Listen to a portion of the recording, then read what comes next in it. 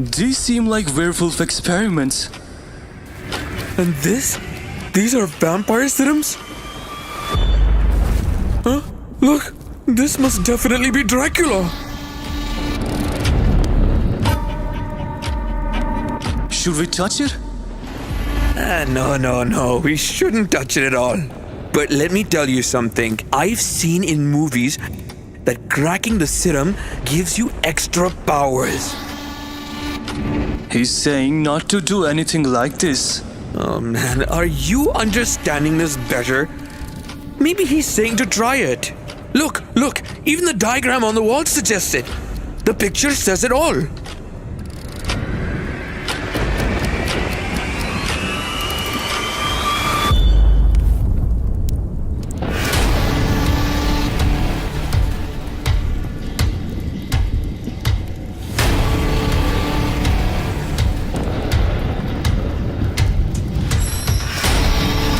I have returned.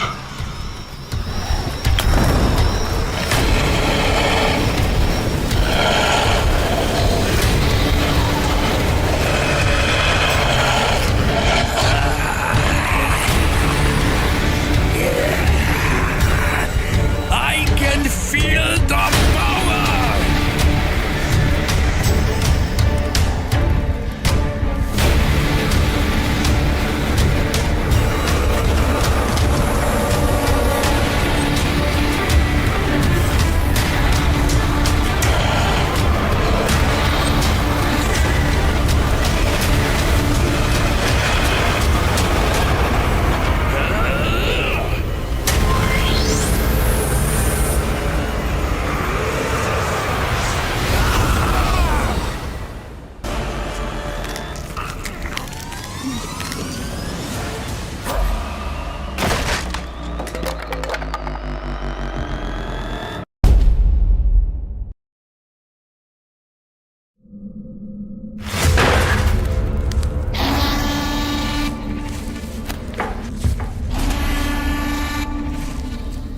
Bro, Zelmi?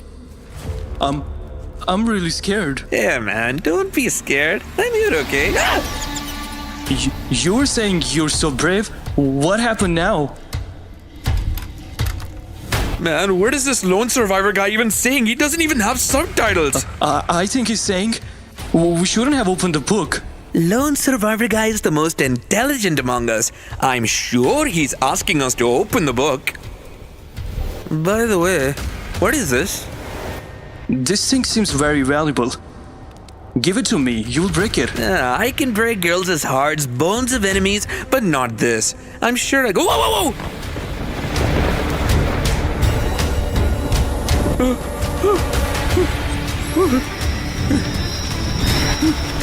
Let's run from here. Let's go.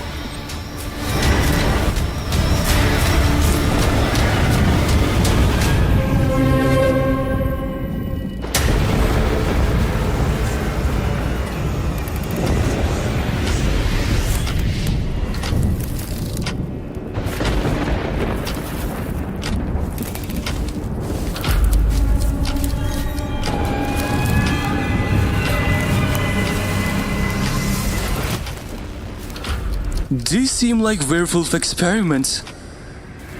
And these are vampire serums? Huh? Look, this must definitely be Dracula. Should we touch it? No, we shouldn't touch it at all. But let me tell you something. I've seen in movies that cracking the serum gives you extra powers. He's saying not to do anything like this. Oh man, are you understanding this better? Maybe he's saying to try it. Look, even the diagram on the wall suggests it. The picture says it all.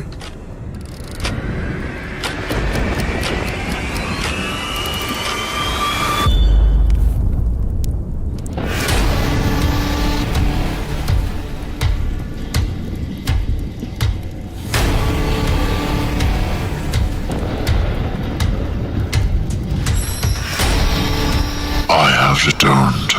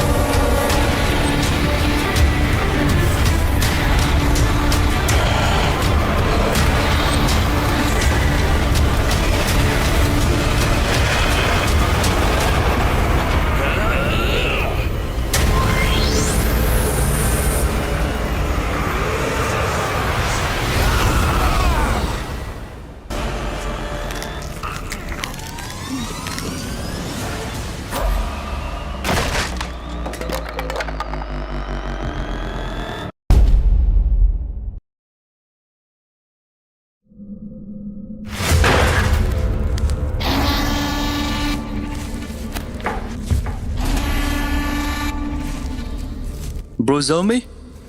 I'm really scared. Yeah, man, don't be scared. I'm here, okay? You were saying you're so brave. What happened now? Man, what is this lone survivor guy even saying? He doesn't even have subtitles. I think he's saying we shouldn't have opened the book. Lone survivor guy is the most intelligent among us. I'm sure he's asking us to open the book. By the way, what is this? This thing seems very valuable. Give it to me. You'll break it. I can break girls' hearts, bones of enemies, but not this. I'm sure I go. Whoa, whoa, whoa!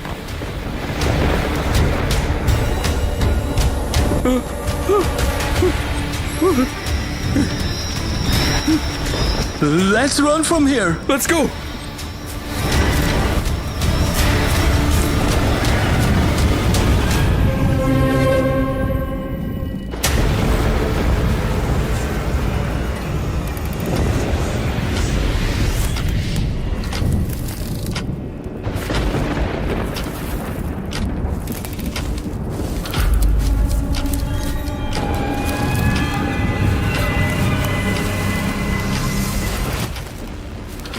These seem like werewolf experiments.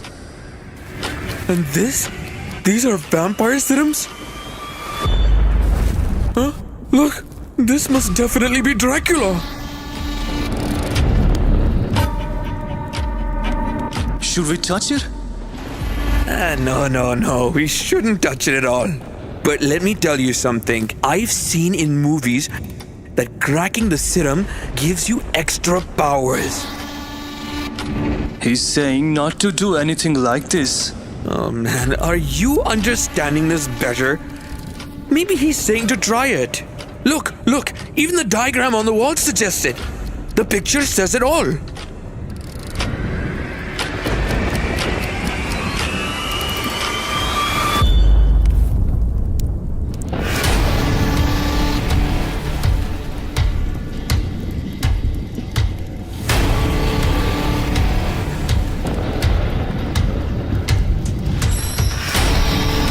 I have returned.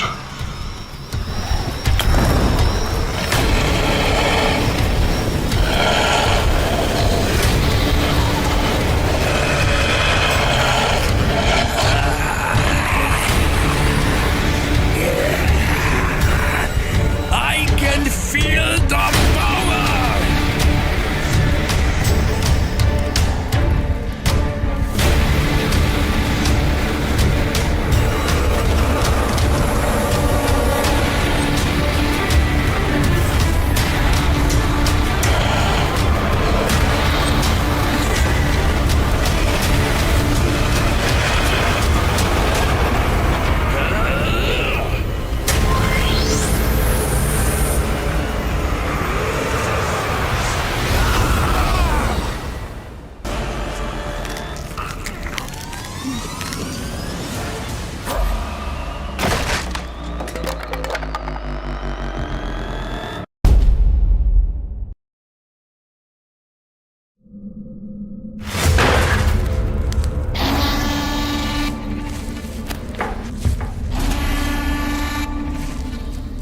Bro, Zelmi? I'm really scared. Yeah, man, don't be scared. I'm here, okay? You were saying you're so brave. What happened now? Man, what is this lone survivor guy even saying? He doesn't even have subtitles. I think he's saying we shouldn't have opened the book. Lone survivor guy is the most intelligent among us. I'm sure he's asking us to open the book. By the way, what is this? This thing seems very valuable. Give it to me. You'll break it. I can break girls' hearts, bones of enemies, but not this. I'm sure I go. Whoa, whoa, whoa!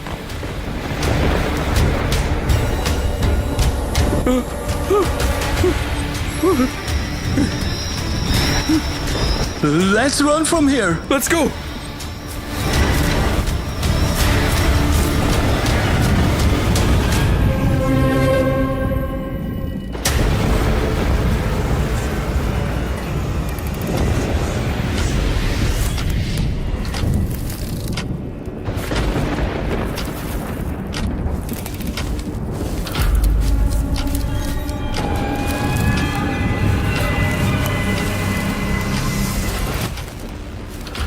These seem like werewolf experiments. And these are vampire serums? Huh? Look, this must definitely be Dracula. Should we touch it? No, we shouldn't touch it at all. But let me tell you something. I've seen in movies that cracking the serum gives you extra powers.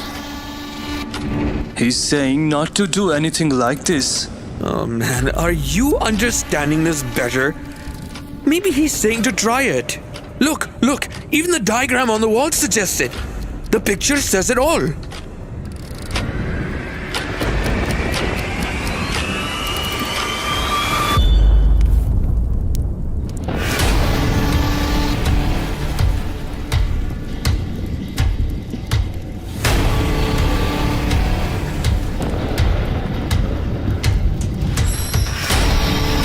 I have returned.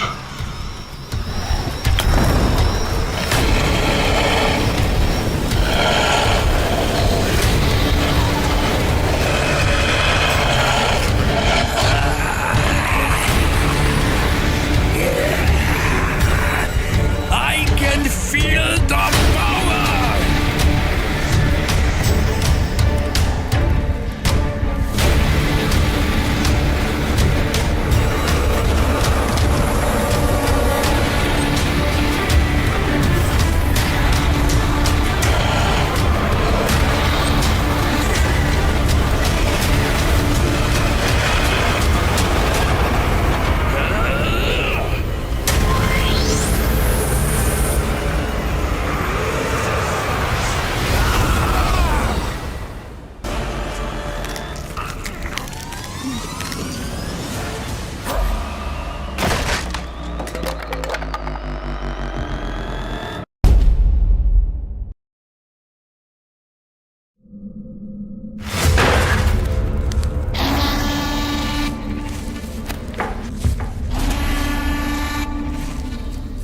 Bro, Zelmi? I'm really scared. Yeah, man, don't be scared. I'm here, okay? You were saying you're so brave. What happened now? Man, what is this lone survivor guy even saying? He doesn't even have subtitles. I think he's saying we shouldn't have opened the book.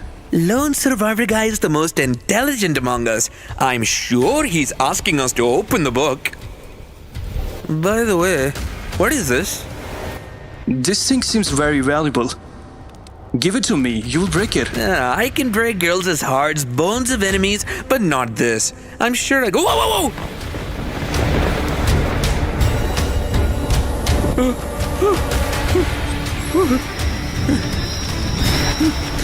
Let's run from here. Let's go.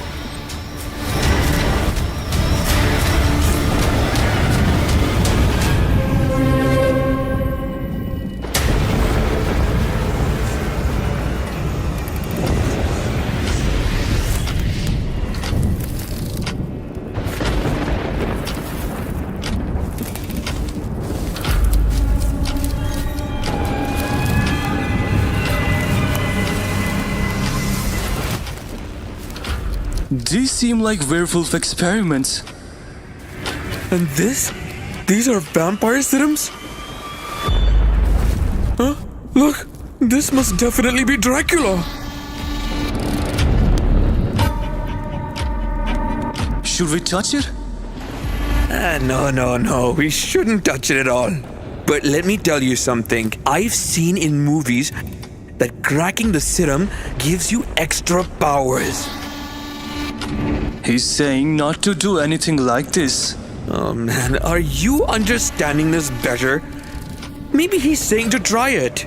Look, even the diagram on the wall suggests it. The picture says it all.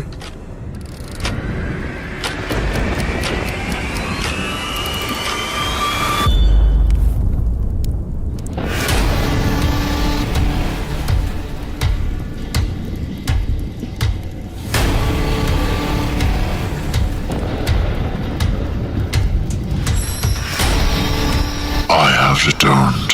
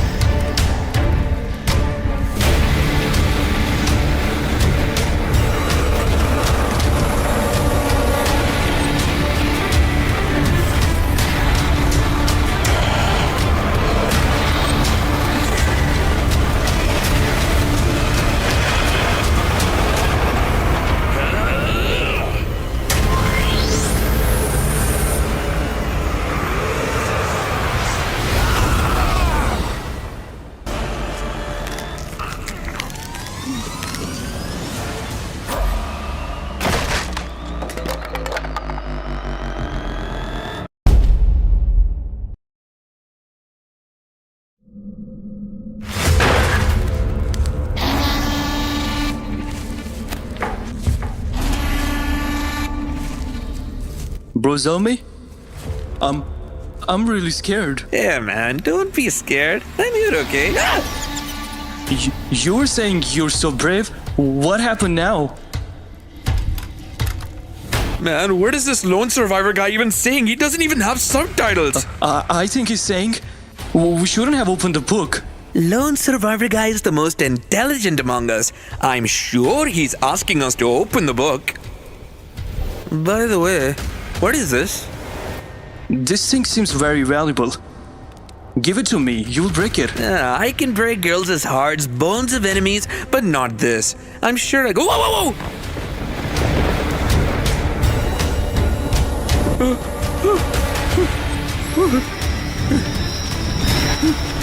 Let's run from here. Let's go.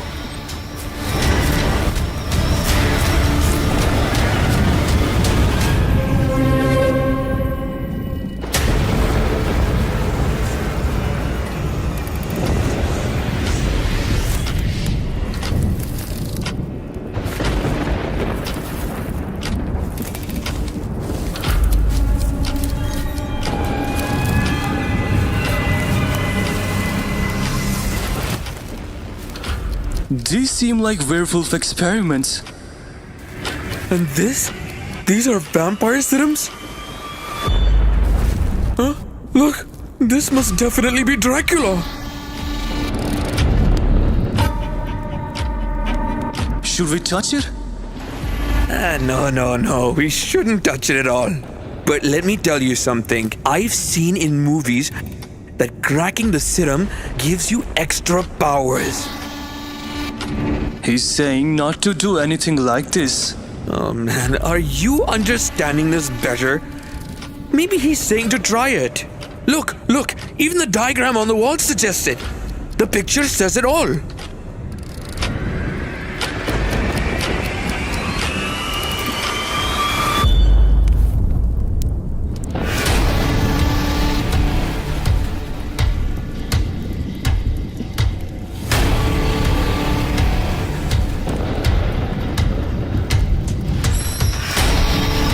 I have returned.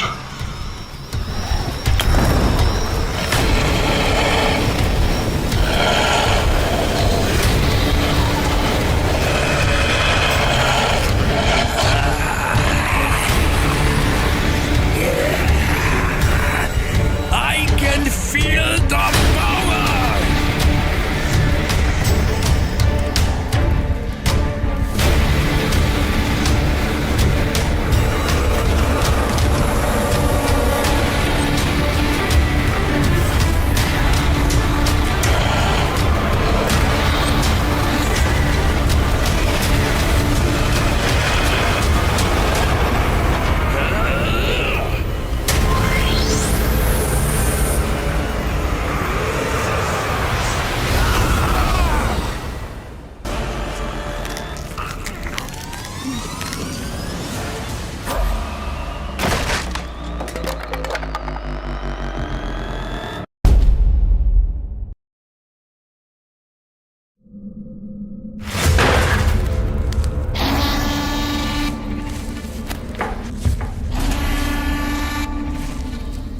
Bro, Zelmi? I'm really scared. Yeah, man, don't be scared. I'm here, okay? You were saying you're so brave. What happened now? Man, what is this lone survivor guy even saying? He doesn't even have subtitles. I think he's saying we shouldn't have opened the book. Lone survivor guy is the most intelligent among us. I'm sure he's asking us to open the book. By the way, what is this? This thing seems very valuable. Give it to me. You'll break it. I can break girls' hearts, bones of enemies, but not this. I'm sure I go. Whoa, whoa, whoa!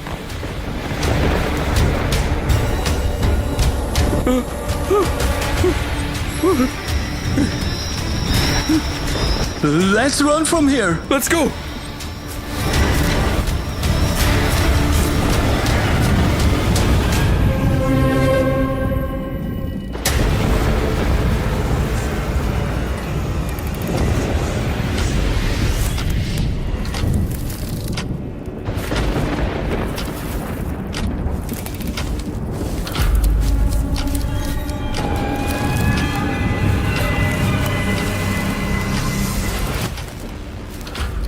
These seem like werewolf experiments. And these are vampire serums? Huh? Look, this must definitely be Dracula. Should we touch it? No, we shouldn't touch it at all. But let me tell you something. I've seen in movies that cracking the serum gives you extra powers.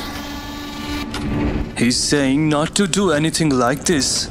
Oh man, are you understanding this better? Maybe he's saying to try it. Look, even the diagram on the wall suggests it. The picture says it all.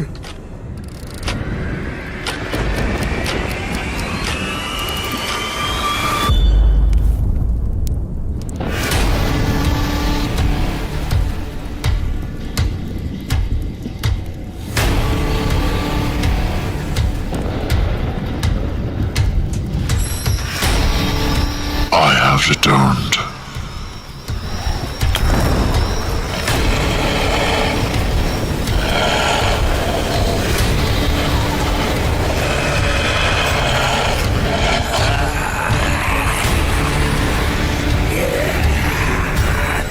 I can feel the power!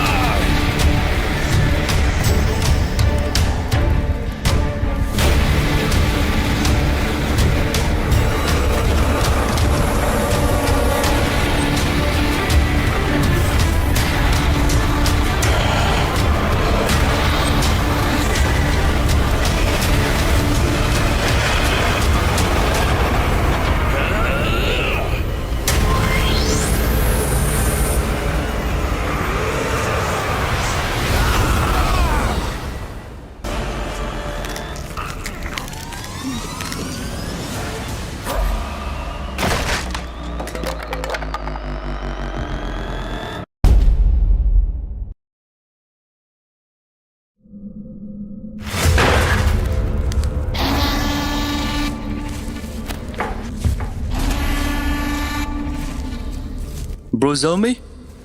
I'm really scared. Yeah, man, don't be scared. I'm here, okay? You were saying you're so brave. What happened now?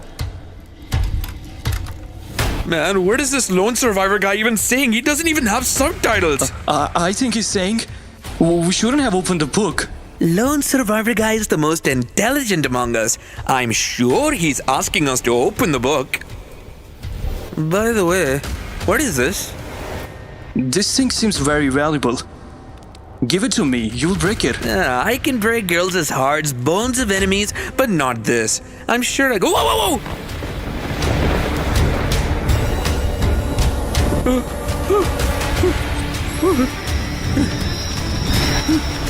Let's run from here. Let's go.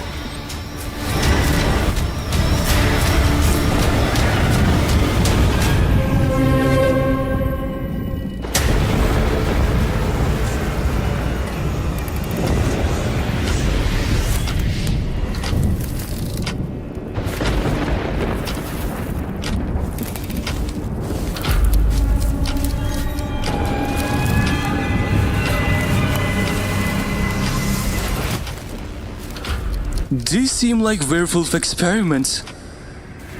And these are vampire serums? Huh? Look, this must definitely be Dracula. Should we touch it?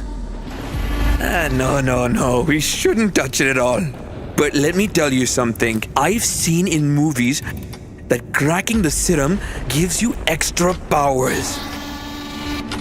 He's saying not to do anything like this. Oh man, are you understanding this better? Maybe he's saying to try it. Look, even the diagram on the wall suggests it. The picture says it all.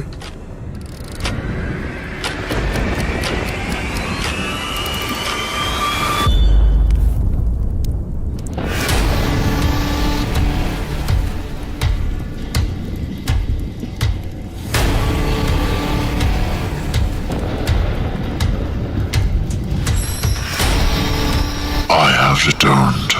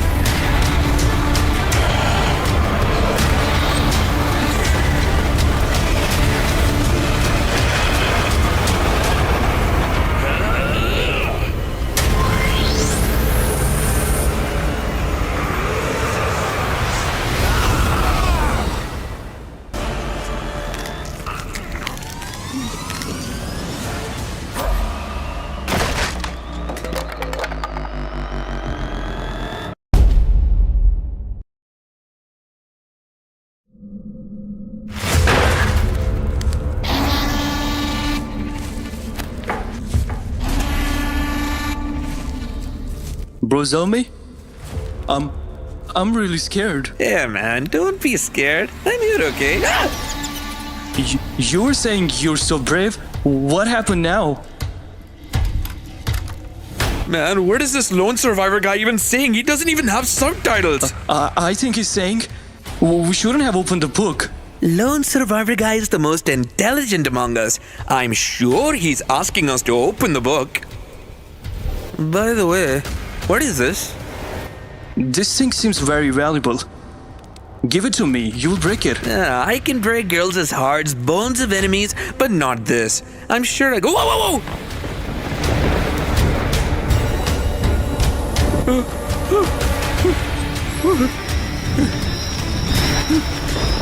Let's run from here. Let's go.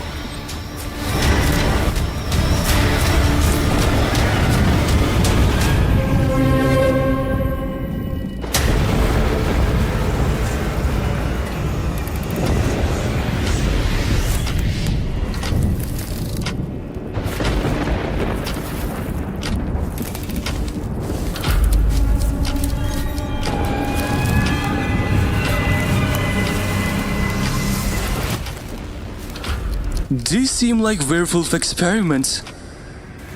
And this? These are vampire serums? Huh? Look, this must definitely be Dracula. Should we touch it? No. We shouldn't touch it at all. But let me tell you something. I've seen in movies that cracking the serum gives you extra powers. He's saying not to do anything like this. Oh man, are you understanding this better? Maybe he's saying to try it. Look, even the diagram on the wall suggests it. The picture says it all.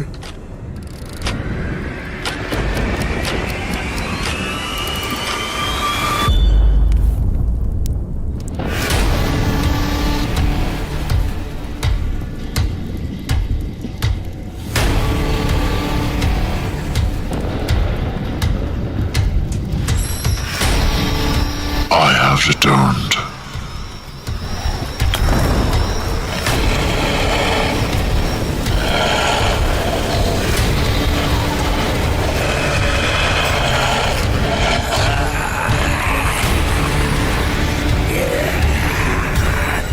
I can feel the power!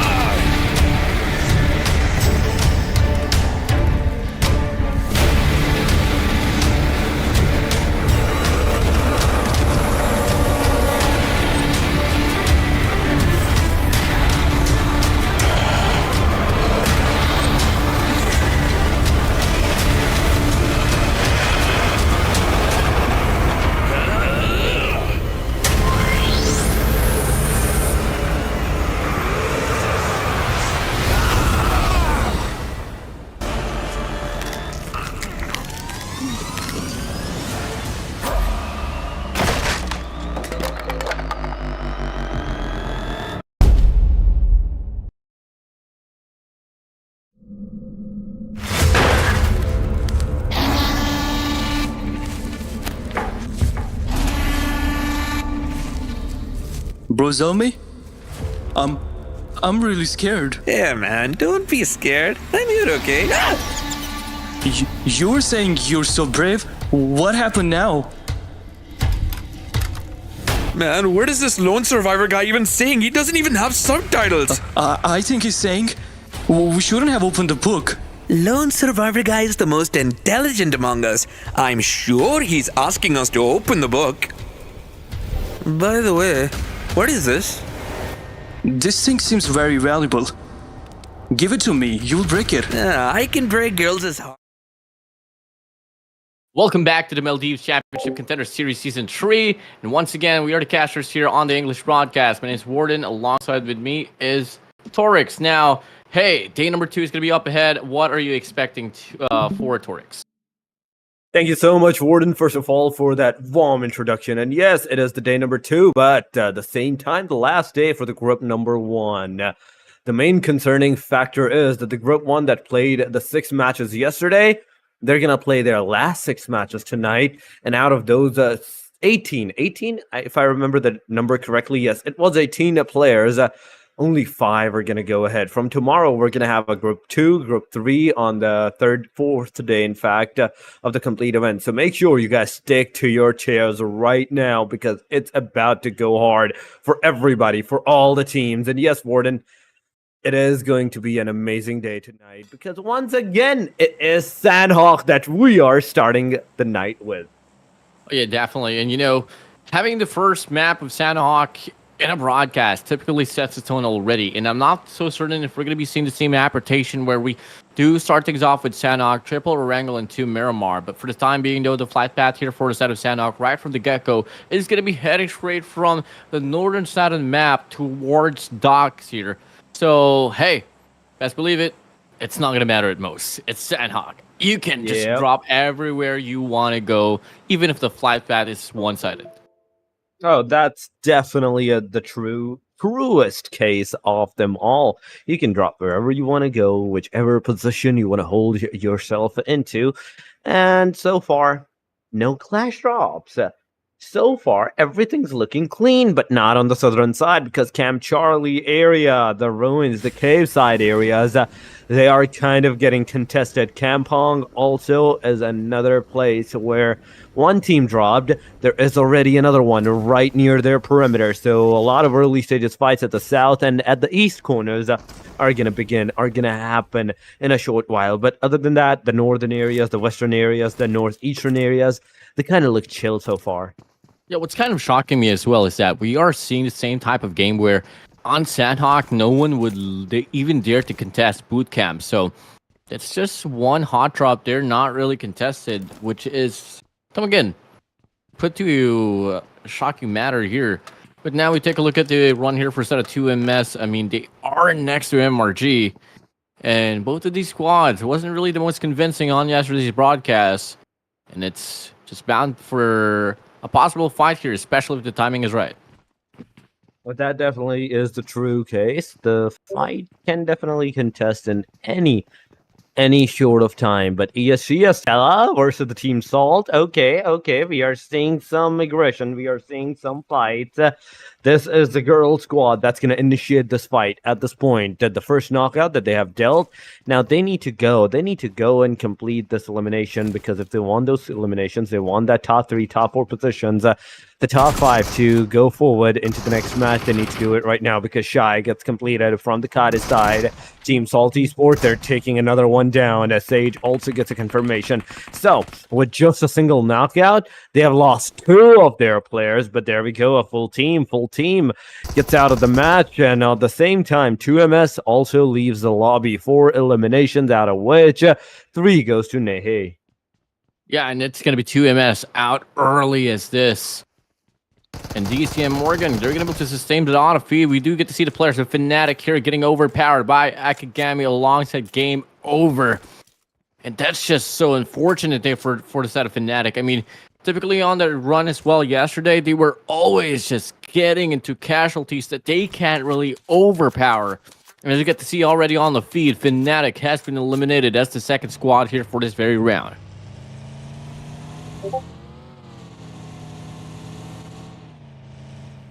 It is true. 15 teams. That's the thing. Warden, we started with 18 teams, 2 teams, 3 teams actually just lost their momentum right as they dropped into the game. But from this point onward, we do have to see what the next scenario for the team is actually going to be. 2CB, they're close to another team near the bootcamp perimeter side, but not that close that they are going to initiate into the fight. Other than that, the circle seems quite okay-ish for everybody. But there we go. 2CB finally started their aggression against Team EST. EST was already a duo at this point. This duo lady squad at that time it was, but now it's just turned down to a single solo player.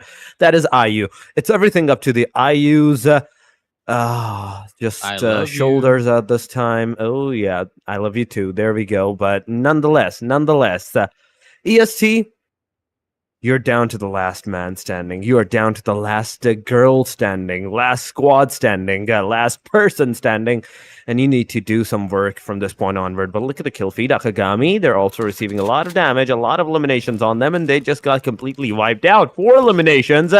Game over side. Yeah, but I think it's not gonna be the wipe not just yet for the set of Akagami because if I'm not mistaken, we did get to see Game Over find 2 players as well up against Fnatic earlier, which is a squad that has been thrown away from the lobby. Now, stage 1 here in the process of closing out already, pretty much halfway through, but we have a minute and 40 seconds left to talk about it. And we start things off here for this very broadcast with DMT once again having like 94 here, but never mind. On your screen, 2CB Zoro finding the last and final shot up against Estella, and that's going to be Ayu down to the ground alongside with the whole squad as they exit out as the 4th squad for this round. That definitely is the 4th squad, but 53 players are still remaining. Akagami down to the solo guy. The rest of the teams, they are a full squad. So out of 14 teams, 13 teams still has their 4-man power, 4-man standing. And that's a very beautiful thing because with this, now we can be sure that anyone who's actually going to take that fight is going to be not in any kind of a disadvantage against each other. Both of the parties, both of the teams that will get into a tussle against each other, they will have an equal amount of chance to take those fights for themselves. But the main question still arises that who's going to take that fight? The first stage is closing on. 34 seconds more, and we will see our stage number 2 radius. But 14 teams in stage number 2. This is actually phenomenal. This is definitely a good start, a slow pace start compared to some of the Sanhok matches that we are used to watch. Oh yeah, I mean, I think they kind of learned as well from what happened on yesterday's run, just ensuring that you don't really get yourself into too many pinches. But hey, we take a look at the circle now. It will start to shift down, and yes, for sure. The initial flight path wouldn't really matter, but how it transitions from stage 1 to stage 2 would absolutely matter. And we get to see it does shift towards the southern side of the map. And that's going to be the Leons alongside Inferno. We do have Trilla MRG. Tranquility and a bit of portion for the side of the Pirates that needs to go for the rotation for that circle.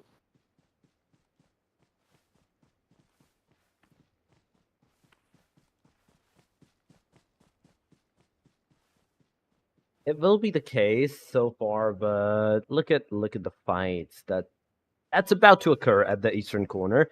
That is Team Leon's, Team INF together, but on the southern side there is a Team Mantis this time, Team NGB, and they are ready. They are ready because there's another team right close to their perimeters. They move 1 inch, they show their faces, they give out their location, and that's going to be an instant kaboom. And that actually happened. The instant kaboom on the Mantis side, the Team NGB side, and Team NGB down to the last 3 players from this point onward. We do have to go. We do have to see them. I really want to see what these guys are up to right now, how they are playing it off for themselves, because so far it is Team NLMB and GB Esports. They're taking 1 out after getting that 1 elimination, but 2 more of the players from the Team NGBs are on their knees.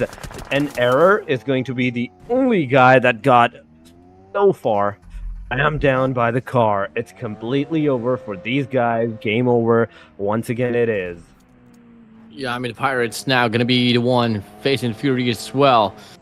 Game over on the flip side, just able to have a pretty good start here on this very game, though.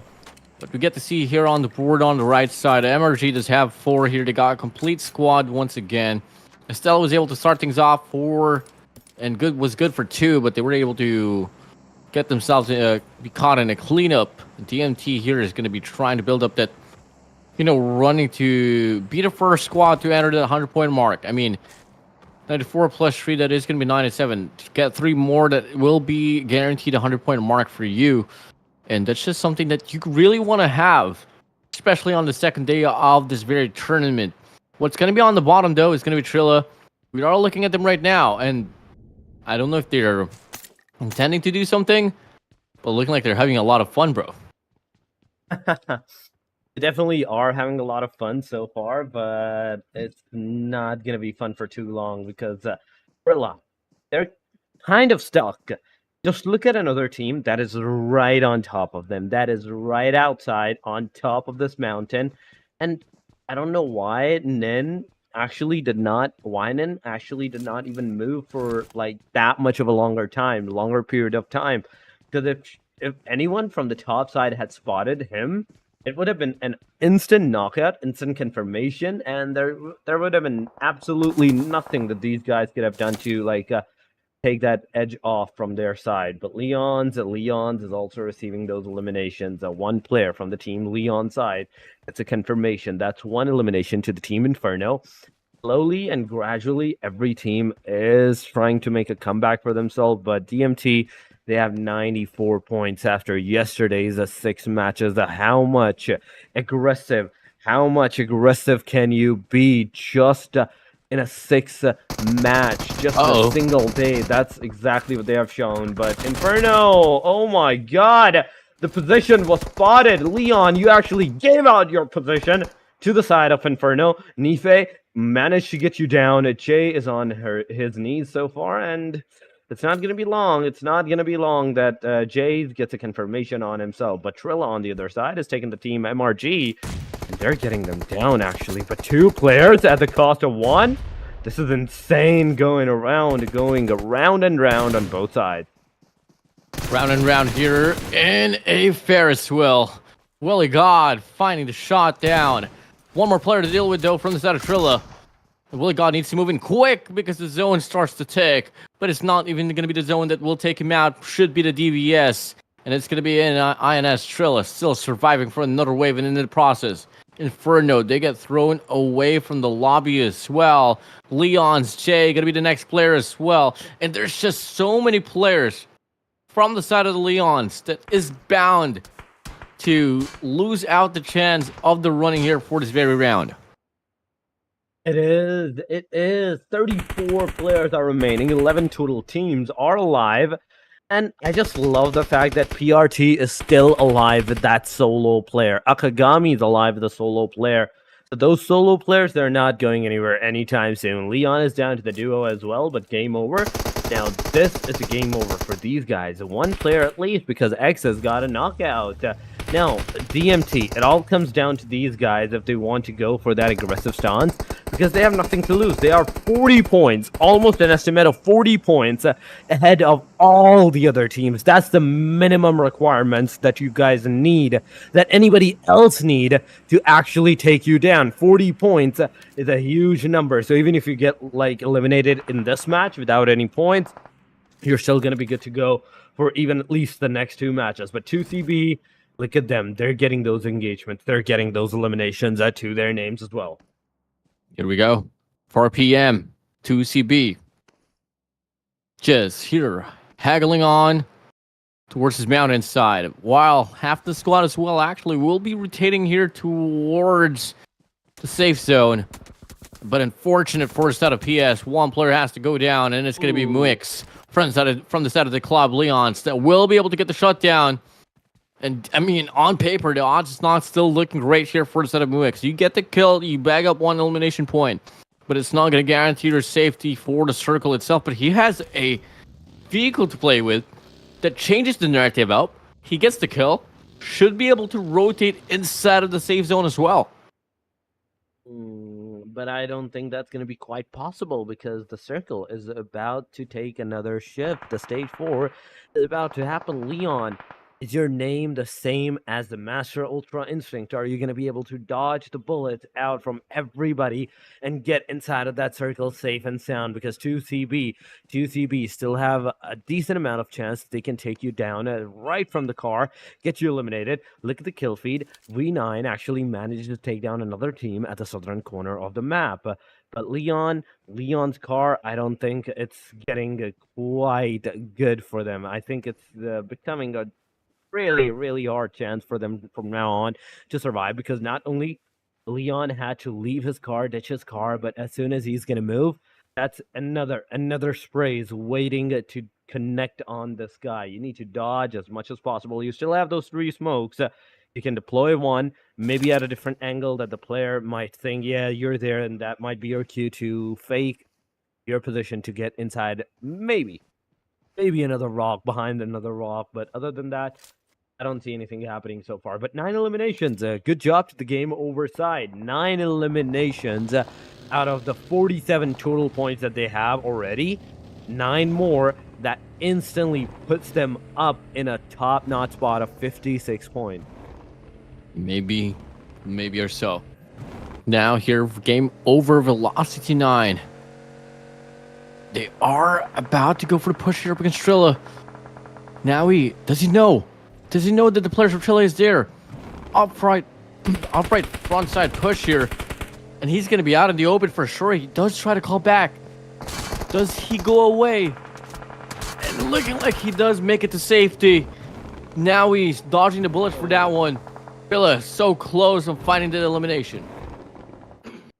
It is so close for finding those eliminations, but successfully, at least the game over Velocity 9 managed to get into the safe side. But other than that, only 10 teams are remaining. 10 teams are surviving right now, and I don't think this marks a good, decent chance for the players to survive. MUI try to move out of the perimeters, but OTF, game over, OTF.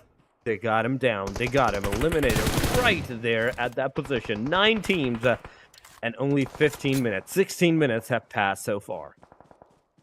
And there's still bound to be a lot more casualties that could be brought to us on this very round.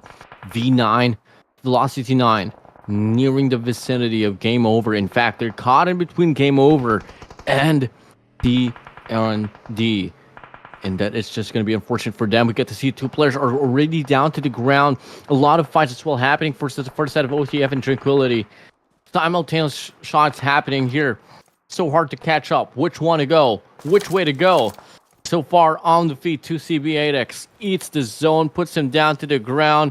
We draw things back now here for a set of game over, Velocity 9, as he tries to go for another shot, but in the last 2 kills on the feed, it has been going towards the zone. And officially, with that being said, the Crown Pirates will no longer be the Crown Kings here for this first round. They won't be. They definitely won't be from this point onward. There's only 8 teams. V9, Trilla, Team 2CB, Team CND, Team TRQ with a solo. Then we have OTF, Team Game Over. And last but not the least, our top contenders, the Team DMTs, are still alive in the perimeters in the match. But Game Over, they are one of another team that so far had so many good of an elimination number. 10 eliminations number to their name. It's actually insane that you can think of some team actually doing 10 plus eliminations for themselves, but there we go. More eliminations on the way into the kill feed. DMT receiving the damage, getting those eliminations on their side. That's staying down 2. That's 2 players. 2 players back to back from the Team DMT side getting eliminated. Down to the last man that they are. It's all up to the last single guy, Fisherman, to either hold, to either move, to either take those fights for the team. But with the 5 eliminations, I think he's good. I think he's good, at least for this match, but not the circle. Oh my god, the circle shift going hard on the south. Team CND, Team V9, they will definitely be going into the fight at this point. OTF now gonna go for the hunt up against the last and final player of Fisherman. DCM, DMT. What can you do? Fisherman here are gonna go for the push, but eats the bullets directly to the face, coming from the set of Terror X. And that is now dropping the squad numbers to just only 7. A full squad composition still found over here for a set of V9. Might have been the same narrative for a set of game over, but we move over towards this very game once again. And it's now going to be High Ship here, tries to make the play. He does get sprayed down to the ground, and unfortunately, that was a mistake. Oh, that definitely was a mistake at this point, but from the cyanide, let's see, are you going to be able to take down the Team V9? That is definitely the true case. Beautiful spray, Blanky, beautiful spray. manages to get one down, but I don't think that elimination actually went to the Blanky side because game over from the backside.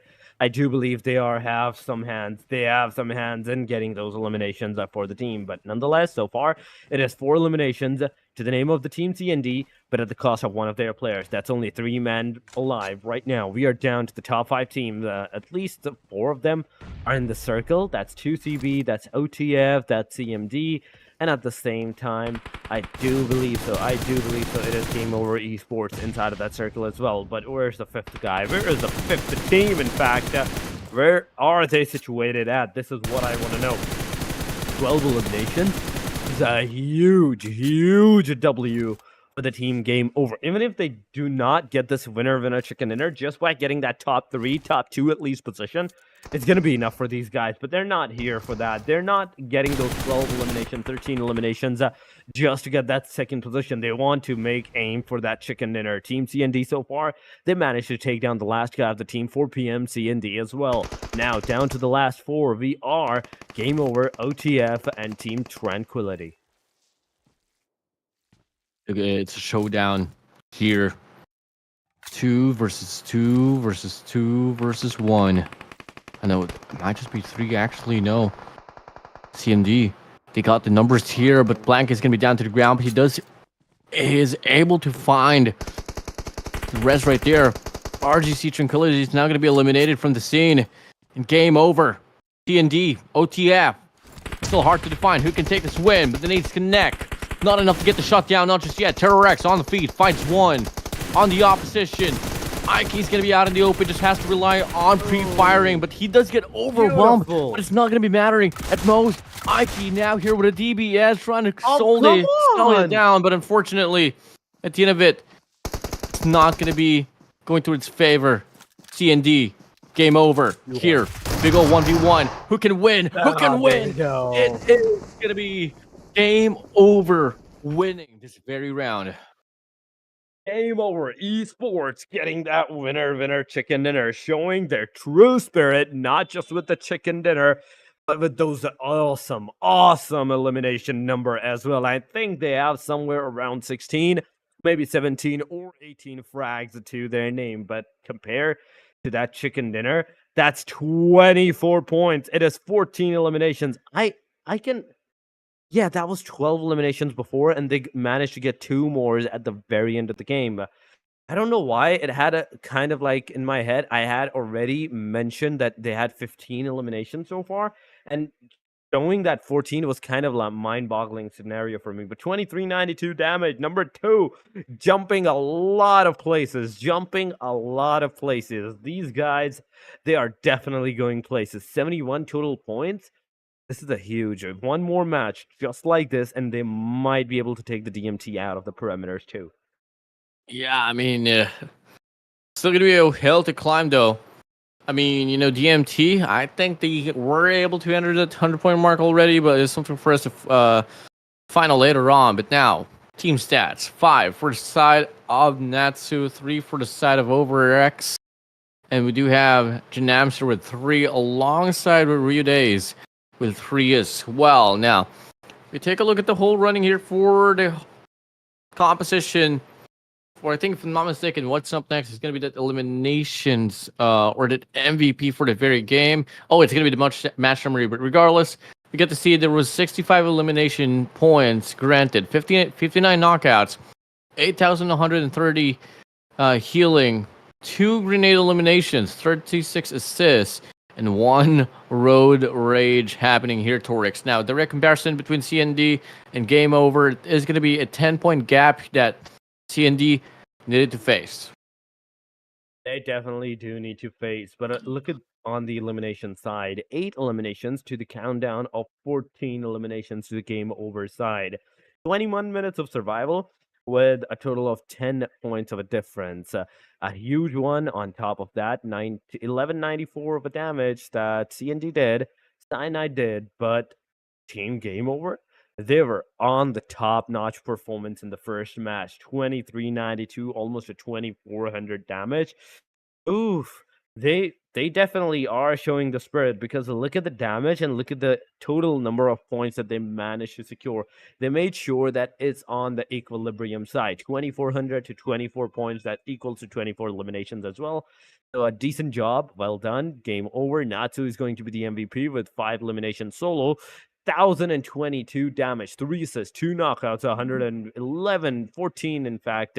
Healing for the guy, and a good survival time as well. But on the number 1, it is Natsu with 5 elimination. Once again on the top flare, because he was the MVP. And we have Haizam, 5 eliminations as well. Game over Rex, he has 3 eliminations. Winning. Y9, he has 4 eliminations. And last but not the least, it is MRG's hey, for his name at this top 5 contenders, the top 5 top players of the match. Now, overall, here the match ranking states that Game Over won the very game with 24 points. And once again, on the trail, we do have CND with 14. The rest will live on. Tranquility will have 4 points. Off placements, 2 for 2 here for the side of Estella. We do have a Kagami with 2 alongside Inferno and Salty as well. And 1 for the side of Fnatic and NGB. And on the bottom part, we do have the Pirates and 2MS. Not even scratching the board at all across that very game. And now, finally, a squad enters the 100-point mark. And it's going to be no other than the players, the squad of DCM DMT. It definitely is the case, but there we go. DMT securing finally those 100-point marker, but game over. They have put a lot of margin behind. 71 points now to their name on the number 2. Game over OTF 65, 58 for Estella. 52 for Cyanide. Tranquility gets 51, 42 for Club Leon, 41 for Team Salt. And on the first page, it is DCM Morgans with 34 points to their name. This is the post-match 7, ladies and gentlemen. The overall ranking for the day number 1 and the day number 2, match number 1 so far. 4 p.m. 2CB, 26, 23 for Velocity 9, 22 2MS, 121 for Inferno. Fnatic with 16, same as the Crown Pirates. Then we have a Kagami with 13, alongside of Trilla this time. But still, there is still one more team, that is NGB Esports, that have not even secured the 10 points to their name. Majority of the teams, even on the number 2 page, they have made sure the 20 points marker is theirs from this point onward. But top players, it is, guys. The overall top players, going from the very last, it is Sage, then Hunter, then Blanky, Sane, and last but not the least, Ruidays. Yeah, I don't know what's more a big statement here for the set of DMT is that they have the most points, the most winner chicken dinners, and the most players in one squad that has have like a part of like the top 5. They got 2 players in there. And now we're looking at the match schedule. It's looking to be a replay on how it went down on yesterday's run. You start things off with Sanhok. You move over to the triple back-to-back Erangel, and you top it all off with a back-to-back Miramar on match 11 to 12. That definitely is the true case. We still have 5 more matches. 3 Erangels back-to-back are coming their way once again, ladies and gentlemen. So do not go anywhere, because the matches are about to get super high from this point onward. 3 Erangels, 2 Miramar. Everybody wants to see those aggressions. Everybody wants to see those momentums on Erangels and the Miramars. But for that, we do have to take a short break. Do not go anywhere. Stay here, stay connected. We'll be right back.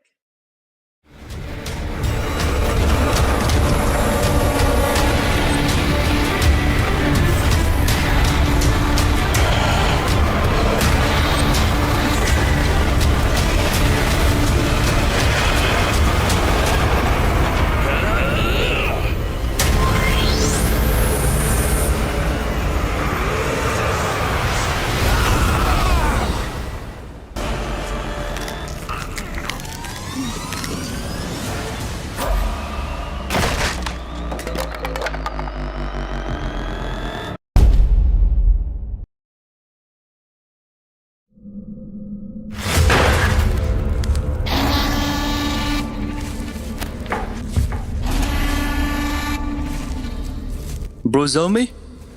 I'm really scared. Yeah, man, don't be scared. I'm here, okay? You were saying you're so brave. What happened now? Man, what is this lone survivor guy even saying? He doesn't even have subtitles. I think he's saying we shouldn't have opened the book. Lone survivor guy is the most intelligent among us. I'm sure he's asking us to open the book. By the way, what is this? This thing seems very valuable. Give it to me, you'll break it. I can break girls' hearts, bones of enemies, but not this. I'm sure I go. Whoa, whoa, whoa!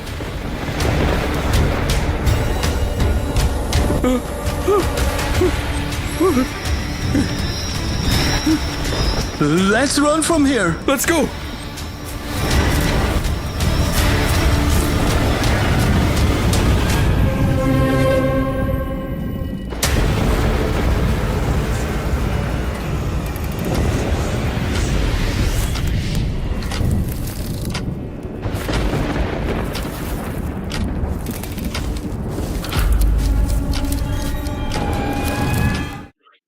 Okay.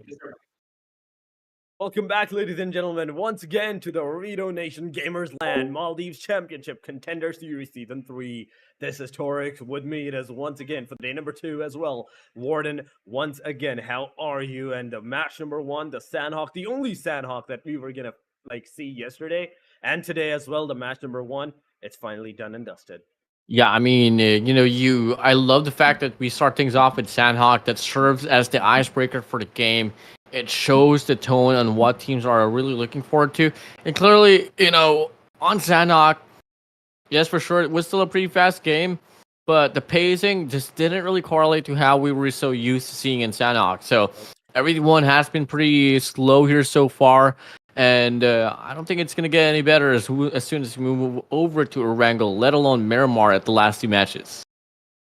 That definitely is the true case. We're not going to see any kind of more momentum in the next matches from this point onward, because we all know that this time around it is Erangel, and yesterday's Erangel was kind of a bummer too, and just on the fact that it was super slow with the circle, the plane line. Ooh, I do see how it can change everything for the teams, because it's actually bisecting the map in 2 equal pieces, the eastern and the western side.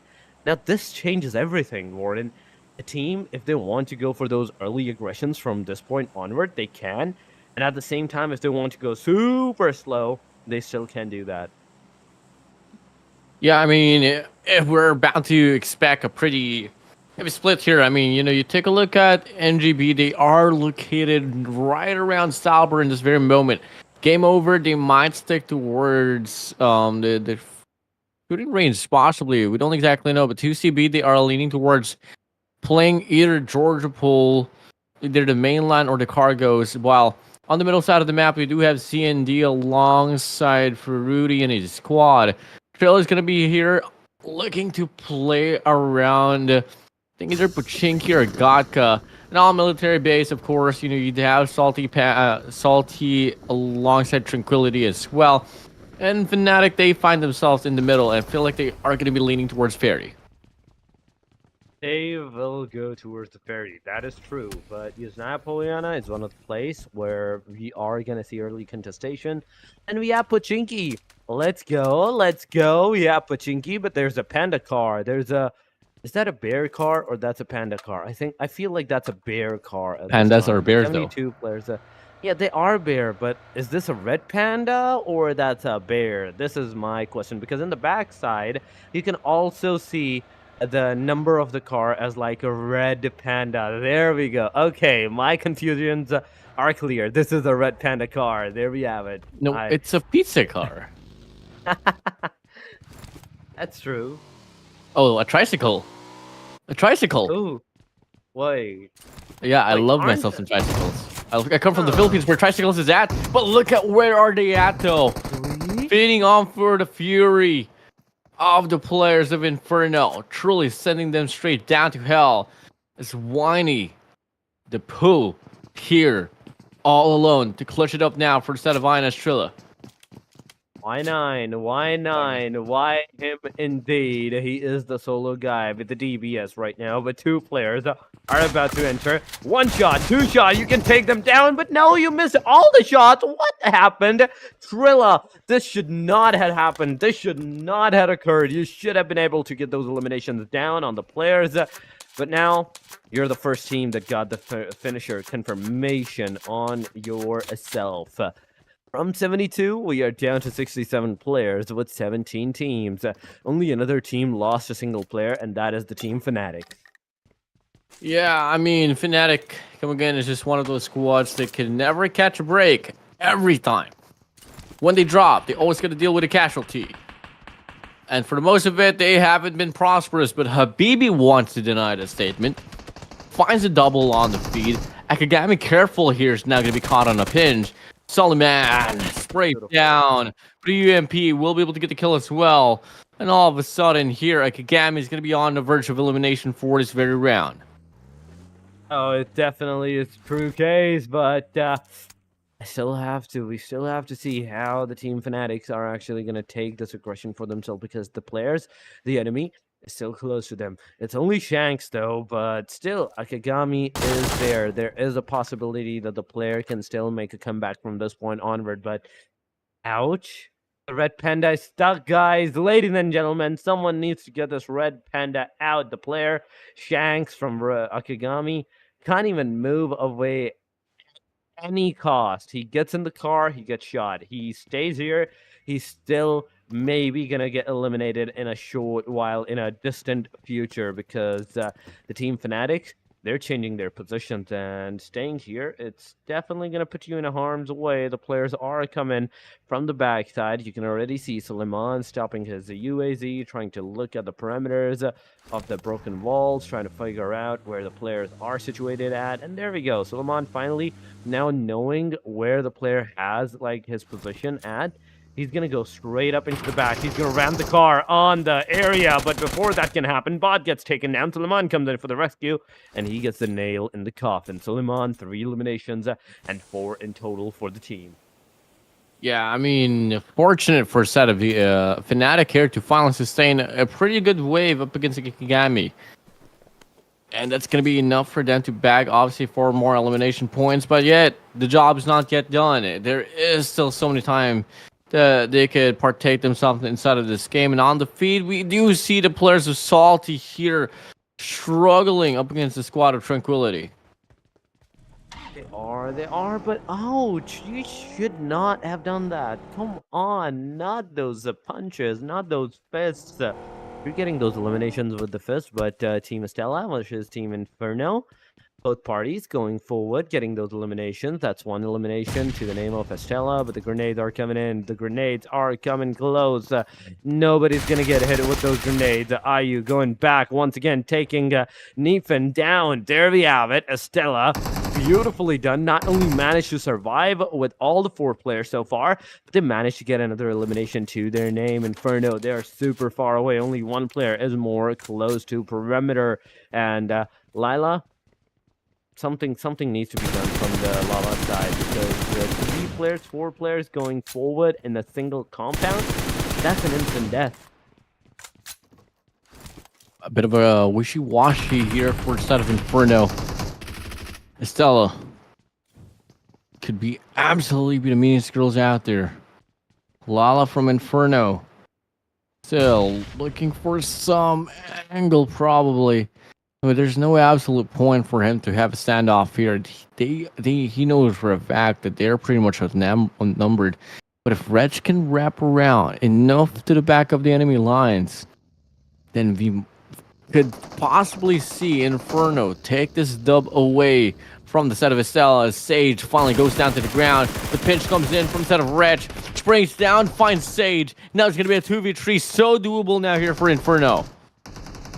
It definitely is so doable right now, but Estella, they are getting their players somewhat back onto their feet, but not this time. Aish As a gun. She is on the top of the building. The grenades are coming in with a true strike. It can be detrimental because there we have it. One Aish gets taken down. IU, the final hope, the only hope of the team. He's also going to face the grenade rat. Not a lot of damage, but IU.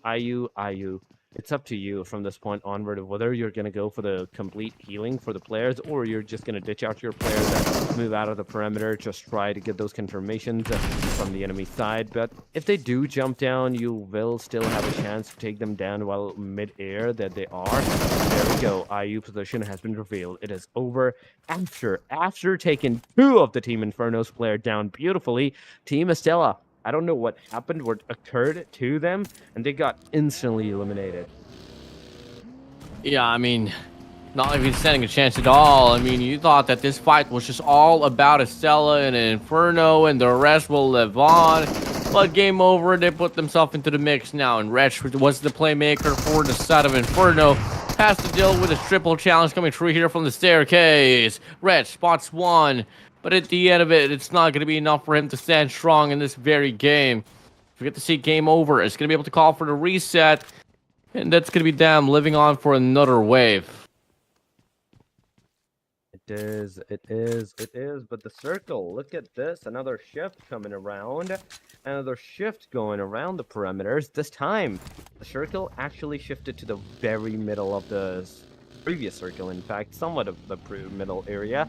And judging from that, a lot of teams at the western corners, like V9, there is the team Leon that's going to face a lot of difficulties trying to make their way inside or trying to hold down those forts that they had previously held for themselves. This is the first Erangel of the day, number 2. Remember this, ladies and gentlemen. There are still going to be like a lot of casualties going around for teams. Some plays where people might not know what's going to happen, how it's going to happen. But at the end of the day, at the end of the night, they know what exactly they're capable of and exactly how to play these games. 13 teams it is. 5 teams so far. They have lost their lives. Yeah, I mean, the most shocking one here for me is honestly Akagami and Estella. But it is all because of Inferno there for instead of Estella, no. But what really takes the spotlight away is that our very first team that was able to enter the 100-point mark is still going to be alive and kicking without any players drop down at all. Now, the Leons on yesterday's run was looking to be a pretty solid squad, especially on the last round. They were able to take the win off from. So if ever we kind of get to see a Leon like that, you know, the team Leons like that, as early as right now for the broadcast, we might just be able to see a contender as well for the Big Fives. Oh, we definitely have to see the contenders for the Big 5. The Big 5 it is. That's going to qualify. Tranquility is alive. Team QT, OTF is alive. Team Game Over is still in the match. But I am really curious for the Team DMT on what their momentum is in this game. Because so far, every other game that they have played, they have managed to secure at least 5 eliminations to their name. But are they going to be able to do it in this game? So far, they have not even taken a single fight. Maybe because they know that 100 points, even if they stop playing from this point onward, they're still going to be into the top 5. They're still going into the grand finals. But 11 minutes have passed. 49 players are remaining. The duos, that is Salty Sports, is the only team with a duo. Then we have a trio with the Fanatics. The rest of the teams, they're full squads. They are full squads. Wherever you look, either from the very top to the very bottom that's alive, it's a full squad right there at this time. Yeah, Game Over here, leading the push. OTF, the whole squad here is just overlooking the same direction. I feel like they know exactly where 2MS Esports is at. And it's just all going to come down now to the long-range gunfights. Do you have the scopes? Do you have the accuracy, the precision that is needed to go for certain fights like this? Alongside resources, it is a pretty big factor. But we have yet to see a sniper yet from each squad. So it's just all going to come down to switching the mode of fire for the gun and tapping those heads one by one. We are tapping the heads one by one, but no casualties. No casualties. They are trying. I have to give it to them for that. But the main concerning thing so far is that it's not working. It's not working. Staying like this, staying outside of the circle, staying into the safe zone, it's going to help you in this circle, maybe the next one. But from that point onward, after that, there is no hope. There is no saving you from that point onward. Salt, there is Tab, there is Kali, Katis, together, two only players from the Team Salt Esports side. Look at the kill feed, once again, 2MS, taking the fight against the Team OTF. DTF is actually getting those knockouts on their side, but a good position, a decent position to the Team Salt side so far, and an eastern corner on the main island. Nobody's going to be here but DTF, Minto, Terror X. Oh my god, Fruity! That's 3 down back to back! MSC Sports Tugs now lobbing the smoke here to have some more coverage. OTF completely regretting their whole decisions here. They should be able to get a clear up already. Just looking them down, knowing for a fact that they don't have any hopes anymore aside from just to pray and pray. The Thugs misses his pan, but now it's gonna be another player route, making a other player out. We were just holding this one down. You decided to push. We make you pay for what you've done. Last player for the set of OTF, UMS Esports, Vecna. Trying to trail him down. It's gonna be Ike all alone with a UMP and a dream. Will he be able to find anything? Oh, no, he won't. And OTF, they get eliminated. OTF, they get eliminated right at this point. Thugs gets the elimination. Wekna manages to steal one out the way for himself as well. 45 players are remaining, but look at the circle. Oh my god! Oh my god, what is this circle?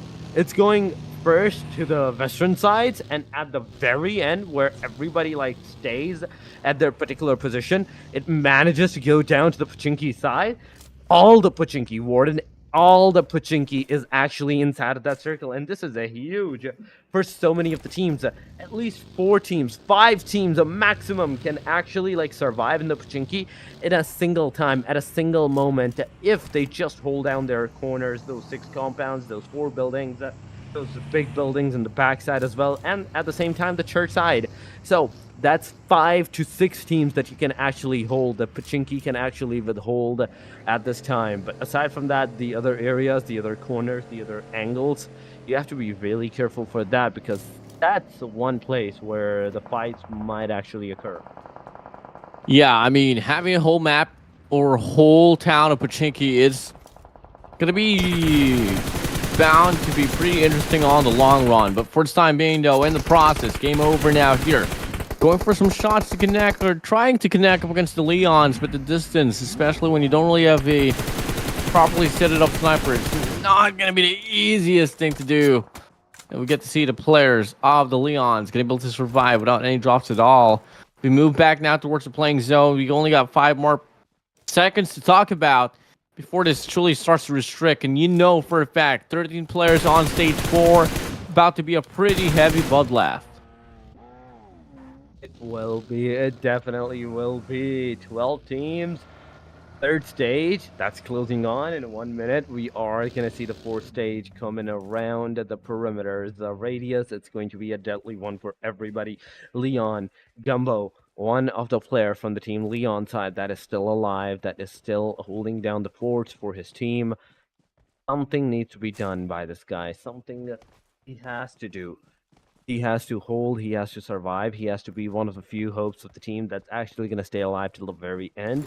But I don't see any fights. I don't see any kind of an aggressions. I don't see any kind of an engagement. And this is what's bothering me. This is Erangel. This is one of the few maps, one of the 3 maps where you have like a decent chance of not only taking the fight in a proper long-range sprays, but also eliminates out the players. It confirms them from the side of the area.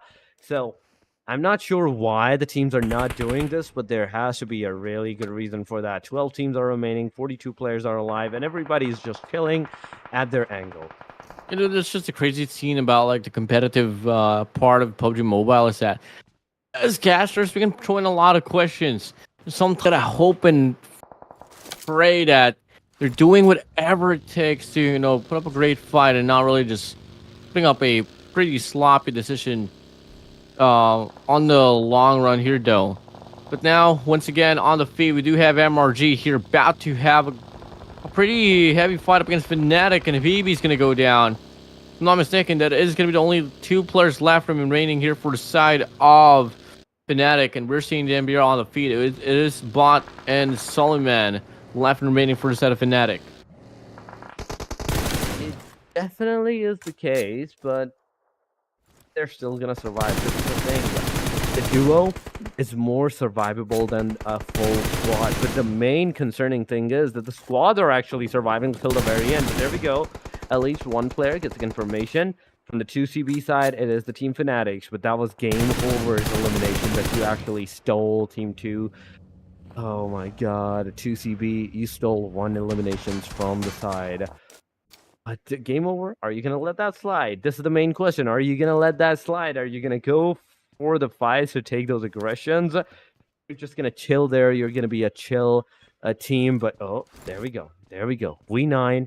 The anger is actually being drawn to the team with Velocity 9 at this time. But Tranquility, they're entering Pachinki easily. I thought Pachinki would really put the teams in a hassle that no one's going to be able to enter. But looking right now, everybody's entering way too easy.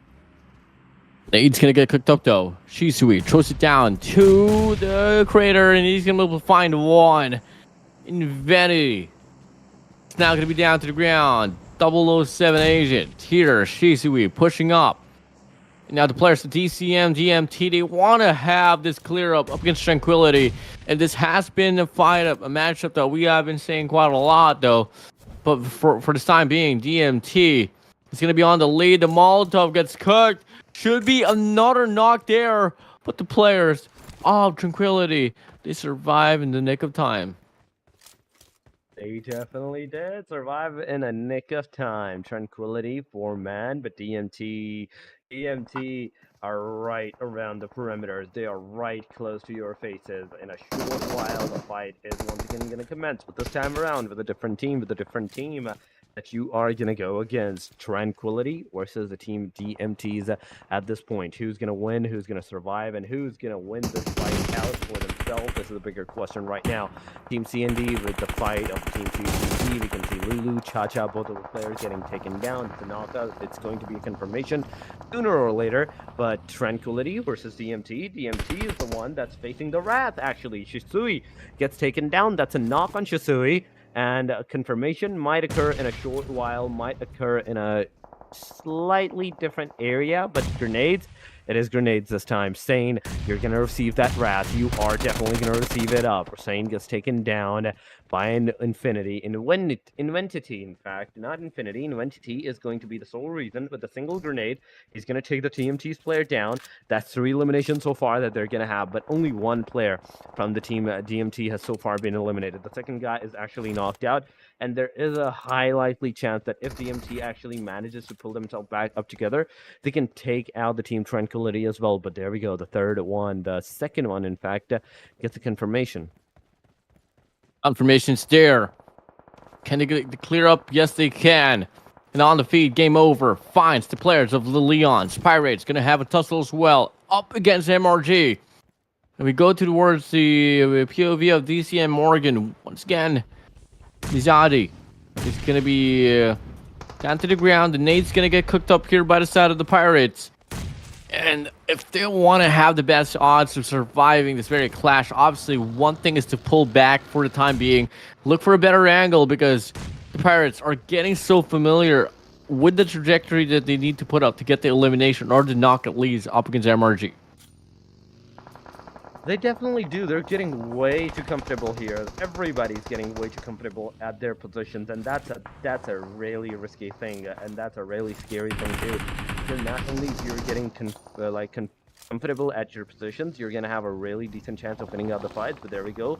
Team Morgans taking 1 player down. Grenades are coming around, but the DMT Hunter taking 2 kills of making shield switch of the team Tranquility as well.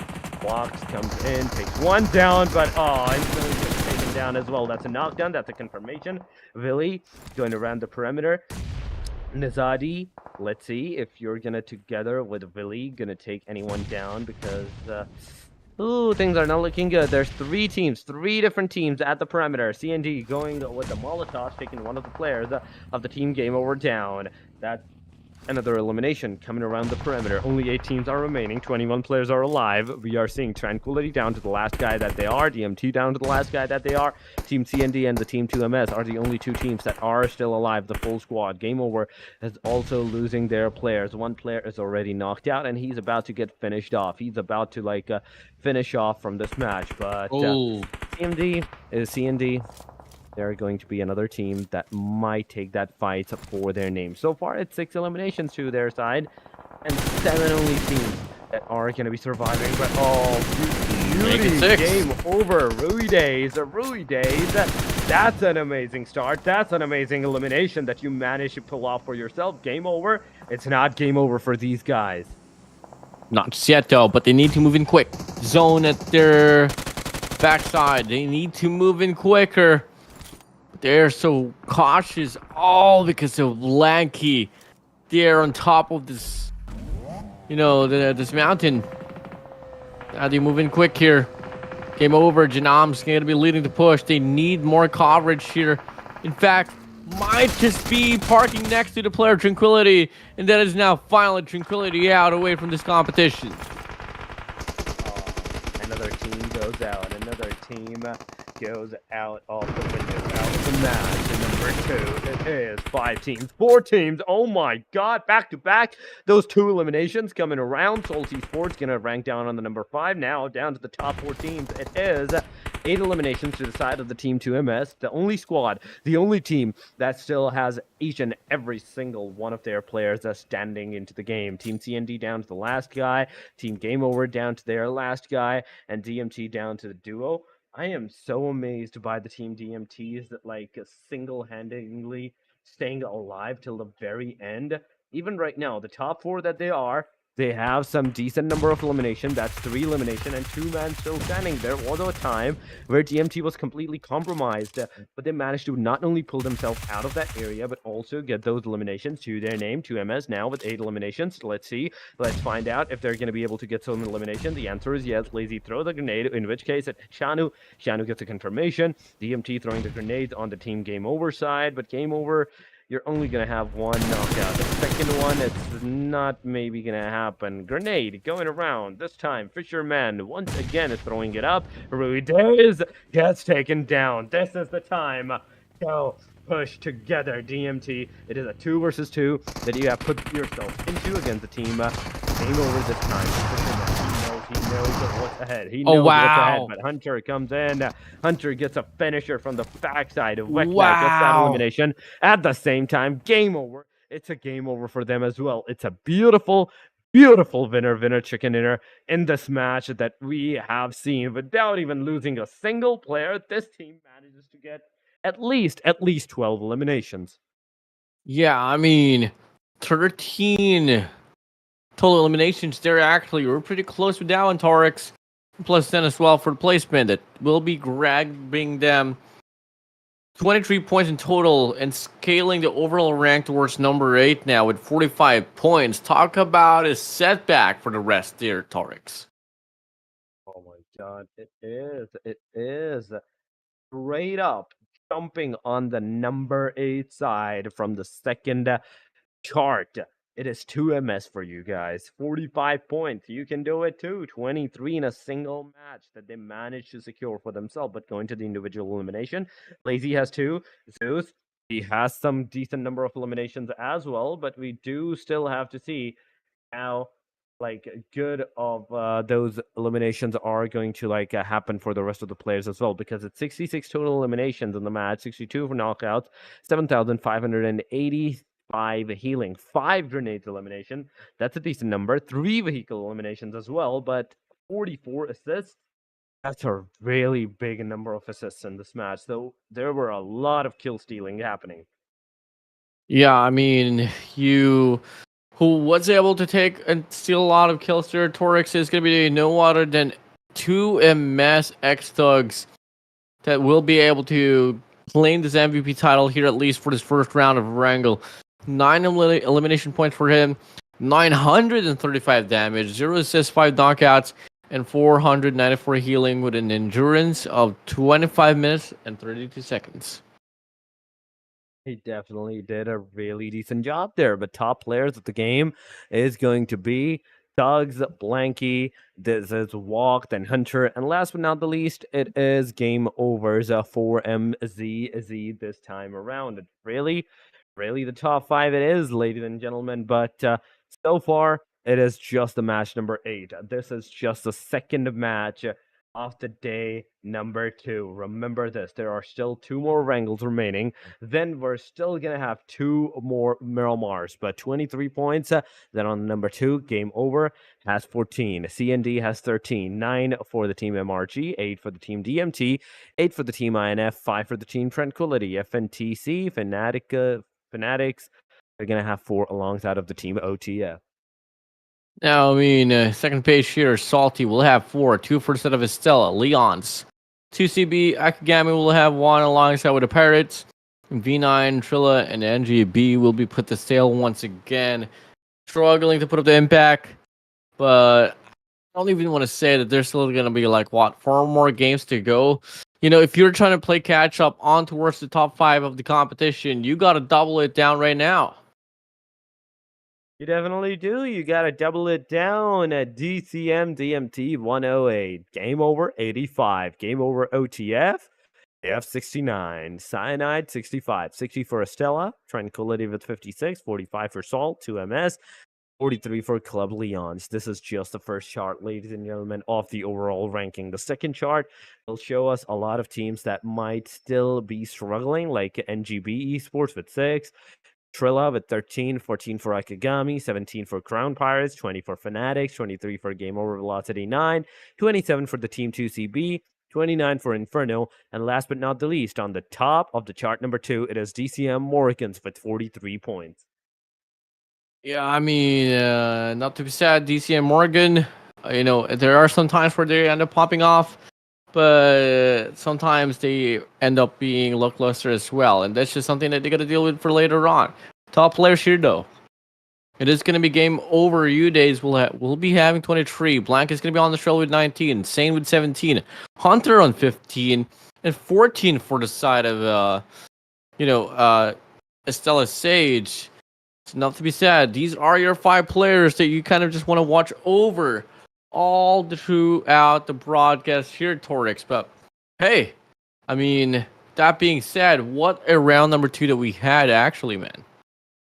It was a very, very beautiful round number 2. A little bit on the slow side, but yeah, it was a great one. Match number 9 will be once again Erangel. Match number 10 will be off the Erangel as well. But match number 11 and 12 for today, those are the Miramars. Those are what we all are waiting for right now at this time, because Miramar is one of the few maps that, honestly, I personally love to play. Remember the time for the Miramar 2.0 release? I was all day swept up in the land of the Miramars. But this is the time for the match number 3 to commence. And before we actually go and commence the match number 3, we are going to go take a short break. Do not go anywhere. Stay here. We'll be right back.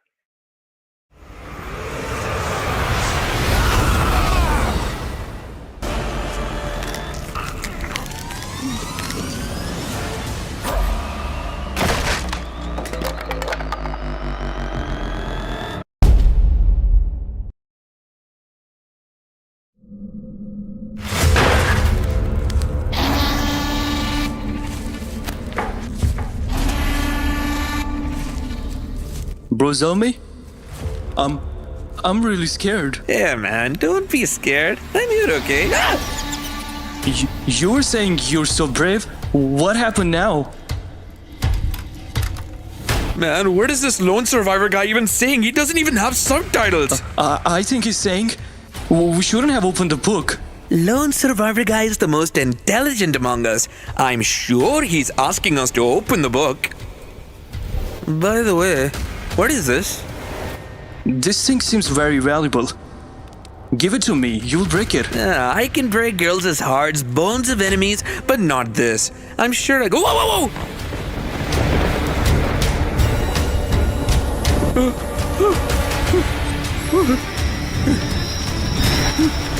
Let's run from here. Let's go.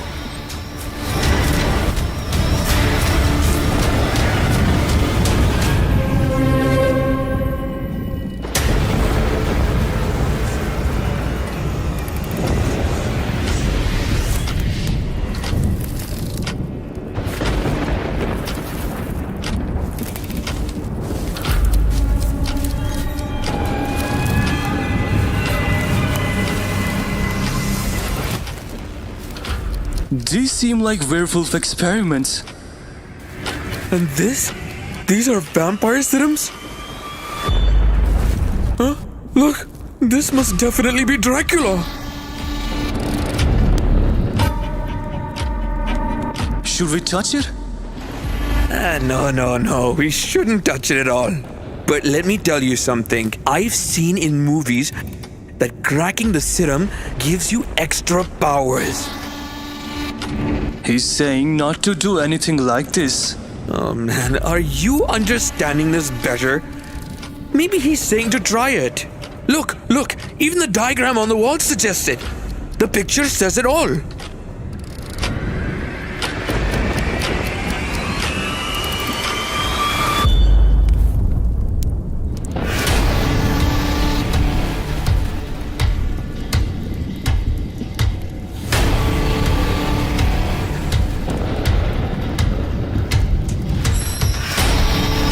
I have returned.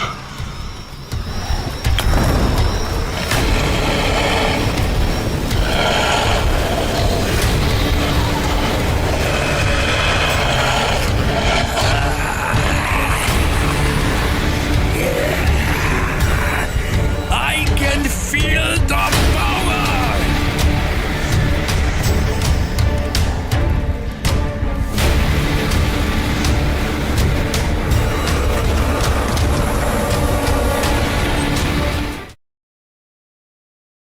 Ooredoo Nation, Gamers Landed. This is their tournament here of this Maldives Championship Contender Series Season 3.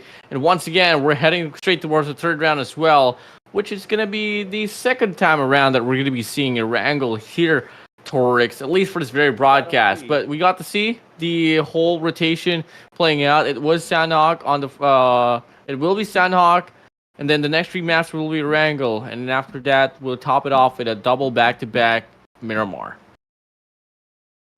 That is true, but my main concerning thing is the teams missed the golden plane line, right? The last Erangel that it was a golden plane line. Every team had an equal chance. Every team had an equal time to take those fights, to get into those perimeters that they wanted to go. The main concerning thing is that it's not going to be the golden line again and again. So you missed your chance. Now how are you going to take it off for yourself? But this time, the plane line's going to start from Zarhi all the way down to the military base. Still, somewhat of a golden one. Still, there is a chance of going at least 70% of the map easily. But those hard western side, the Milta, the Shelter, the Yasnaya Polianas, the Novoroknoy, they are not going to be accessible for the teams. The only thing that you can go is up to farm. The only thing that you can glide up to is until the farm side areas. Yeah, I was about to say that, because Multipower, Prison, Mansion, Lipovka, not really going to be an option. Might just be Yasnia, Polyanya, but you really have to glide for dear life. And at some point, do you want to put up the risk? I think so, if ever you do actually get to see the access for the first circle. And so far, early drops coming in from the set of CND, 2CB as well. Tranquility will be revolving around Georgia Pool. 2MS alongside Teddy and Inferno. They are leaning towards the vicinity of school, but look at the circle here, bro. This is perfect. That definitely is the perfect circle. Ooh, every place is a good one because of this. So I have my hopes up. I still have my hopes up because of this, but we have to see how the teams are going to utilize this already. So far, I can see Vecna close to another full team. Oh my god! With just the Scorpion and the AKM in the hand. Vecna can only hope to take the fight in the close range quarters, but OTF, Fruity. He has a shotgun. He has a 1897. Vecna wants to rotate, maybe go together with his team member, but Uzi's in the way. Minto's Uzi is in the way. Vecna, you move, you're getting that Uzi. You're getting Uzi'd upon you. Terror X closing on, but Lazy has an AUG in the end, not M416. It is an AUG. So there are still the factors that maybe both parties may have an equal chance, just not on the terms of the manpower. Well, one nade can make the difference. No guns can overpower a nade. It's gonna take Vecna one perfect god nade, one perfect time for him to get his opener. He does have that AK already to soften the players up of OTF, and he might just be able to live off the fantasy of getting this wipe with a nade starting off with. Need to be the best grenadier that ever lived at this Grenadier. time. You need to cook it up. You need to cook it up at the Gordon Ramsay level of mastery and then throw it away on the players. Maybe take one, take two. If you take two, it's going to be an amazing one. But Terror X finally got taken down. Wekna is cooking that grenade up. He's going to throw it inside, in which case it's not going to hit anyone. You only had one chance and you missed it. You blew it up. Now, Wekna, you don't even have a vest. You only have a helmet. So just hope that if the enemy's shooting at you, they shoot only heads. They shoot only on your heads. But something got dropped at Vecna's angle. I don't know what it was, but he did not pick it up. He did not pick it up. The one thing that I love about the Team 2MS right now is how quickly they actually formed together. Thugs in the backside. You can see Zeus going around the perimeters for all the way, going maybe at the back angle side of the Team OTF. And OTF is kind of stuck inside of this building. They have nowhere else to go. But on the other side, if you're talking about the mini screen, we can also see the Team Trilla there, getting their loot. So far, acquiring the loot is the only thing that they can do. Every team can do. Nobody's going for that fight. Nobody, not just yet. Come again. They know for a fact every life counts.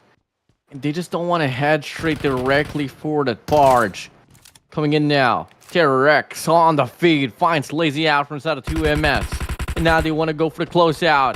Vecna, Lazy has to hold on now for dear life. They need to find a means to get the connection on the first few pumps. Looking like Vecna is going to be out in the open here. Terror X is going to go for the confirmation up against Lazy. And he's going to go for the pinch down as well. This is just absolutely demise feeding off to the side of 2MS Vecna. It definitely is the case, but oh my god, just look at this. Look at this right now. Fru trying to use that jump shot to get that shotgun connected on the player, but unfortunately, nothing is gonna happen. Nothing is gonna get connected. Vecna finally closing in. Both those parties are kind of together in a pinch scenario. The 1897 did not connect from the backside. The shots from the Uzi actually connected. Okay, that's Vecna down. Vecna finished off. Oh my goodness, that's two eliminations to the game over. But 2MS, they're not going to take this lightly. They are definitely going to go for that fight from this point onward. But the main concerning thing is, the main question is that Zeus, alongside of Thugs, are you going to move away out of this area? Because Thugs actually managed to take down IK on his knees so far. Thugs making a good work of that AUG, but the player actually entered. Zeus slammed in that squad house, and now it's about time. You're gonna face the wrath of two of the players of the Team OTF. Zeus gets taken down, and it's all up to the last guy. He gets bladed. He gets knifed. That's crazy. That is just so unfortunate. It's just all going to come down to the drive and the power and the desire to actually take this win. And so far, OTF showing us some pretty far-fetched ways on how to win a casualty. But that being said, though, it's going to be a clear out now here for this very run for altercations.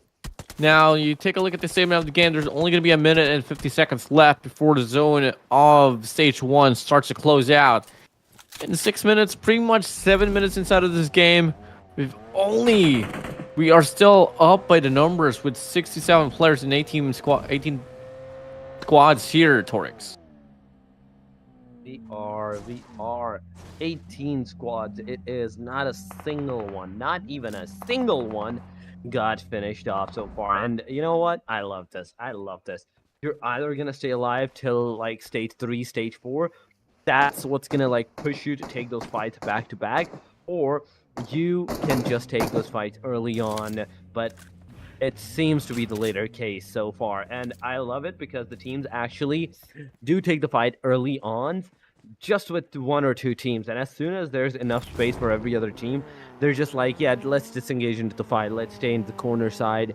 And going with this approach where every single team is alive so far, it is definitely going to help a lot of players, a lot of teams. But on the Brit side, on the Middle Street Brit side, we can see 1, we can see 2, we can see 3 teams, as well as the Rozhok City as well. Woo-hoo-hoo. Rozhok we go. Now, can we see them actually let go of their angles and just go for the barge, go for the push? The Pirates, the Crown Pirates. Now, history line for them. Never has been able to win a winner chicken dinner, if I'm not mistaken. And, you know, they're really sloppy in regards to consistency. But if it's all about shocking the whole broadcast with how they were able to sustain some casualties is the most impressive part. But their slaying capabilities obviously has been pretty tested, and it hasn't been working to their favor. This is another opportunity for them to actually go for it here. As MRG, they're going to be waiting on the top side. It is definitely the case so far. 18 teams it is, 67 players alive, and so far we are seeing the team Game Overs closing away from the team PRT side. But Batu, you are down to your last 150 bullets, same as PRT Brook. Brook also has 100 bullets in his gun so far, but OTF, they're going to receive the rad, they're going to receive the damage. One of the players gets taken down, but how far will it be into the future that we might see them revived once again at this angle? But we do have to see. So far in this fight, the Game Over versus the team.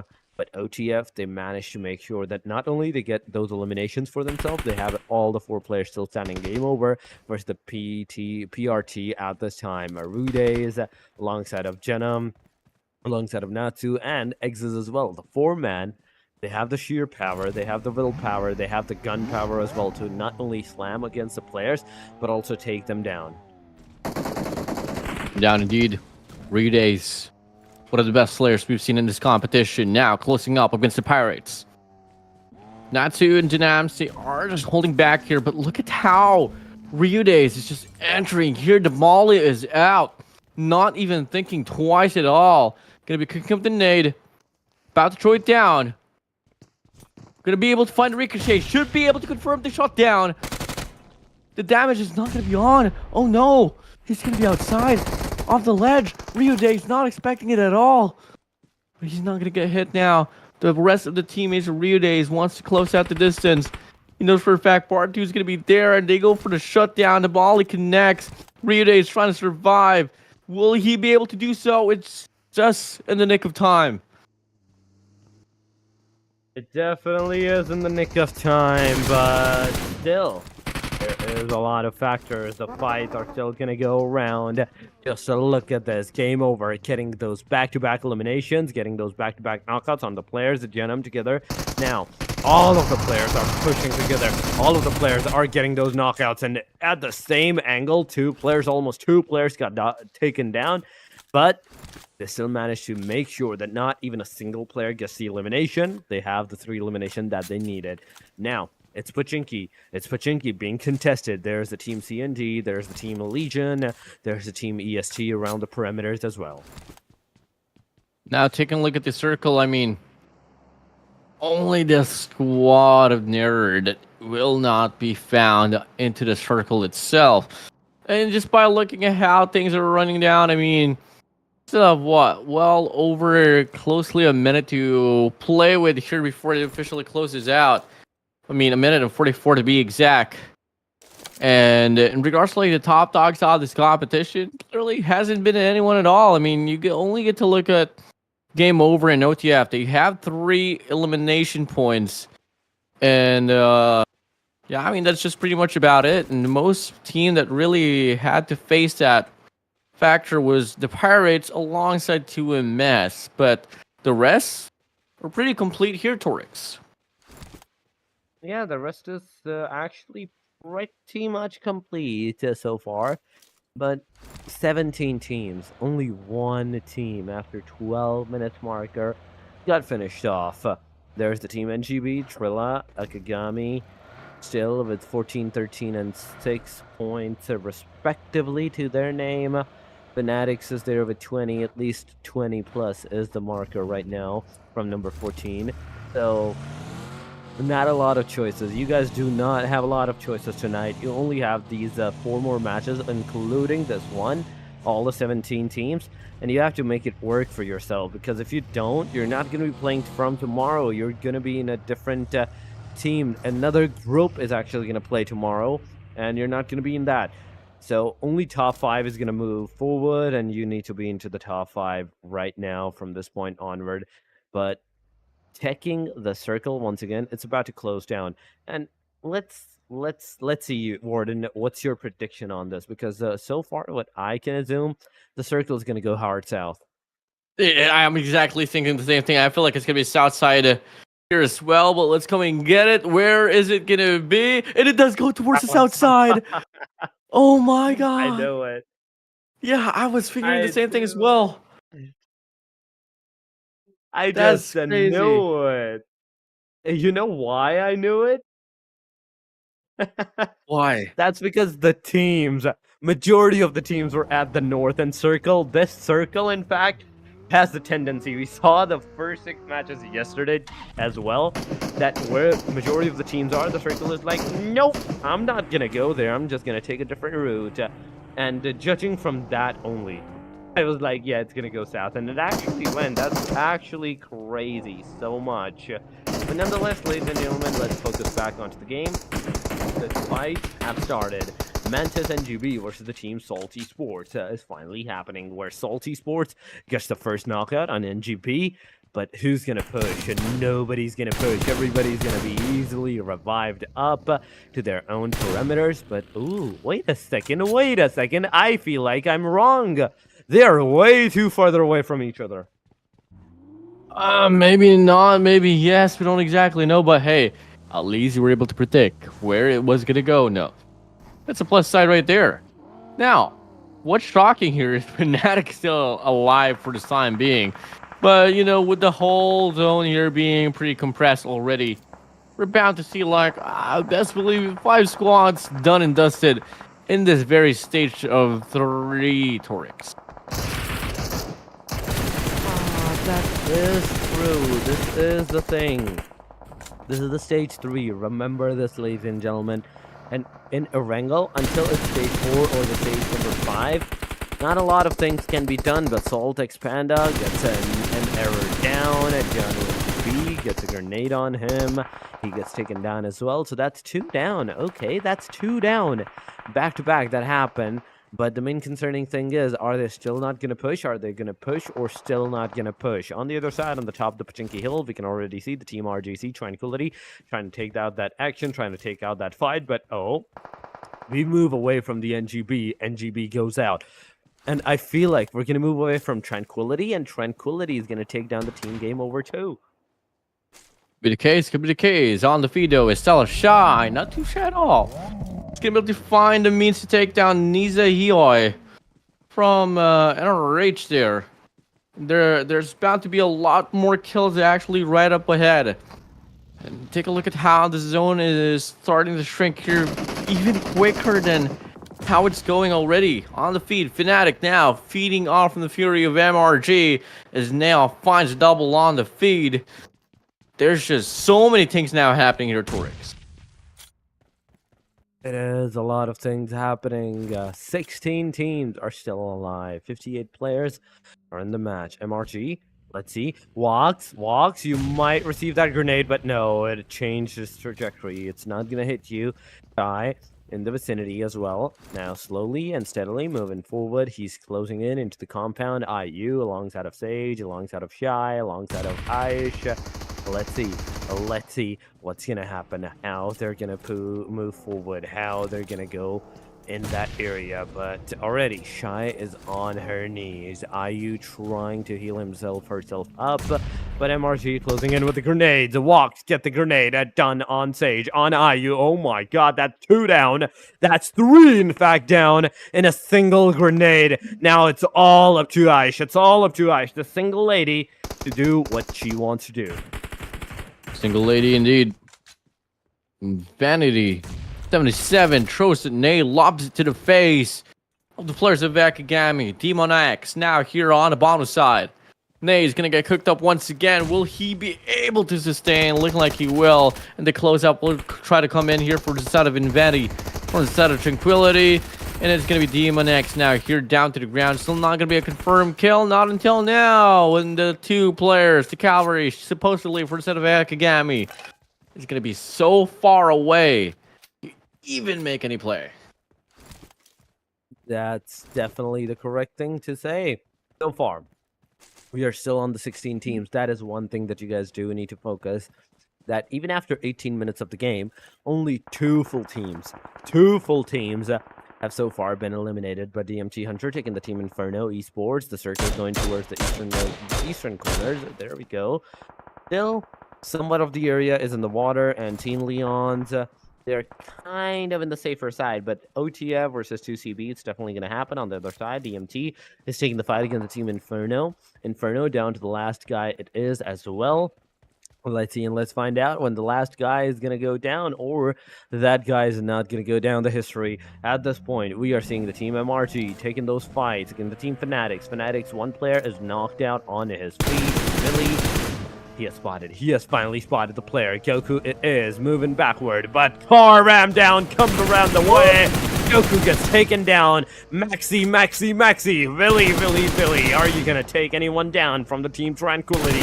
The answer so far is looking like a big fat no. And the answer will be a big fat no as well. Team Fanatics on the other side, taking down the players of the Team CND. Wait a second. Fanatics got taken down. They were the predators, but they got preyed upon. Oh, Inferno as well. Just getting eliminated from the scene. Bound to see a lot more here as this hillside is pretty occupied. Bido still running away, but Tranquility is going to be up front. And I feel like Bido, he actually gets the call as well. Do you want to take this? Yes, he does. And he finds a shot down off the DVS. Should be able to find more resources. And the rest of the players are still going to be located on that hillside. And it's just a matter of questioning. The zone is now closing up. Do you still want to go for the fight or just want to settle for the new circle? This is the question. Are they going to go into the new circle? Are they going to be allowed to get inside of that new circle? Team 2MS, ooh, it didn't look good for these guys. They got eliminated right there, but nonetheless, we still have to see how these players are going to move forward, how these players are going to take those fights. Nehe, Morrigan alongside of the Team Morrigan got the long Nehe together, but Terror Egg taking down. Anakin gets knocked down. It almost gets down to a completion as well, but Prilla, they're down to the last 2 players. They're throwing the grenades, and is it gonna hit? Is it gonna connect? No, you missed. Are you gonna miss another one? I feel like it's kind of an overcooked grenade, and that it was, sir. That it definitely was. Moving in now, Terror X going to be down below, up against the players of 4 p.m. 2CB. Cha-Cha is going to be there on the top side. Hair just holding on. Once again, SLT Caddies. Erangel. Game over. Ryude is going to be able to get a tag as well. Will be able to run down the players. And all of a sudden, game over. Velocity 9 will be eliminated from the game. Trilla Y9 is able to go for the shutdown off the S12. And now that is going to be Trilla here once again creating space to ensure that they have 2 players as they approach towards the last few phases of this game.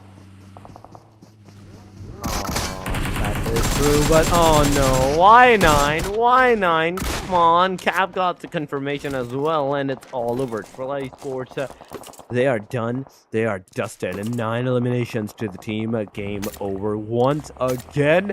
This team is going hard. This team is definitely doing a great job. But this time around, it's not the normal Game Over Esports.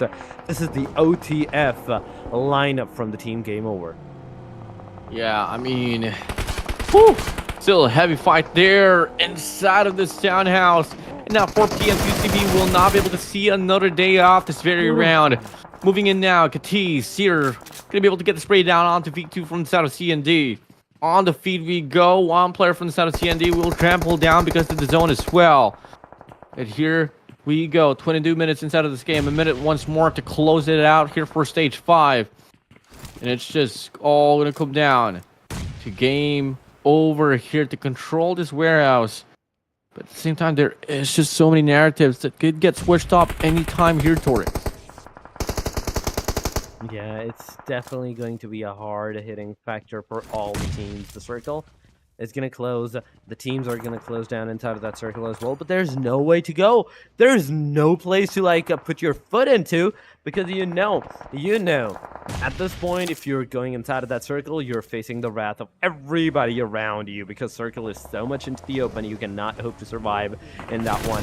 Terex, now he's the guy that is trying, but in the meanwhile, Aish gets a completion. Team Estella finally leaves this match. There we have it. 19 players are remaining in Entity, alongside of his teammate that is Tranquility's Kalhei 99k. Duo it is, but on the front side there is also the team Leons against the team Game Over OTF. OTF, might I remind you, this team is playing tremendously good, amazingly good in this match. 11 eliminations so far, 69 that they already have. And you cannot forget the fact about the team Game Over Esports as well. They have 10 eliminations, 85 already point. After this match, even if they get eliminated right now, that's 95 points that they are going to secure. Ruidays, you need to get inside of that circle as soon as possible. The rest of your team also needs to get in. The shots, the fires are definitely coming in through. One player, Fruits, gets taken down, but Terror takes you out as well. Game over. It is game over for these guys, but OTF... we have to see, IK, the solo guy, the only guy that is alive. Are you going to survive for a tad bit longer period of time? Are you going to be able to give the revival to your own team members or not? We are down to the top 14, ladies and gentlemen. 9 players are alive, 9 eliminations to Team Morgans. So far, OTF gets a completion, Terror X gets a finisher on him, and that leaves up to the last guy of, I do believe so, the Team OTF from this point onward. Morgans, they have the man advantage, they have the most man advantage, if I have to say, but 1 versus 2, 1, in fact, versus 2 versus 3. It's going to be a really hard choice on who to take the fight, who to ingress with. I mean, DC and Morgan, they do have the best odds here so far. 40% win rate, possibly. Here, occupation as well. And so far, they, if not mistaken, not really the best of positioning for the circle, but you have the man count. And now they aren't able to find another player from the set of Tranquility, but Neo is gonna get dropped down as well. Fortunately, Willie God is gonna be able to get the pick off. Wax gonna extend furthermore to gain some map control while in the process. The rest will try to come in, and the second player for the set of Tranquility is bound to go out here, so we might just be able to move over to a 3 versus 1 versus 1 versus 1 here, Torres. It definitely will be the case, but top 3, 1 versus 2 versus 3, 1, 2, 3 it is. Who's going to get eliminated? The answer is Team Morgan's first of all. Team Tranquility as well. And DMT, they're going to take this chicken for themselves. Team DCM Morgan's, Fourth one. they got the finisher. And with this, it is an amazing winner chicken dinner. As soon as you like see a team trying to make things work and it's not going their ways, the next match you will see them with a different aura. They have a different aura. That's 99 plus on the different aura side, but amazingly done. Warden, the teams played very tremendously. I do want to see what's their stat is going to be like individual eliminations. Who is the MVP? And at the same time, those personal assists. How many of the frags were stolen away by the teams? I mean, 12 elimination points was granted by the one and only DCM Morrigan here. And I truly mistaken them with DCM DMT earlier, but not I to be know. said. Match points 22 here for them. Torix, I'm just losing my mind. I mean, coming across, did it does take a too. bit of time. It does take a You're bit of not the time to only get used to one. the schedule that we have here and the team names as well. You know, we have like 2 teams from Game Over, 2 teams from DCM, and it does get confusing sometimes. But you got to talk about Wax though with 6 eliminations. I don't know if there's going to be anyone that could top the one off. I don't think so. There is those 6 elimination with 844 damage on the walk side. Willie has 2 with 444. Ehe has 4 with 831. Just a slight tad difference of the damage, but a lot of eliminations. 66 total elimination happened in the match. 68 out of them were knockouts. 56 were the total healing number. 5 grenade elimination. That's huge. 2 vehicle elimination. That is also huge. And last but not least, 34 assists. It was and walks, and nonetheless is going to be the MVP. 6 eliminations, 844 damage with 7 knockouts, and 235 healing. I mean, yep. Absolutely no one able to top it off here for this very round at least. But you talk about the top players overall for this respective run on match number 9. We do have Invanity with 5 elimination points. MRG, Naos, Nahias with 4. Rio Days will have 5 for this one, alongside TerrorX. So, hey, I mean, that is a pretty good run for them. But enough to be said. Now let's take a look at the running here for the whole elimination points, at least for the side of MRG. They were able to claim 12 there, 13 for the side of OTF, but that will put them down on towards the 17 points. 15 for the side of TRK. Game Over with 12, DMT with 10, and the rest will live on here, Torix. It is definitely the case. Salt with 9 for CND and Leons. And last but not least, going to the second page. Oh my god! Jesus. Look at the zeros! That's way too big. 7 zeros? 2MS, 2CB, Akigami, PRT, We9, INF, NGB. Every single one of them, not even a single point that they could secure for themselves. Fnatic, Team EST, they at least managed to secure at least 1 point to their name. But DCM, DMT, they're going to have 118 points. Game Over Esports, 97, 86 for the team Game Over. OTF, not a lot of spaces, not a lot of distance now towards the number 1, RGC Tranquility with 71, 69 for Cyanide, still 69 for them. But Morrigan's, after this chicken, they're going to be on the 65 points on number 6. Estella with 61, 54 for Salts. Club Leons with the 47. Take a look at Game Over, though. They are on the trail for the number 1 spot, but that's not going to be too far anymore. It was like a 40-point gap when we started off this broadcast, and now they only need 20. Now, looking at the post, for the second page here for this overall rankings, we do have 2 MS Esports with 1 winner chicken dinner with 45 points in total. A big gap that they were able to put up now here up against Inferno with 29, 27 for the set of 4 p.m. 2CB. Game Over Velocity 9 with 23, Fnatic with 21, 17 for the set of the Crown Pirates, Ines Triller with 16, 14 for the set of Akigami, and LMBX and GB Esports will be stale at 6. They will be, but here comes the overall MVPs, the top 5s. Ehe with the least amount of eliminations and damage.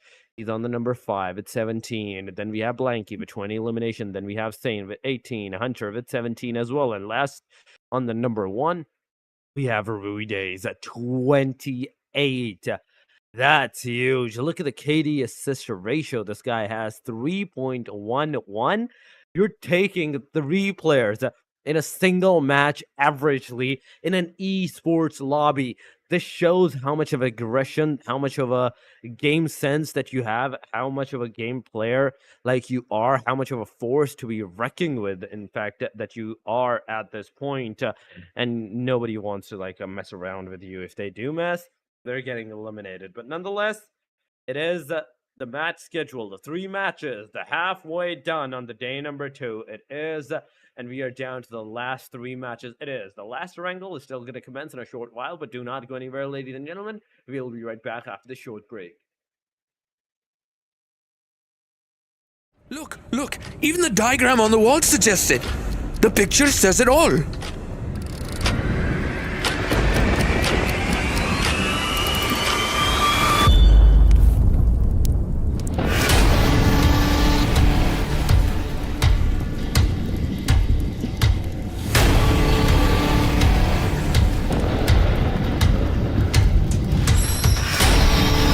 I have returned.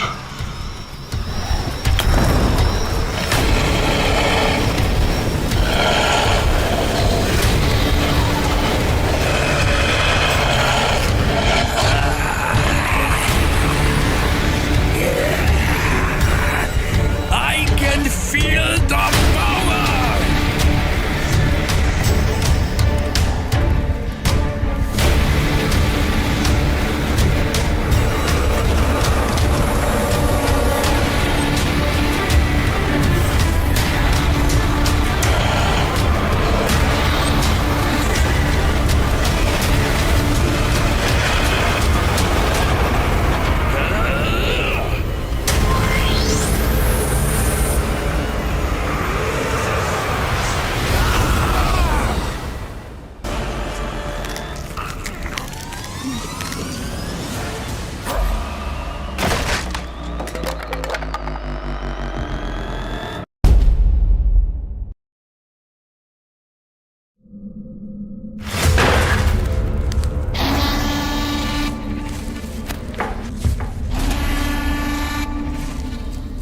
Bro, Zelmi?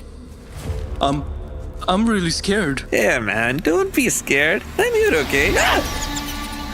You were saying you're so brave. What happened now? Man, what is this lone survivor guy even saying? He doesn't even have subtitles. I think he's saying we shouldn't have opened the book. Lone survivor guy is the most intelligent among us. I'm sure he's asking us to open the book. By the way, what is this? This thing seems very valuable. Give it to me. You'll break it. I can break girls' hearts, bones of enemies, but not this. I'm sure I go. Whoa, whoa, whoa!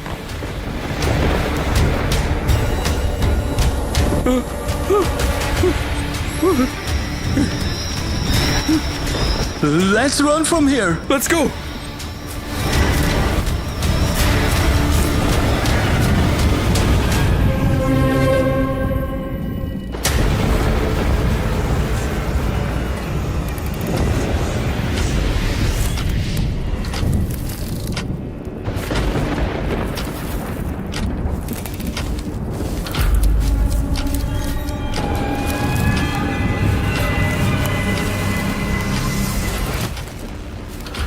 These seem like werewolf experiments. And this? These are vampire serums? Huh? Look, this must definitely be Dracula. Should we touch it? No. We shouldn't touch it at all. But let me tell you something. I've seen in movies that cracking the serum gives you extra powers. He's saying not to do anything like this. Oh man, are you understanding this better? Maybe he's saying to try it. Look, even the diagram on the wall suggests it. The picture says it all. You mute.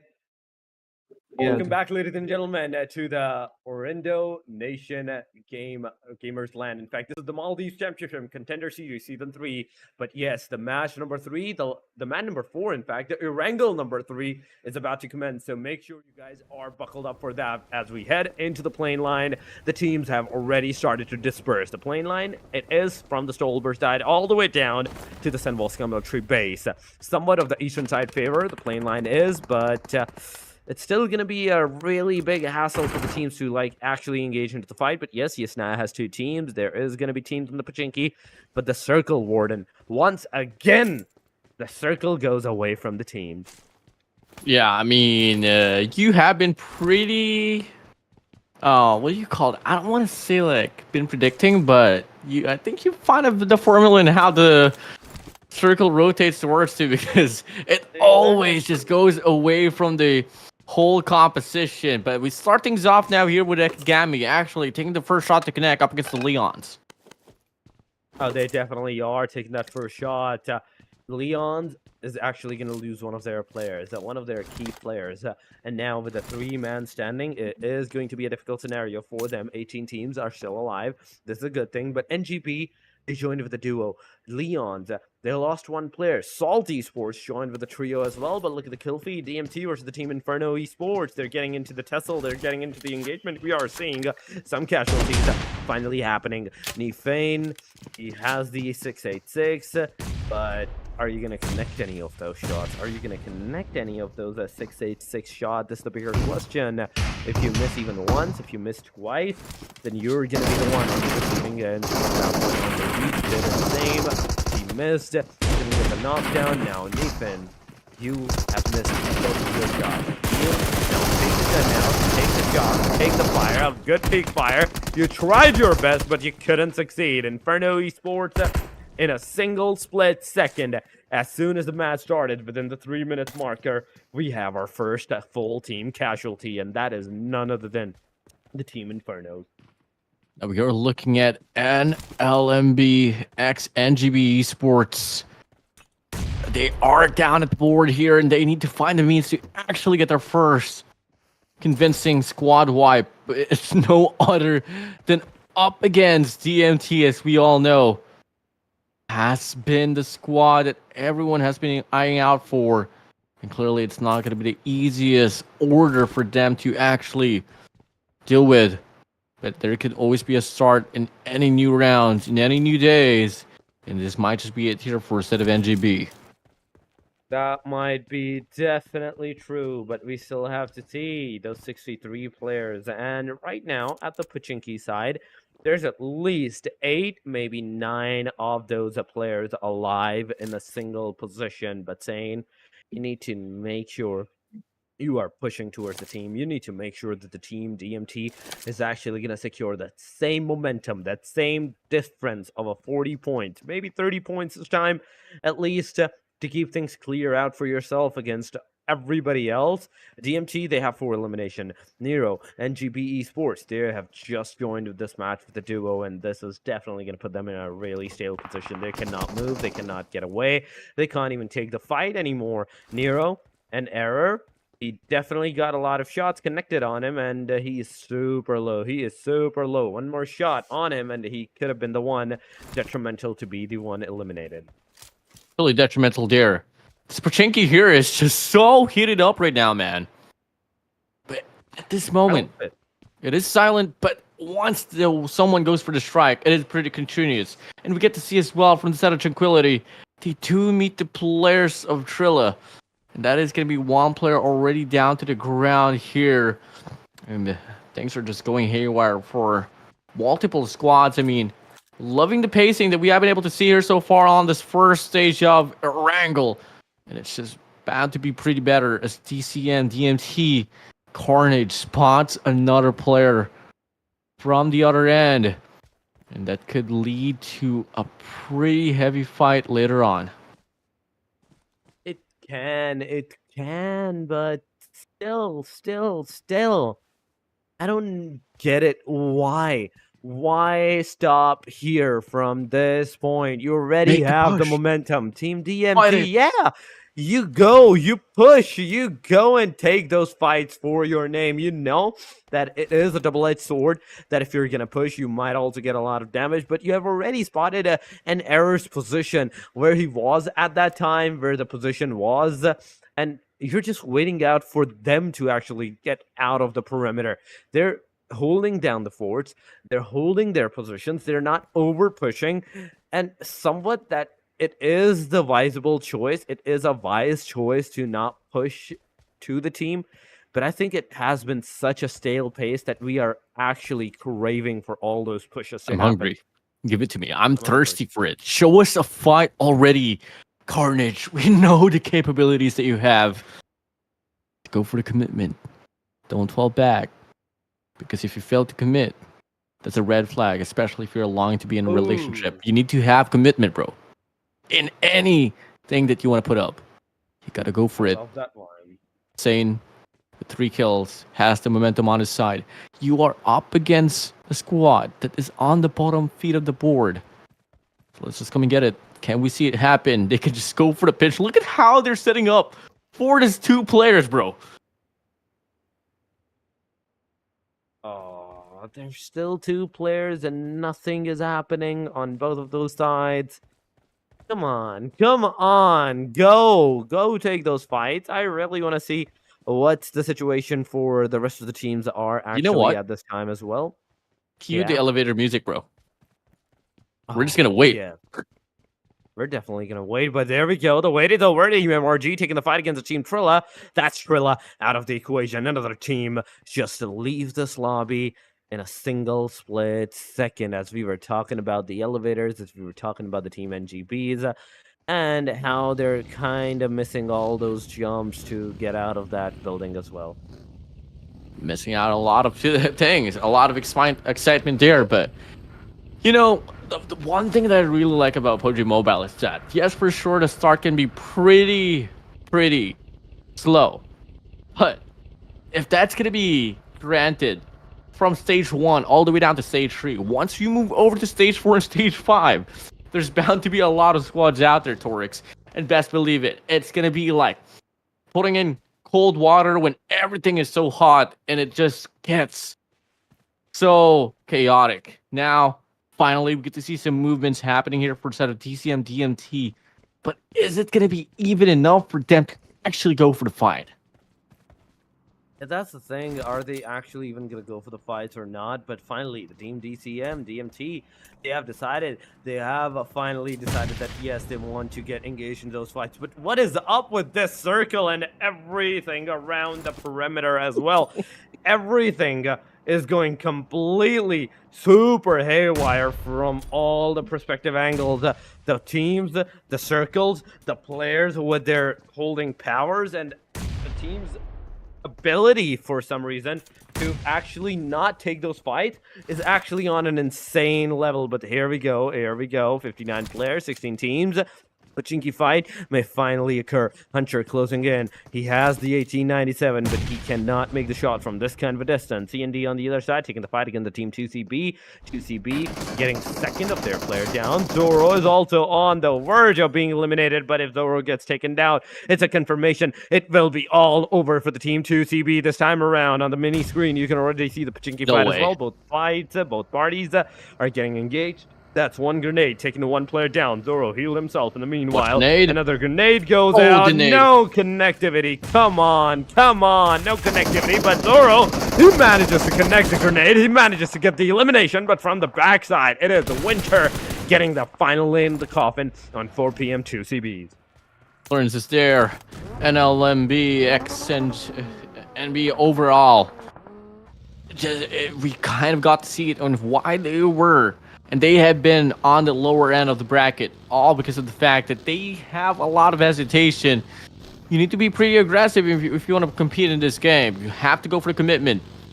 Clearly, that just didn't really happen. Therefore, that very squad, NGB, they get taken away once again. Now we draw things back towards the remaining squads in this very run here. There's going to be 14 players, 14 brands left here to go for the tussle. And we are about to close out for stage 2 as well, with just over a minute left on the clock here, Torix. Oh, it definitely is the case. But stage number 2, it is, ladies and gentlemen. And already, 4 teams, they are gone. They are fully finished up. Infinity, Trilla, Team 2CB, and the Team NGP. But the main contenders so far are the top 7. Salt has 1, Akagami has 1, TRQ has 1 elimination, MRG has 2, Team ODF has 2 as well, but CND, they have 3. And last but not the least, the top team, DMT, with the 6 eliminations in the match at the very early game. All the players were taken down by them, but missing all the shots. Game over X's. Come on. You need to get back with your team from this point onward and stay together. He's going to be rotating here on the outskirts, though, and he is bound to gather up with his teammates. But here, on top of the mountain here, coming in, Akagami is going to be here alongside with Estelle as well. Shy is going to be holding this one down convincingly. UMP is going to be into his hands. And she's going to go for the spray down. Spots 1, spots 2. Can't connect the double notches yet, but the damage is there. And now, they want to go for the play. They want to go for the shot down. Akagami trampling over and over again. Shanks can't get the kill, can't get the shots to connect. And now it's just going to be careful here all alone in a 1v4 situation. Can he find the clutch? No, they can. Estella finds the cleanup up against Akagami. It is another clean elimination. Akagami, they're gone. Estella, beautiful 4 eliminations to these ladies. At this time, Team OTF, Fruits, has 2 elimination as well. That is one good thing from Team Game Over OTF as well, because they were somewhere around the perimeter of the top 4 positions, and getting as much eliminations as you can, as much points as you can, is definitely gonna put more of like a really favored position for you guys to stay into the top 5. But there we have it. The CND is taking the fight against the Team OTF, and as soon as I said that, yeah, Team OTF is doing really good getting those eliminations, they instantly gave out 1 and 2 eliminations of their players to more than one team.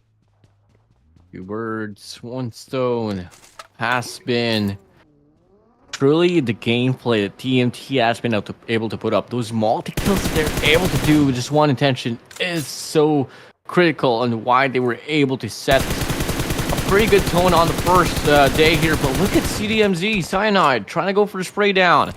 Nearly getting 2 players tagged up to the ground, but will not be enough.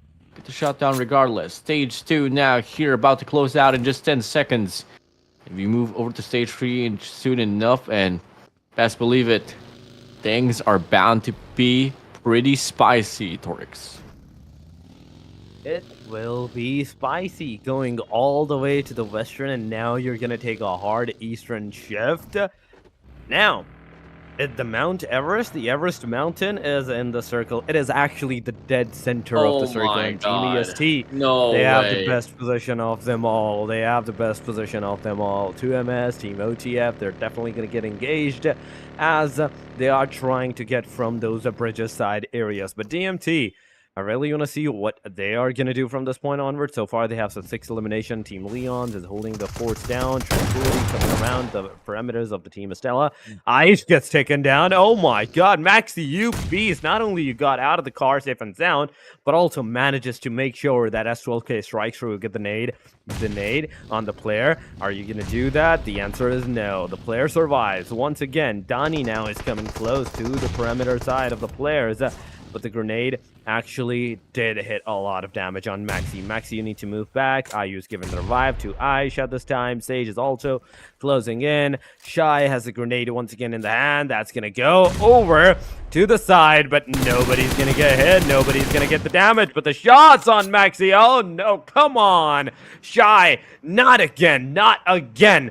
I remember Maxi had half HP before, but once again with the shots, you couldn't manage to get the player knocked down. This is definitely going to be a huge factor that can potentially take you down from this match.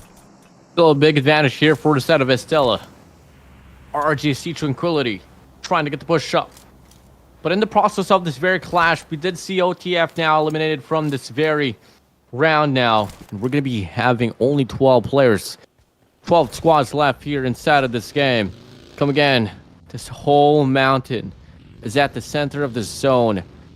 Big odds that we're bound to see the last and final circle as well, including it into the mixture. And this is probably the most unconventional zone that we're bound to see in this very event. So far, though, 9 more seconds, 5 more seconds here for stage 3 to close out. Surely it's not going to take a lot of time for the pressure to come in now up against these squads that we're seeing. Ooh, this is one thing that we do have to see.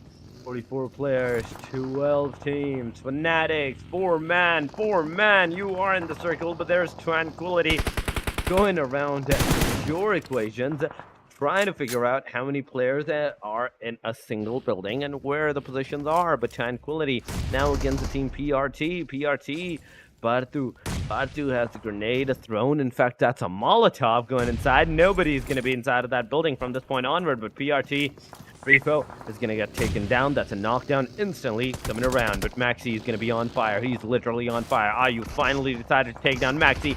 That's a knockdown. That's a knockdown on Tranquility. That's 1. That's 2 down. Tranquility down to almost the last 3 players. Okay, that's only Maxi down. The player didn't manage to heal himself back to the 75% HP. So, Inwentity, low on that HP. Brook, having considered the position, he's not going to move too much forward because he knows that at any time a grenade can actually occur to his position. So better to be safe than sorry and not give his position to anybody at this time. But there goes another Molotov. Brook this time around cannot survive. This is Donnie's grenades that took Brook down. Now we take a look at the zone. Oh my god. It shifts directly onto the mountain itself, Torix. It's the king of the hill, but it's not a hill. It's the king of the mountain that we're bound to see in the last and final run for this very game. A lot of a lot of just verticalities will be involved into the mixture here for the time being.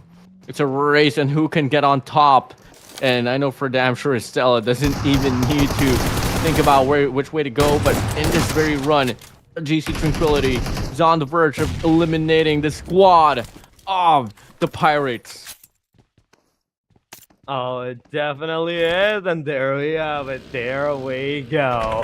Another team is going down. Team Game Over Esports. They're also receiving a lot of damage. X is already knocked out. There we go. Team MXRs. Let's see. Team MXG throwing the grenade. It's not gonna hit Natsu. So Natsu, you are still safe. But another grenade around the perimeter. The shots are definitely around the perimeter as well. X's alongside of Natsu both get taken down. But at least X's is getting that revival. Not same for the Natsu side because he's gonna be finished off at this point. The car burst down did give a good momentum to the players, but aside from that, Team MRG, now they need to give the revival as soon as possible to their players, and Nehe got the revival done, but from the backside, the back shots, TR2 Titan comes into the vicinity, comes into the equation. They take 1 down. Wax also gets the elimination by the hand of Tranquility. So MRG, DCM, Morricans, things are looking really spicy and dicey for you. Hell yeah, man. Game Over Esports. Now, you've dealt with the players. Gonna deal with the rotation up next. Fnatic here are gonna be part of the mountainside. Estella as well has been pretty committed at this. They got, well, not the, I mean, they do have resources to play with. Considering the fact that they're throwing a lot of nades now here up against Fnatic Goku. But you are committing into this mountain. And you kind of need to find a means to survive on towards the next 2 waves. But we go back going towards Game Over Esports. Might just be on the verge of winning another casualty this time. Gonna be up against Tranquility. 2 players gets dropped down for Tranquility. Game over. They got 2 players out already as well. It's just all gonna come down to Mantis to make the clutch, to try to work away from it. But looking like he is going to be trampling now inside of the zone. Same goes for the player of Tranquility. It's just a battle of questioning which way to go. It is a question. Yes, that is true. But at first, I need to see the circle. I want to see the circle because so far, the circle is still staying at the top side of the mountain. The mountain is still inside of that circle. Shy trying to take down the players, but no, Velocity 9 closing in faster and faster. Closing in, taking Shy down. No, this is not the case to go. Shy gets a confirmation. Now Aish. Aish, you are the hope. You are the hope. At least take the revenge. At least take the counter knock on the player, because if you don't, Velocity 9 will definitely come back to get you at this time. Tapu low on that HP, staying together with the S12K. But finally, Tapu gets taken down from the Fnatic Ghost side. Goku side. In fact, Goku is going to be the guy that's actually going to secure that elimination as well. That's 3 elimination to the name of the Team Fanatics. Team Velocity 9 closing in once again to the side of the Team Fanatics, but Obito this time could not even survive. Sanhok is also knocked out, and Erangel from such a long distance gets the shot from the sea and the winter. This is going so huge. This is going so amazing. Salt, beautiful shots, beautiful, amazingly well done of the execution. You prone down at the last angle, made sure the bullets did not connect on you, and made short work of the players. 3 players alive. That's 3 out of 3 players alive from the Team Salt, and the 6th elimination to their name as well. Wow. Oh, wow. Stella, TMT. Gonna be on the top side for the mountain. TND. Gonna be trailing there alongside squad of the Leons and Salt Bay, trying to get the shots to connect with only a 3x. 4x though, and on ACOG, AU finds a shutdown. Even I can't see the players from this distance here, Torix, but look at the accuracy, look at the precision that they're putting up. They are definitely doing everything that they can possibly can. 8 total teams are still alive, but ESD, can you get the knock? Can you get the knock once again? No, come on, ESD, you still manage to fall short once again at such a crucial time. Just with a sliver of HP, the player still managed to survive, but Game Over Esports, it's going to be game over for them. Leon, on the other side, you can already see them getting the knockouts by the play circle as well. Now, Fnatic, they need to move inside as soon as possible. The circle is going to do a huge damage. CND taking the fight against Team Leons. Jay gets a complete elimination. Gumbo gets a finisher. Chate also gets a finisher as well, and that's all about the Team Leons. They are gone. They're out of the match. Now, EST, they are looking at the Team Fanatics as well. They are constantly getting those eliminations. That's 2 down, 2 knocked out. Goku, the only hope, the solo hope for the team. It's all up to this guy. Goku has a grenade in the hand, but can the grenade strike true? Can the grenade take both of the players down of the Team EST? This is the bigger question. Both players moves away from the perimeter. No one's going to get hurt. No one's going to get shot. Now, the top 5 it is, with 2MS, C&D, Team EST, and the Team DMT as well, alongside with another team, another name, that we do have to see what they are going to do. But Fnatic Goku, he's still staying. He is still alive, a solo player, still staying at a single position, not moving. 2MS, C&D, EST, DMT, and Fanatics. These are the 5 names, in fact, Warden right now, that are alive. That's just how it's gonna go here. Come again now. Stella down by 1 player against DMT. DMT so far has been the most promising here. The way that they approach certain clashes is just something that everyone should watch out for. On the other hand, Tropher and Molotov, it's not gonna be too far there. I don't exactly know what Sinai was trying to do there, but he is able to throw and lob another nade, but on the feet, Fnatic Goku finds Aish out. CND finds another one up against Ayu, and the players of Estella, they're going to go down 1 by 1, but Fnatic beats them right to the exit away from the lobby. Come on, another reflex coming around. There we have it. Team DMT is also getting that damage on their side. Soma Cyanide gets a finisher, and it is DMT. DMT, DCM. Getting that winner chicken dinner. Estella managed to survive till the number 2 position, number 2nd position, and that's a really decent choice, a decent start for them too. But overall, 11 elimination, 21 total points. They are definitely going to keep their number 1 position from this point onward. Ooh, that was crazy. DCM, DMT climbing the board with 139 points. As soon as we thought that Game Over was on the verge of actually climbing to the top and possibly taking over this whole tournament, it wasn't the case. DCM, DMT, they got the call saying that, hey, this is what's happening right now. No problem. We'll double it down on the next round, and we will be able to put up the gap once again. Talk about sane here. Surely insanity. He is able to drop 6 elimination points alongside with Fisherman with 2, Senzo as well with 2, and Hunter with 1. And bam to the bam, I mean, the accumulation for the points is just something that has been pretty consistent for the squad of DCM DMT. That is definitely the true case. But aside from that, it is 60 eliminations, 62 knockouts, 8,072 total healings, 4 grenades elimination, 29 assists, and 1 vehicle elimination at the very end as well. That is the match number 10, ladies and gentlemen. The day number 2. We are about to enter the last stages of the day number 2. The group 1 is about to end. Remember that. But before any of that, it is DCM DMT's Sane. That's going to be the MVP with 6 eliminations, 699 damage, 1 assist, 2 knockouts, and just a 62 healings. 23 minute survival and only 62 healings. He only used bandages, I can tell you that for sure. But on the other side, we can see the top players from the match number 10. It is EST Shy with 3 eliminations on the number 5, then Fnatic Goku with the 3 elimination, then we have Aish with 4 elimination on the number 3, V2 from the CND side with 4 elimination, and last but not the least on number 1, it is Sane with the 6 elimination to his name. I mean, that was a pretty crazy run there in regards to eliminations, and at the same time, the way that the zone was really testing the whole players, every player into this competition. And I just love it. I love it a lot. I mean, we got to see more, challenges, trials that was, put up there. And typically it was truly Estella that was able to go for the strike, but looking like we are about to come through with this very game. CND going to be having 12 points.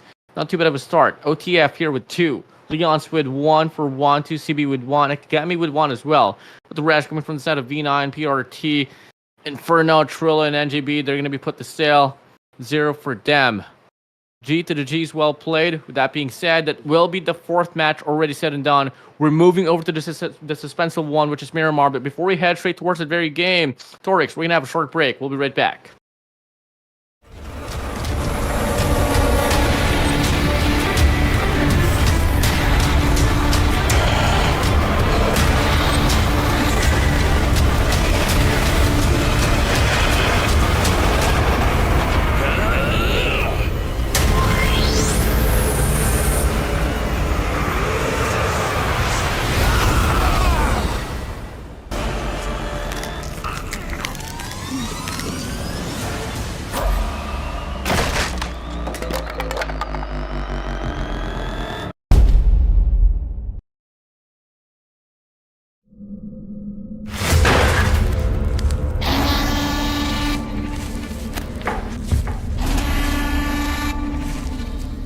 Bro, Zelmi?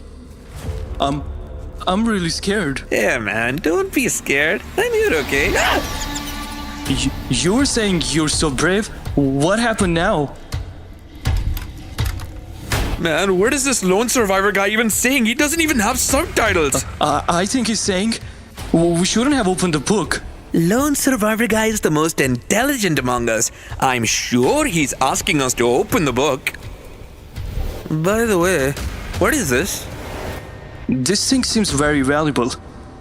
Give it to me. You'll break it. I can break girls' hearts, bones of enemies, but not this. I'm sure I go. Whoa, whoa, whoa!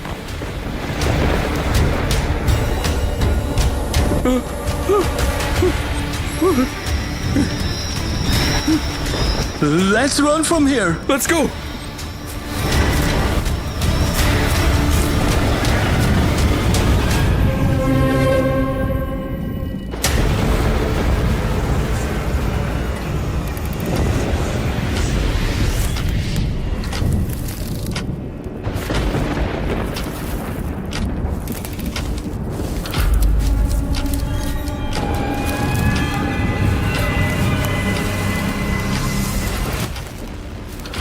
These seem like werewolf experiments. And this? These are vampire serums? Huh? Look, this must definitely be Dracula. Should we touch it? No. We shouldn't touch it at all. But let me tell you something. I've seen in movies that cracking the serum gives you extra powers. He's saying not to do anything like this. Oh man, are you understanding this better? Maybe he's saying to try it. Look, even the diagram on the wall suggests it. The picture says it all.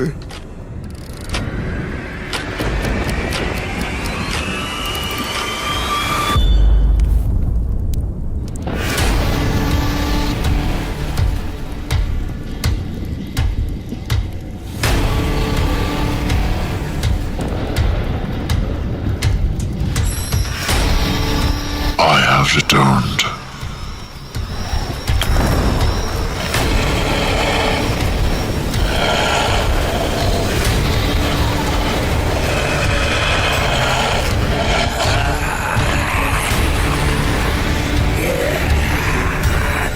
I can feel the power!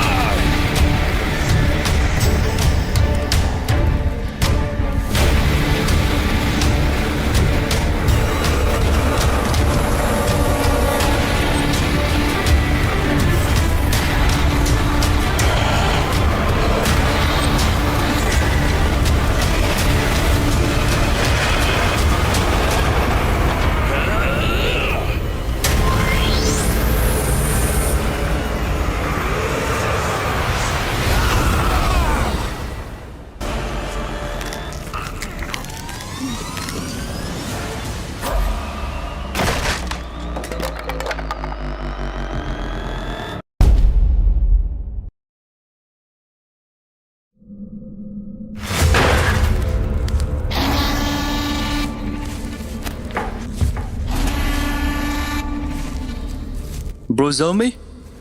I'm really scared. Yeah, man, don't be scared. I'm here, okay? You were saying you're so brave. What happened now? Man, what is this lone survivor guy even saying? He doesn't even have subtitles. I think he's saying we shouldn't have opened the book.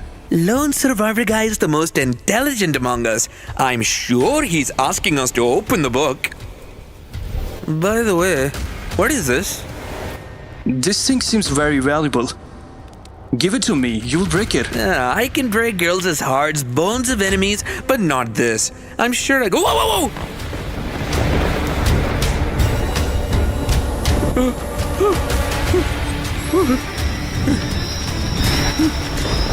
Let's run from here. Let's go.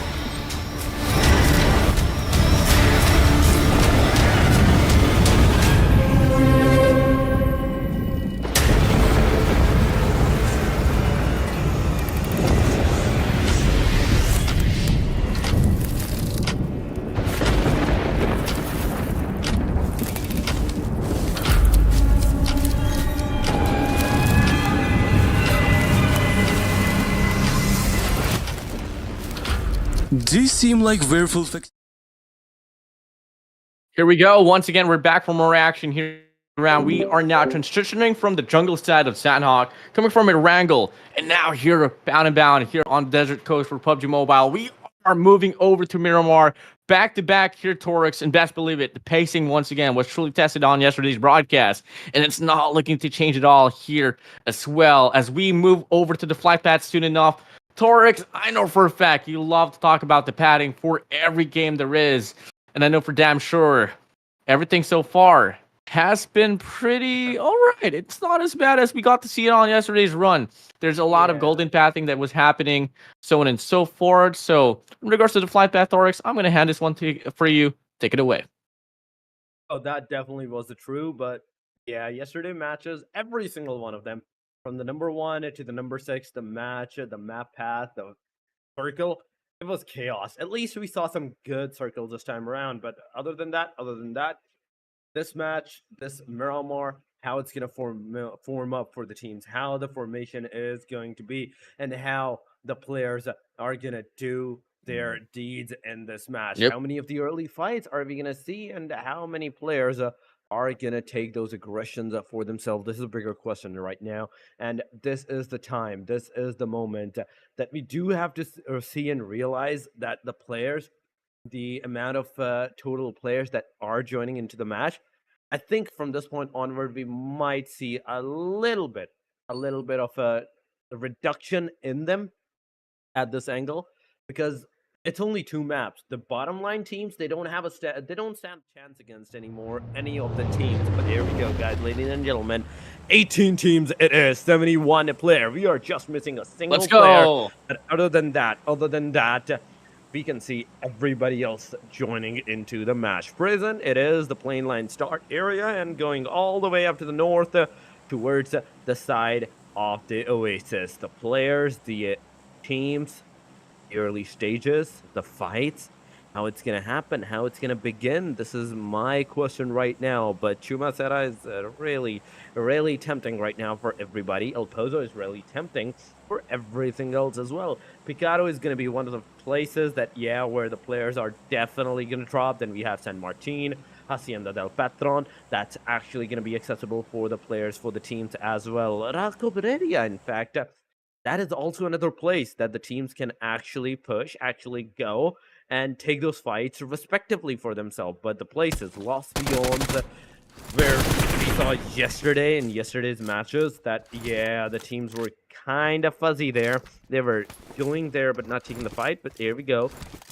We are seeing some early stages, but the circle, oh my god, this hurts my eyes at this point. Almost 50% of the circle is inaccessible, is in the water. It is in the water, and the teams are actually going for the early stages.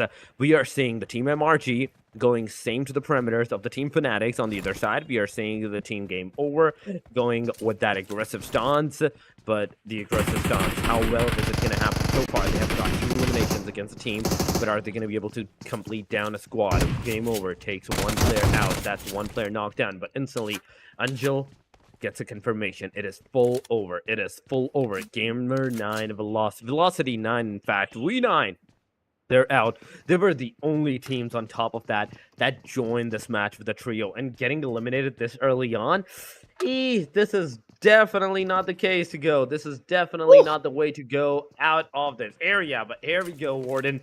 Already 2 minutes in, and 1 team has finally been eliminated.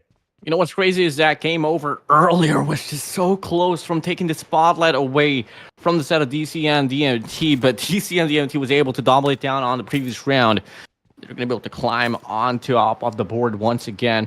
We take a look at NLMB x NGB Esports, which they're going to be lobbing a nade onto the direction of OTF, and I'm not so certain. I mean, the statistics, the chances, the odds, it's just not really looking bright here for the side of NLMB x NGB Esports, all because of, one, the way that they assess the situation. They always falter. It's just by looking at Teddy.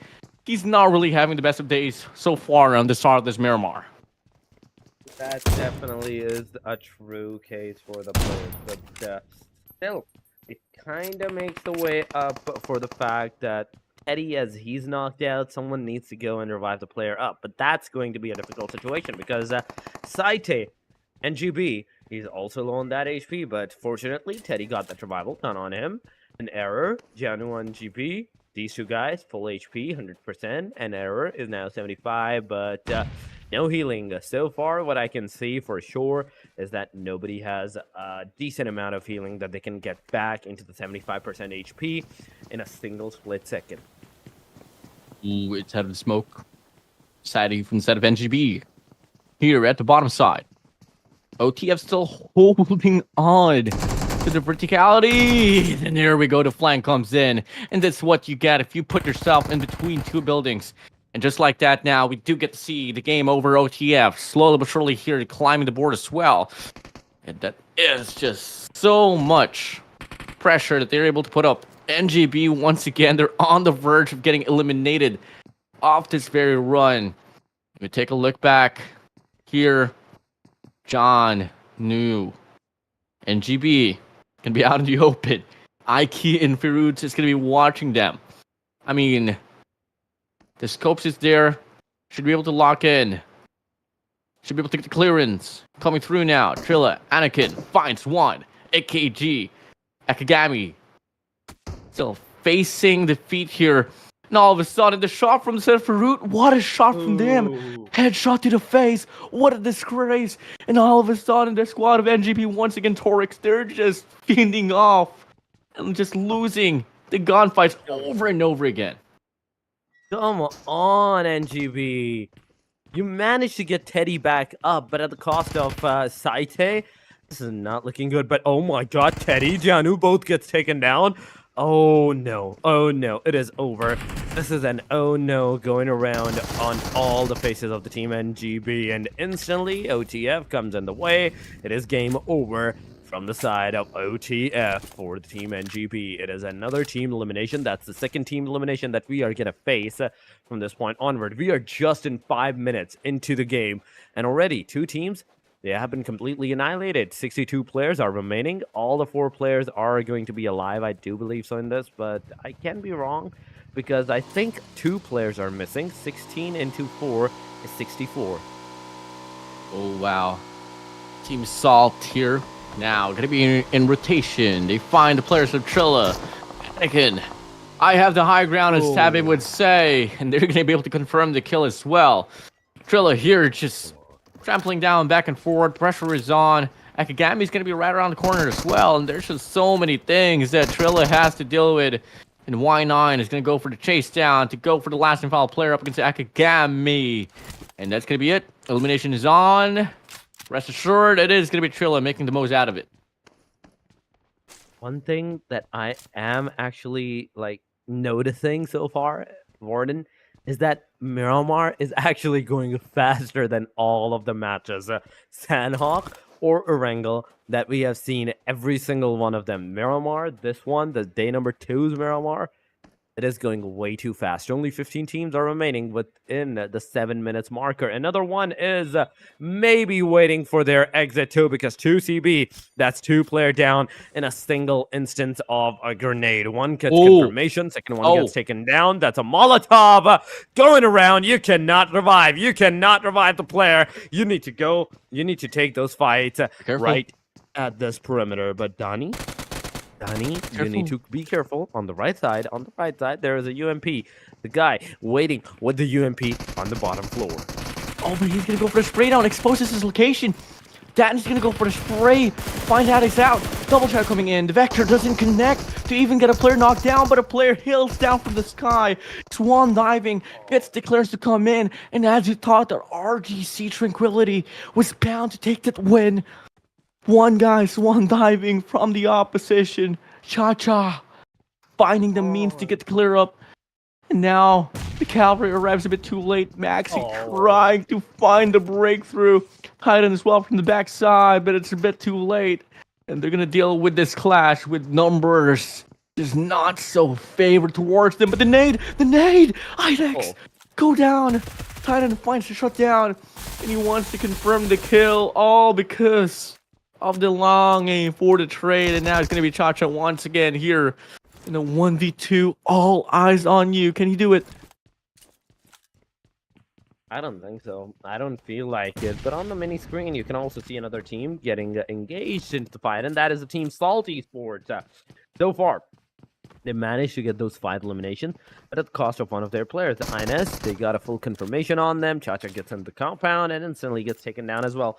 That's another team gone right around the perimeter. We are down to the 13 teams within the 9 minutes marker. 48 players are remaining, and this is so good. This is way too good. In fact, Warden, the teams, the players, the way that they're actually surviving and playing this game.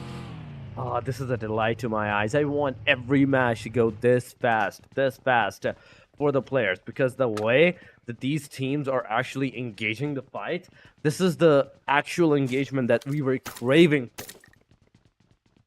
I mean, this is inevitable. Totally something that is just bound to happen. For the longest time, everyone was playing Miramar so slow. But they changed up the pacing, and so far it has been favoring the players of OTF. Game over alongside Salt as well. Now rotation's coming in here towards stage 2. 2 minutes left to be played for. We're about to reach the 10-minute mark here, Torix. We are definitely going to reach the 10-minute marks in a short while, but during that time, let's focus on what happened. Team V9 got eliminated, NGB, Akagami, Trilla, and Team 2CB as well. And it's not just a single, like, one by one. No, they were a complete squad a split second ago, and within those 2-1 grenades, the players actually, like, overwhelmed every single one of them. Now, it's 10 minutes marker. 4 eliminations to the side of the Team Tranquility, with a solo player still standing into the game outside of the circle on top of that. Just a single healing, just a single first aid kit to this guy's name, but can he survive? Can he survive till the very end?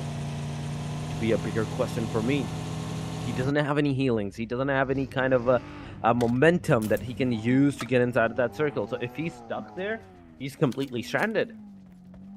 Yeah, truly. And whew, it's a pretty finicky situation, but fortunately they do have the vehicles as well. So even if they are put into a run where it's just them, they put into question on what to exactly do. And if they need time, they can just call for rendezvous, say, call it quits, maybe see you later perhaps. TCM DMT though is the squad that you want to watch out for. And look at this though, Fisherman has an 8x, 6x with his scar, and this guy is one of the most precise players that we've seen in this competition so far here. We definitely have seen him with such a good confidence, such a great confidence on top of that, and the way that he actually plays. He managed to get those top players perimeters for himself, even in the day number 1, and even in the day number 2, some of the matches, some of the games as well. But look at the kill feed, back to back. It's going haywire. Team Fanatics, Team Inferno, Team Leon is here for the DMTs, taking those fights. Sane going up, taking those perimeters on the players, getting the 1 play down of the Team Leon's. Jay's on his knees. But the main question was if Moix would have been able to get the Sane down as a really trade-off, but his was not able to. Now 2 players on the team, but Leon on their knees. A big peak fire. Shisui gets another elimination, and Leon, you're down to the very last player. Fisherman do want to get that elimination, but I don't think he's going to be able to do so, because in the backside there might be more teams, maybe on the top of the mountains, that might shoot at this guy. But Gumbo, he is healing. Fisherman has a grenade out, and it is definitely going to hit the mark.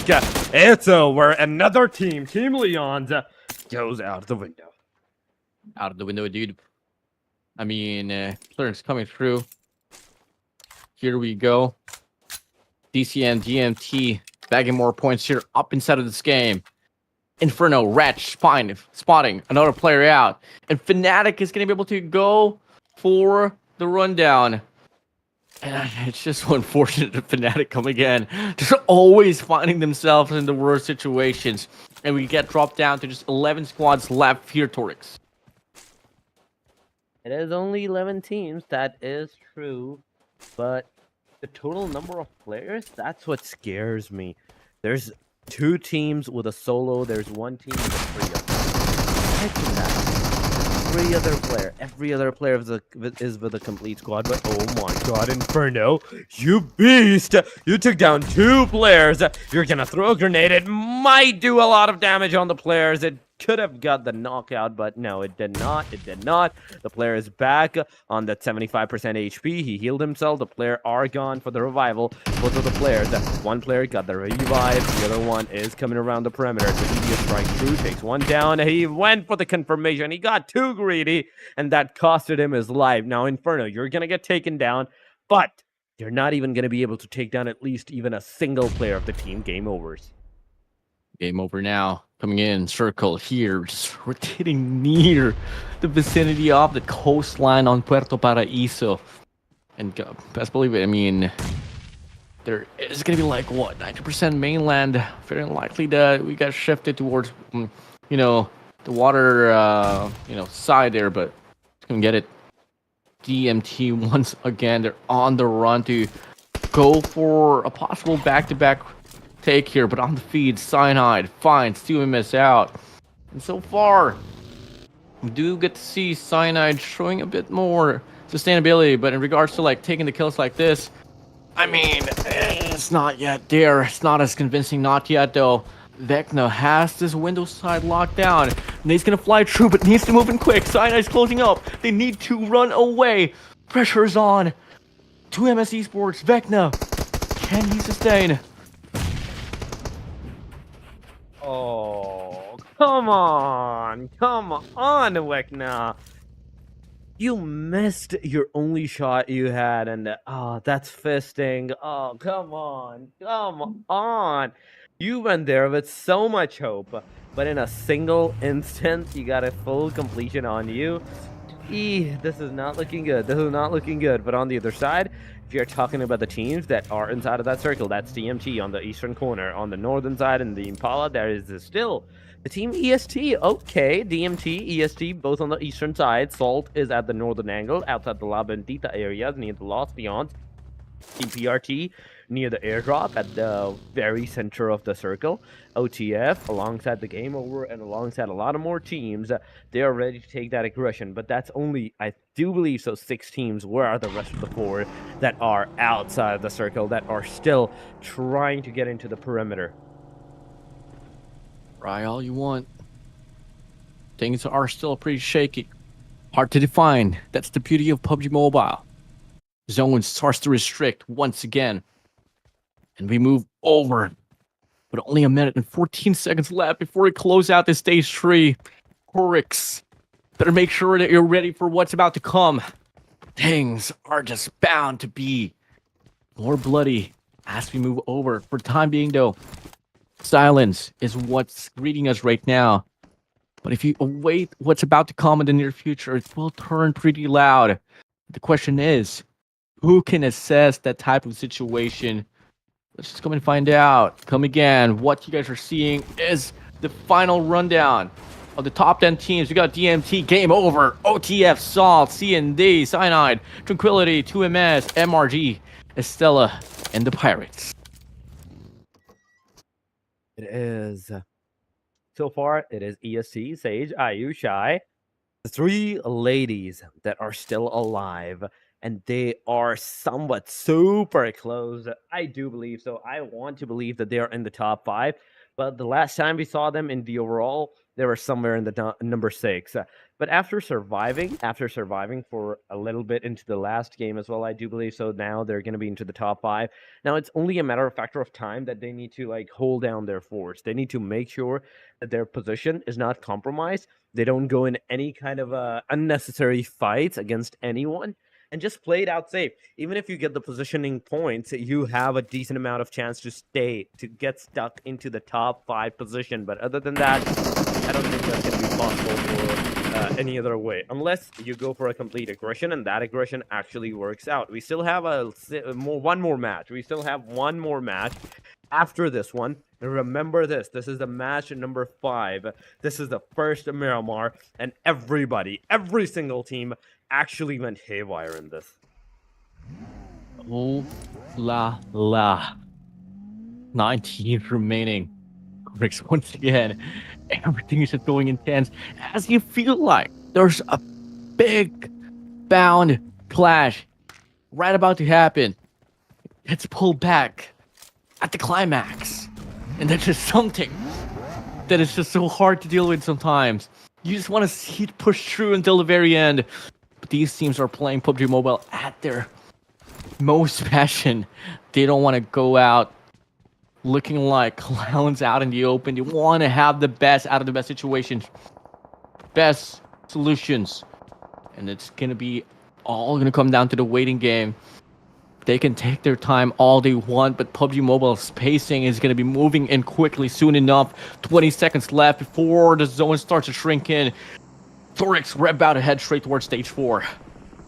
Oh, we are going to head into the stage number 5. 9 teams, 30 players, and Tranquility in the midst of that gets a confirmation on them. Wait a second, no, Tranquility is still alive. They're back on their feet. Not only that, the little guy, he's still surviving, but I can't say the same for the team MRG. So Willy is on his knees. He is going to get finished off, and MRG, 4-man, there we go. Now down to the 2. Now down to the 2. This is detrimental. This is way too chaotic for these guys. They're not expecting this when they went to this direction. DMT also taking the fight against the Team CND, but oh, I love this. I love this. Game over OTF. They're making sure they're getting their players into the car and they're rushing upon on every single one of the players, getting all of the casualties done and dusted. MRG Nehe has that Oregon. P90. In fact, he takes 1, he takes 2. He gets the confirmation on them. my Third, God. the third one. Oh my god, a 1v3 isn't sued. He gets everyone out of the perimeter. Walks. Nehe, this guy is a beast. Clears it up now. Play zone. Finds DMT Sane out. But all of a sudden, shots connected. Zone's hurting. They need to move in quick. Nate's gonna fly through for Shizui. Cyanide running away to Makanu. Here on the front lines, trying to make the play, but the zone's just hurting a lot of these squads. Fortunately, Cyanide is able to evade that. They're going to be rotating out in the open, and wherever they go, wherever they decide to come through, whether it's coming from the west, the south, the north, or the east, they got to deal with this squad, and it's just no man's land here, Torix. It is no man's land. That I totally agree. Wherever you go, you are destined to take that fight. You are the destined one right now at this perimeter. You need to make sure that you take short work of everybody else. EST Sage gets a completion, knockout, not just a knockout, but a full finisher on top of that. We are down to 8 teams. Remember that, ladies and gentlemen. Team EST, they have lost another one of their crucial player. That makes up that they are down to a duo. Tranquility and the team Game Over Esports. In a short while, we might see the team Game Over Esports going around the perimeter to take those fights, to take those aggression on the players. But one thing is for sure that DMT Hunters is taking the fight against the team MVW. MVW clutch gets clutch. He is knocked out. He is on his knees. And there is a lot of things that need to be done to get the revival done on the player. But the main question is, how far in the future can these players see? The answer to that question is a big no. They can't see into the future, so they have to anticipate whatever the decisions they are going to make. The grenades, the throwables, even the location. Come on, Morgan. Nizahi, you saw the team ESD. There we go. Finally, Ayu is down. It's a trade-off. Woxa is also on his knees, but shy. This is the time. It's about drive. It's about the grenades that you need to throw on the side of the DCM Morgans. One grenade, if it hits the marker, it's gonna take the player down. But Crown Pirates is gonna be the first team out of all of the top 8 get the elimination on them. Oh, wait, we got to see that, but Estella is going to be eliminated from the scene. The #1 girls team's now going to be out for this very round. Second to the last one. First, Miramar. Now down to the top of the teams. Sally from the set of Game Over Esports calling it quits with Salty Panda. Down to players trampling down. Slowly but surely, we're starting to see who's going to be able to reign supreme off this very round. Game over. They got 6 elimination points, but they got a complete squad here on the trail. Below Solly. There's only 2 players here standing strong for them. Game over. They got a lot of map control happening. Not much verticalities, but their aim is just so spot on coming from the last 2 strikes. It is. It definitely is. But we are down to the top 6, ladies and gentlemen. 15 players are remaining. Tranquility down to the last. It is down to the last player that they are.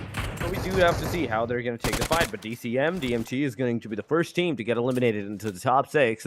Now down to the top 5 VR. 1 versus 2 versus 3 versus 3 versus 4 scenario. Game Over is the only team with the full squad, the complete squad, with the full manpower to their name. Salty Sports trying to get initiated into the fight. 8 eliminations so far. But I think this is not a wise choice. Morgan's also wants to get inside of that grenade, circle, in fact, but there are grenades being cooked up in the perimeter. Inside of that circle, the players are constantly throwing the grenades at each other, so you don't want to get into the grenade side. The Lamborghini, you can't even take it anywhere it walks. He managed to get into the shack, but not his team member. Salty Sports coming from the back, getting all the player out from the perimeter. Walks, gets the finisher, and it is the elimination of the Morgan. Flip the Lambo, forget about it. This is all going to come down to the mechanical gun fights. And so far, positioning, pretty crucial as well. Team Salt is going to be on the trail for the positioning, but they've been able to slay out the competition here so far. And look at game over. They had the best odds, but 3 of their players are down to the ground. Glimmer of hope to go for the clutch. Then all of a sudden, their odds gets put down to just 25. Salt now once again going to be on the lead for this one. And it's just not looking bright at all. Team Salt might just be able to bag this one directly to their pockets. But Cyanide awaits them as well. Clear, no distinction. Stage 7 about to close out. Torix, this is the last and final stand. Is it going to be Team Salt, Cyanide, Tranquility, or game over? Oh, it definitely is going to be the case. Only 4 teams are remaining. 1 versus 2 versus 3 versus 3 as well. Salty Sports, they have the 10 players alive, but not for long as Tabe gets a finisher on himself. That's a completion. Titan also from the team Tranquility leaves out the perimeters. That's another team going down. We are down to the top 3. It is, ladies and gentlemen, Salty Sports. They're getting a lot of damage. They're getting a lot of damage connected on their angles, on their sides. But CND, I have to give it to them. The way that they're playing, the way that they're actually utilizing their positions and getting those knockouts, it's just straight up amazing. But CND is also another team that has 3-man standing. So out of all of these players, out of all of the best of 3, these 3 teams, they have the best chance of securing that winner chicken dinner. But ladies and gentlemen, this is the stage number 8 that has finally been made. And Team Salty Sports, so far I can see them in that circle. 24 meters, CND has to move. Team Game Over, if we are talking about them, they're also inside of that circle. But circle still needs to be secured for the team. Salt Panda, now he has picked his team member on his shoulders for some reason. I think that was a mistake, but the revival is definitely going to be there. Cyanide, Blanky, Outskirts, use the car, ram down the player. This is the time, but on the other side, it is game over. Closing down onto the Salt side. Now, from the Salt side, how are you going to retaliate? Because Katiz gets taken down. It is Janam closing in. Janam going forward. Honda moving forward to the angle where the team CND, they have the angles on the team Salty Sports. And Salty Sports, things are not looking good for you. Things are not looking great. In a single jiffy, in a single moment, things can go from 0 to 100 real quick for you guys. And 11 elimination you have. This is a decent number, but I don't think that's still going to be enough unless you come into the top 2. Molly's out. Salty Panda has a Groza in hand. It's only going to take one big spray down for him to get this win. Gotta keep in mind, one player has gone rogue. Side of Salty, Cyanide, game over. It should go to their hands. Blank is going to go for a spray. Cyanide finds the last player of game over. I mean, for the side of Salty, and it's going to be game over up against Cyanide here. Big clash coming through. Who can take this one in the bag? It's going to be no other than the players of the SDMZ Cyanide. Cyanide is the team with the winner chicken dinner in this match. An amazing performance. CND, they have done a tremendous, very tremendous job. 9 eliminations, 19 points to their name. That's a great start that they have got so far for themselves. Total of 100 points they have secured. A great start indeed. But other side, if you're talking about the winner chicken dinner team stats, it's 4 for Blanky, 1 for the other players like Exum and Shanu. But CND, Shamaka, he has 3 eliminations as well. Yeah, definitely, man. I mean, woo. I mean, I'm just like crazy. It's pretty crazy how things panned out here. And so far, day 2, match number 11, 66 eliminations in right inside of the bag for the side. This very match, 69 knockouts as well, 786 total healing, 6 grenade eliminations, 35 assists. But one thing that saddens me, Torix, no road rage, no vehicle eliminations. I mean, I don't know why this is the Miramar. Remember this. This is Miramar that you're talking about, and not seeing any kind of a road rage. It's actually insane. It is actually like unbelievable at this time. But MVP is going to be the Salt Panda with 6 eliminations, 766 damage, 3 knockouts, 1 assist, 322 healings. So survival time of 21, 26, 13. Put it right directly into the bag. I mean, Panda. When it grows out, always kind of like fantasizing that, he could possibly make such a pretty big run, but it didn't happen.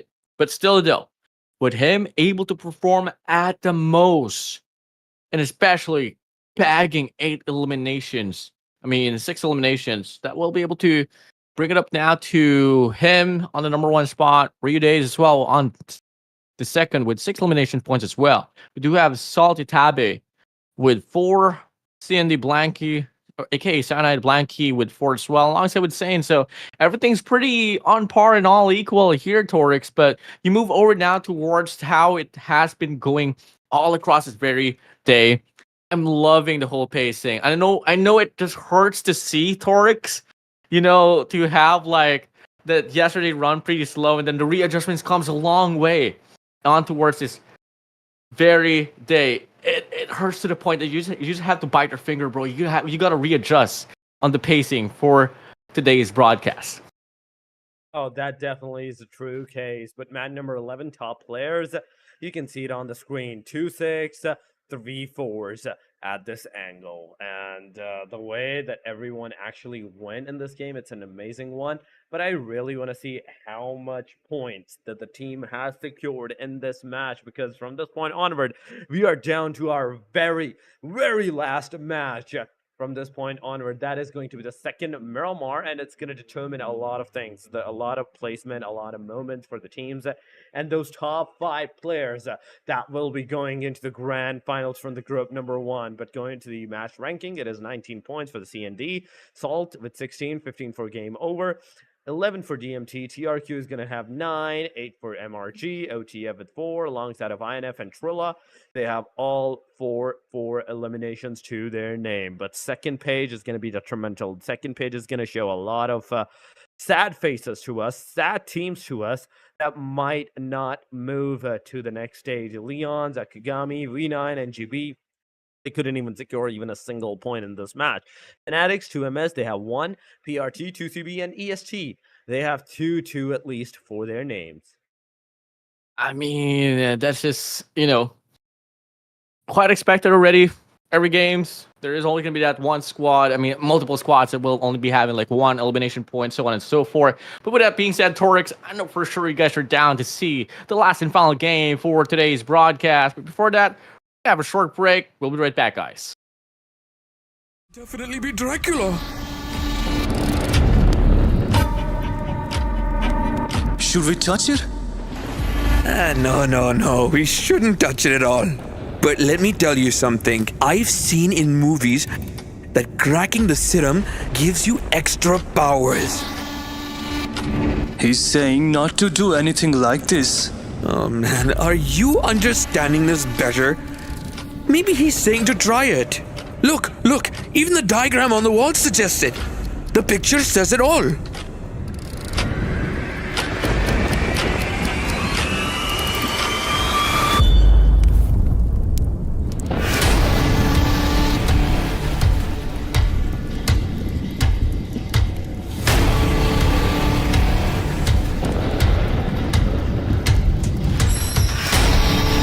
I have returned.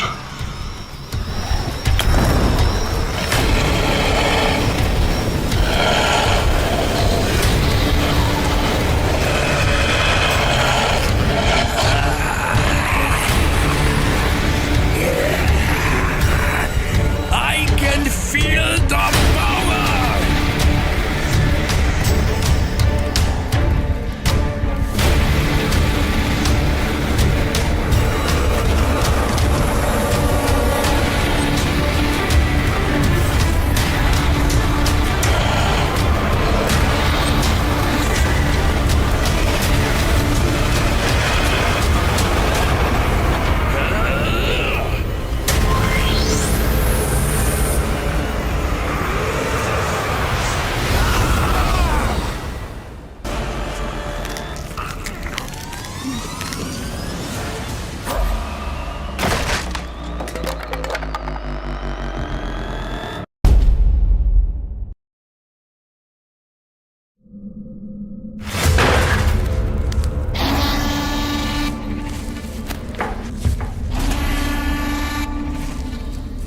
Brozomi?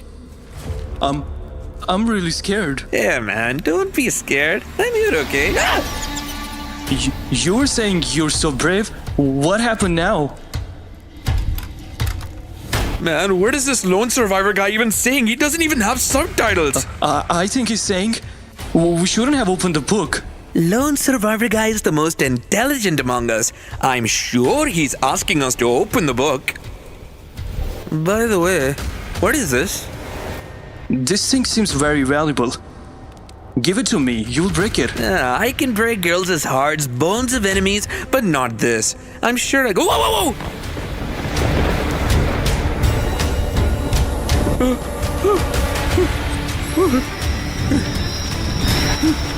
Let's run from here. Let's go!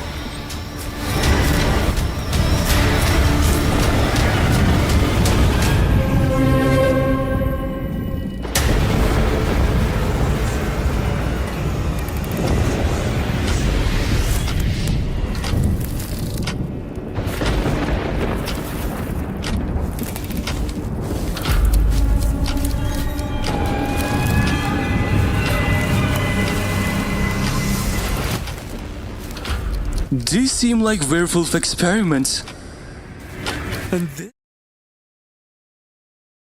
Welcome back, ladies and gentlemen, once again to the Maldives Championship Contender Series Season 3. This is the final match of the group number 1, the match number 6 of the day number 2. We have to see how the players are going to go into this final Miramar. But with you guys, once again, for the match number 6 as well of the day number 2, it is Torix, and with me, it is Warden once again. And Warden, are we going to see once again those early fights of the Miramar?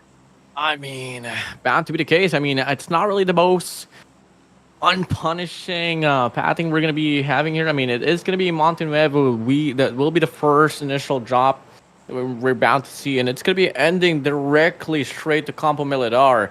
And the longest lie that you can possibly put up for the hot drops is going to be Los Leones. Chumaquero can be put into the equation as well. Doubt it they can make it to Puerto Paraíso or like Partona, but I mean, those are truly the only drops that are not going to be the most feasible. But Torix, once again, we love the story of the circle. Where is it going to reside this time around? I'm going to find out soon enough. No way. Puerto Paraíso, it No way. will be. And it's going to be one of those islands. Yeah, it definitely is going to be one of maybe those islands, but so far I can assume that circle is going to go south. It is going to drop south, but oh, there we go. It is south. Once again, Patrona, Los Leones, Minas del Sur. Torix, you're hacking, bro. Circle. You're cheating, bro. No way. This is not coincidental. This is just absurd for you to make the call every time for the circle, bro. Oh my god.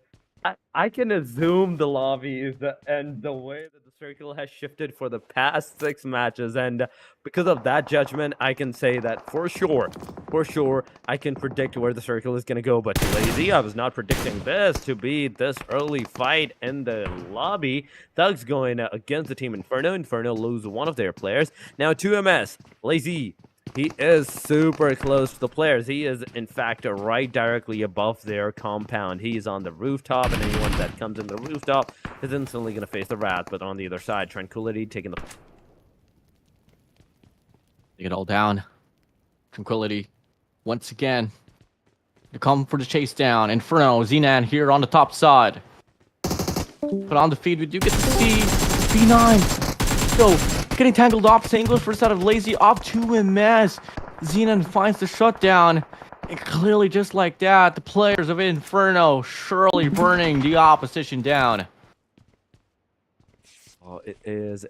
That's the opposition coming around. But Lala is that guy who's knocked out. This is one thing that Team Inferno has to make sure that they do not lose any more players.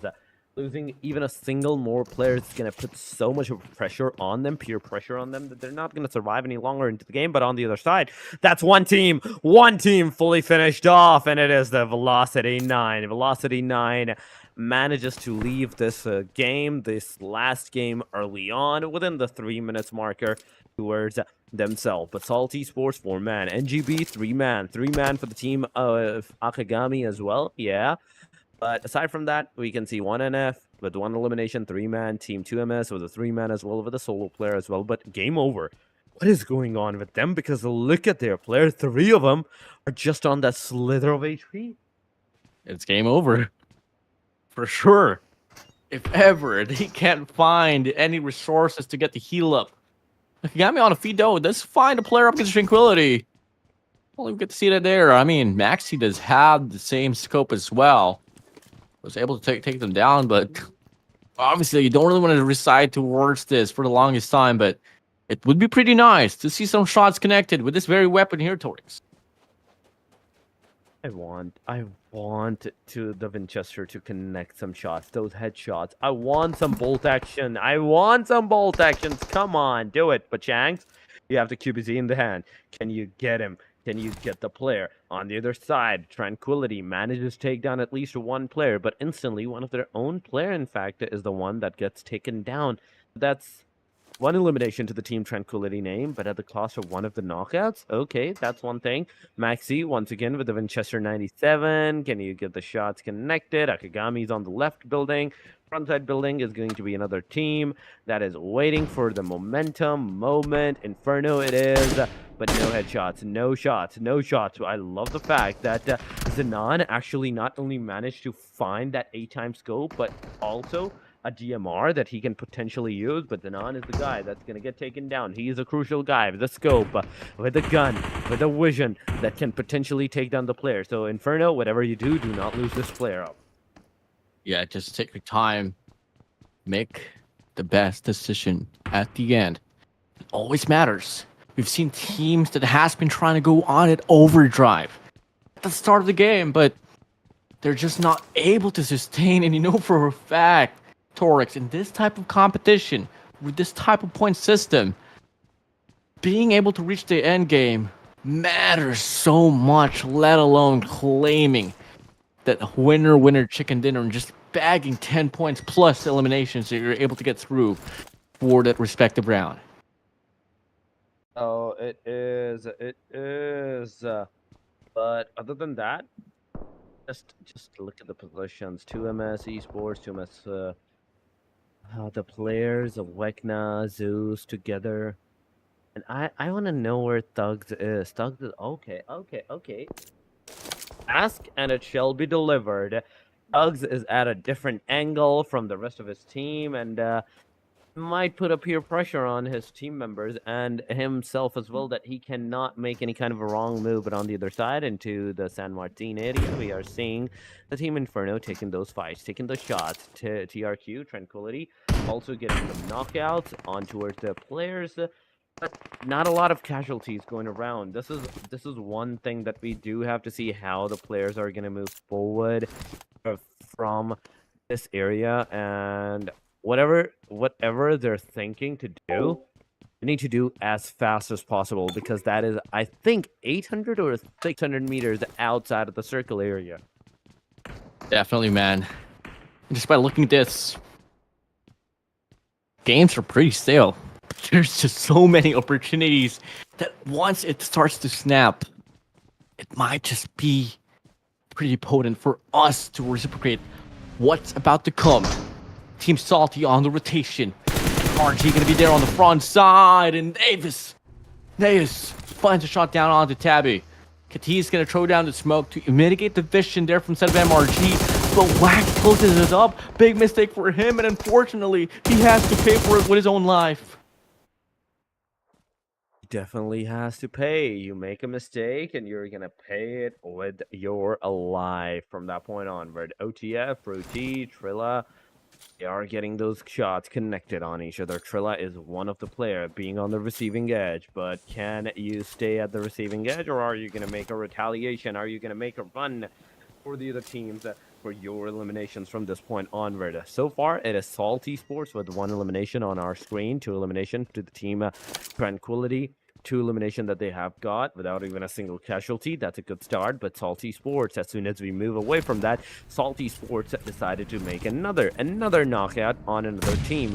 So, it's about time we move back to the Team Salty Sports, where they're the ones getting a lot of shots connected on them. Mortal is low on that HP. From the backside, we are seeing the team Assault.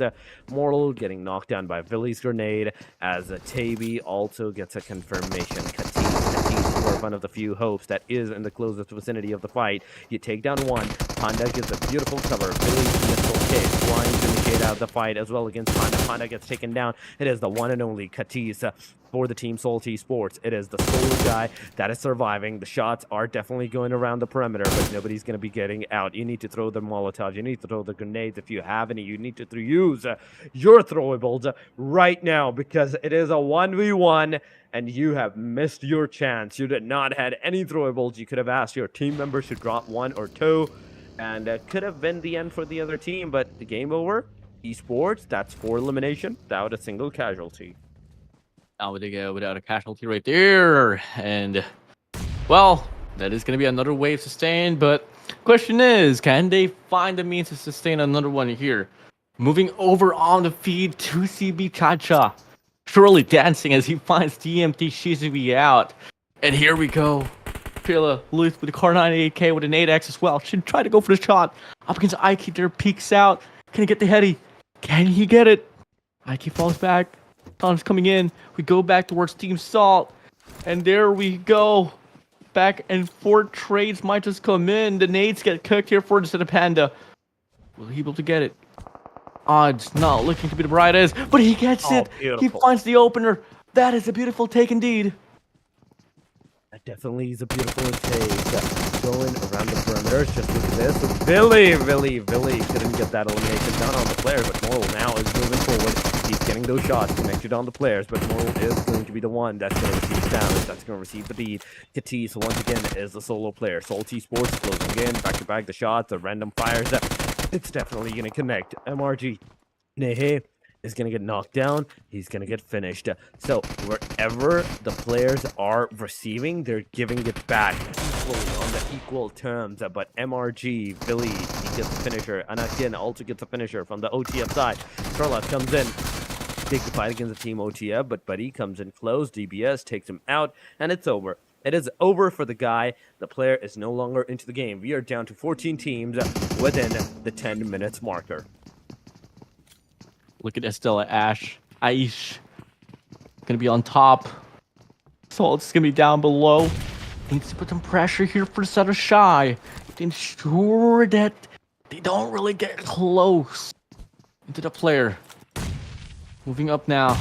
Nade's gonna get cooked. Sage finds Panda out. Gonna throw another run for the nade. He's gonna be inside. Gonna go for the push-up. Will they go for it? It's just a battle of timing. Another nade gets cooked up. Who can get the first initial breakthrough? Could dictate the game.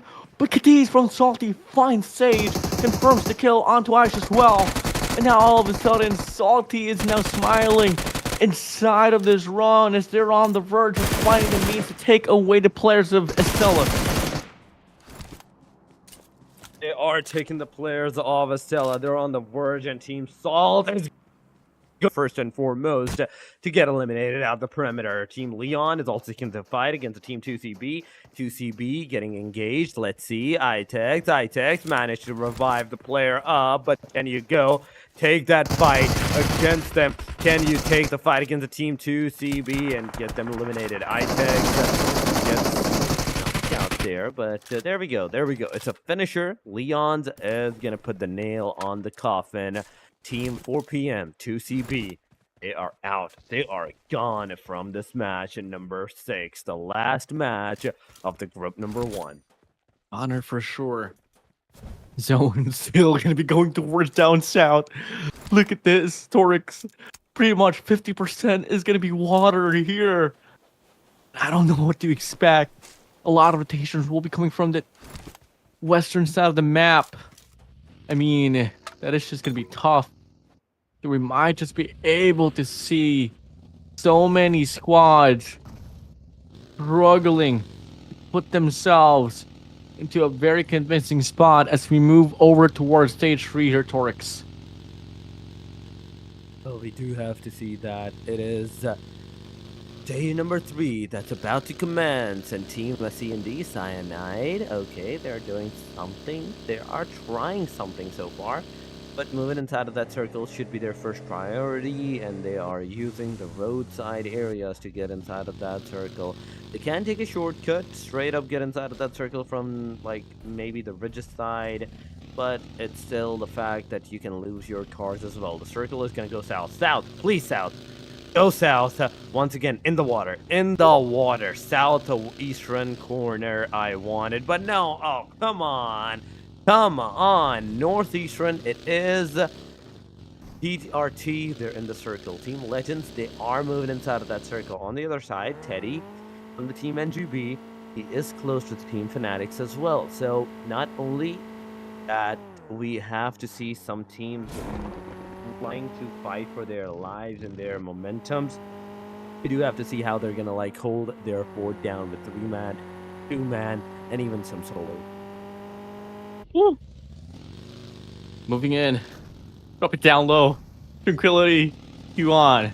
It's gonna go down all because of the zone. Quite expectantly. But Fnatic, Goku, you can't park like that, bro. You're gonna lose your driver's license. There we go. Go back. Is that a Pagani? I don't exactly know, but looks like a supercar. That's for sure a McLaren. And all of a sudden, this guy has the El Clasico minivan. I mean, yep. I mean, it's a showcase of cars here, Torix, expectedly. Because it's also a showcase on how they can deal with the rotation for the zone. Look at how far that is, bro. It's way too far. It is way too far. And Inventity, oh my god, the worst thing about Inventity's position is that he does not even have any kind of healings towards his name. I don't even think he has some bandages that he can potentially use to heal himself up. But Hand of Terror, he gets taken down by the Hand of Terror. So that's Terror definitely coming with an error, getting them error, but we have to see. We have to still see on the OTF side. 5 elimination. That's 5 elimination so far, without even a single casualty. NGB down to the last 2. 2MS down to the last 1. Game over. Down to the last 2 as well. But I love the fact that Game Over has 8 elimination. Leon has 8 elimination as well. This pacing is just so much different coming from the last time that we got to see Miramar, but it's all okay. But one thing that I'm loving here is that Leon's yesterday was able to claim the last and final game. Like they're on the running to do exactly the same thing here for today's broadcast, but they only got 2 players left. Zone starts to restrict. This is stage 3 about to close out. There's only 1 minute and 15 seconds for it to come through. And now we get to see on the feed Cyanide finding the players of NGB. Oh, it is definitely that case. They did find the players, but are they going to be able to get them eliminated? Still comes down to that question. But Teddy almost just get so far. So close, yet so far. The car burst sound could potentially help you, but the player have already moved away from that angle. But Blank gets a back shot from the team Estrella's side. They get 1 down, they get 2 down. Cyanide, they lost successfully 2 of their players at this angle, at this momentum. So there is literally nothing for them to do from this point onward but to hold down the fort. Exam and Shamaka are the only 2 from the Cyanide side that are right now alive. They need to do something. 9 total teams are alive within the 17 minutes marker. So 4 versus 4 versus 4. That's 4 complete players with a full team. That's 3 total teams. And we have 2 trios, 3 duos, and a single solo player as well. Another circle shift is about to commence. This time around, it went down to the southwestern corner. Team FNTC Nationals, they are in the circle. Team Leon is in the circle. Team C&D is in the circle. But game over. Team ODF, PRT that were staying at the eastern side corners. Oh, I feel sorry for these guys. Yeah, it is pretty unfortunate, but that's how you play PUBG Mobile. You just have to make the most out of the situation you're granted with. And so far, you might be inside of the zone, But it's just all going to come down to how you're going to be able to get the better read inside of this very run. Cyanide finds a player out from the set of game over. Fnatic here is going to be holding the top side down. They got a lot of advantage here, but the question is, though, can they hit their shots? Well, I mean, it all comes down to this, that if anyone's going to be able to hit their shots or not, that's going to determine if you're going to be able to get some casualties done on the players or not. So far, it is Team EST, and they have been spotted. 3-man it is, but game over versus Team CND. Ooh, I see some car elimination, ladies and gentlemen. I see some car knockdowns and finishers coming around the area.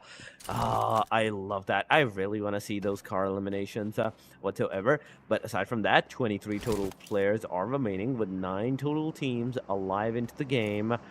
And with this 23 players, we do have to see how the players are going to move forward, where they're going to do any kind of a momentum for themselves.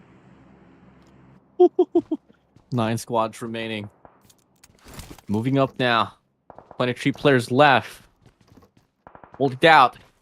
The Leons going to be on top of the board with 8 elimination points. Estella's going to be there on the trail with 6. And come again now.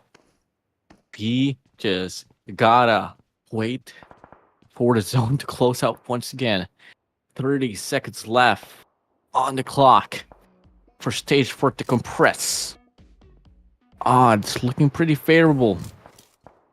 I mean, this is just pretty gnarly. Fnatic Pirates, they got a full composition, but they haven't been able to get any kills whatsoever, not just yet. That is a true case. That is definitely a true case, but we still have to see the players, the momentum, and the way that they're fighting, how they're gonna complete that. But oh, come on, game over. Really? The car roll down? That's a barrel roll going around. You are just a solo guy. Remember this, that the whole team is residing on your shoulders, your tiny shoulders. And you don't want to lose at this point. You don't want to get eliminated this early on. Remember this, game over. You have done such a great deal of damage, such a great deal of games for yourself, that if you lose, that if you get eliminated at this time, I do believe so, that there is a possibility that you might not be able to qualify to the next this grand final. Ay. I mean, I'm just losing my thought process here, because clearly this is just so much to deal with here so far. I mean, take a look at the running here so far for set of tranquility. Now they gotta go up against a pretty heavy fight here, and the Pirates are not really finding the best situation, best resolution in this very journey that they're able to put up in this very round. 9 squads remaining, 22 players left. And it's just all pretty stale once again, but slowly but surely, the moments are getting more intense here, Torix. Moments will definitely get intense as nobody's inside of that circle. There we go. Another shift comes up, and not a single team, not even a single player is in the circle. That's definitely going to put a lot of pressure on everybody around the perimeter on what they need to do. But Tranquility now close to the Team Crown Pirates. They're going to throw a grenade. It definitely is going to do a lot of damage. Another grenade by the hand of Maxi. This time around, it's going to go up. It's definitely going to hit this time. It's definitely going to hit the marker. Bartu is on his knees. Rifo healing himself using the first aid, the bandages, but Clutcher getting one down. It's an instant confirmation as soon as Tranquility managed to get a confirmation on the players. Tranquility also gets a confirmation on their side. But oh, Maxi, you barely survived. You barely managed to save Titan up, but you cannot save him up. You cannot revive him up. This is stage number 5. This is going to be a lot of difficult scenarios for you guys. Suleiman has a grenade in the hand. He's going to throw it up, maybe towards the Team EST side. But EST, they also have the plans of doing the same thing whatsoever to the other team as well. But EST going to be the first victim of the shots. They're gonna get knocked out. Sage also has a grenade near her, but that's a flashbang. Okay, that's a flashbang. That's something new. But I am so amazed by the fact that EST is unfazed, even by the factor that there is a guy from the Team Fnatic super close to them, right in front of them in this shack. Here we go. Moment is once again pretty intense. Estella, IU, just at the back. Fnatic gonna go for the challenge. IU can't find a means to get the proper answer, and straight to the ground she goes. Cutthroat can't find any answers. It's gonna be Fnatic now here, gonna be on the lead for this very class. Sage hoping for some miracle to find the best answer in this very scenario. But whatever she does, she gotta deal with the players. Mechanical aim is what is being tested here for the set of Estella. And clearly, they do find one. Sage calls for a reset, finds another one. It's a 1v2. Sage, can she do it? Not a matter of fact of if she can do it, but she has to. She has to go. She has to take those eliminations on the players. She does it. She does that. That's 10 eliminations in total that Team Estella is going to have for themselves. Sage is going to have 6. Shy is going to have 4. But it is just a solo single girl that is going to be alive from this point onward. Estella with a solo. Then we have a solo for the team of Leon with 10 elimination to their name as well. 2MS is also a solo. Game Over is also a solo. But OTF, the only team in this whole 5-man squad, is the one that's a 3-player party. That's a trio at this time. So it's kind of determined who's gonna win this match. It's kind of like already like in front of our eyes that OTF may take this winner chicken. Here we go. OTF. They got 3 players left. This is all going to come down to this.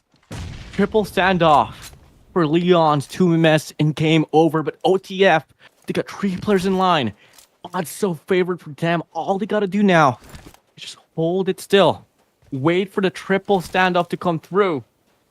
And if we get to see the players of OTF just sustain till the very end, we could see OTF scoring a bag for the winner chicken dinner.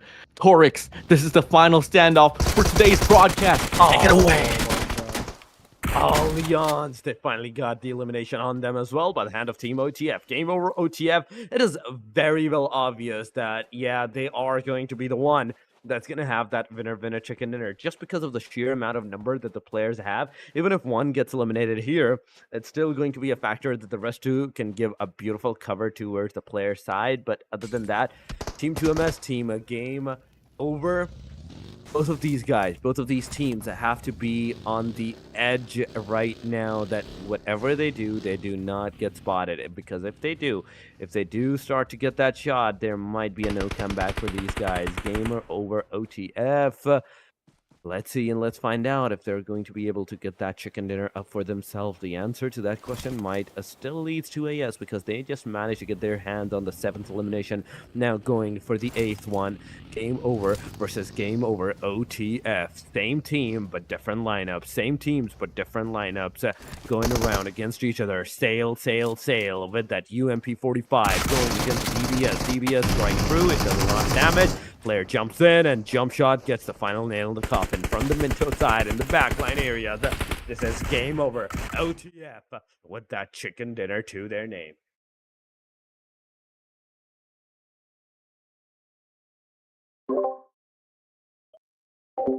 I mean, OTF pinning all the town red there. G to the G's well played. And that is going to be wrapping things off here for the last and final clash for this one. Here we go. It is 110 total points for the team Game Over OTF. 8 eliminations in this match with 18 total points that they go out. 4 elimination for Terror, 2 for IK, 2 for Mintox, and 0, in fact, for Fruities. 378 damage for Fruities, though, but who got his eliminations? Who got his kill? Who stole this guy's kills? I need some answers on that, but other than that, going to the elimination chart and the knockout charts, we can see 66 elimination happening in the total match, 77 knockouts, total healing of 9,567 with 5 grenades, 36 assists, and 0 vehicle elimination. Not even a single player got rammed down in today's Miramar. That is kind of an anticlimactic Miramar. It was pretty anticlimactic, man. I don't exactly know what to say. I mean, the build up there was pretty intense, and all of a sudden, it was just a clearance coming through from the side of this very game. MVP is going to go to the side of Tranquility. Maxi, double six with 5 eliminations, damage 1,068, 0 assists, and 5 knockouts. G to G's well played. That's how they roll. That's how you call it quits for tonight's broadcast. It does, but we still have to see which are the top 5 teams that will be moving into the grand final. This is the top players for the match number 12. There is Shy with 4, so 515 damage. Then we have Thugs on number 4 with 6 elimination. Then we have ET Sage with 6 elimination as well. Then we have Leon, MUIXX with 6 eliminations as well. And last but not the least, it is TRQ's Maxi 66 with the 5 elimination and a lot of decent damage. 1,069 damage that he manages to do in a single match to the 5 players. He definitely got his elimination stolen somehow, one way or another. But these are the top 5 players of the match, not the whole game, not the whole 2 days. Remember this. But going to the match ranking, it is 18 points. Then we have 14 for the Leons. Game OR, they are down to 14 points as well. EST with 13 for 2MS. TRQ with 7, 4 for Fnatic and Salty Sports. CND with a 3 on the second chart. It'll reveal that whosoever is over there might not be going forward, at least into the top 5 spot. Here we go. Coming into this very run. I mean, OTF was just able to get this one down straight to the bag. Torix.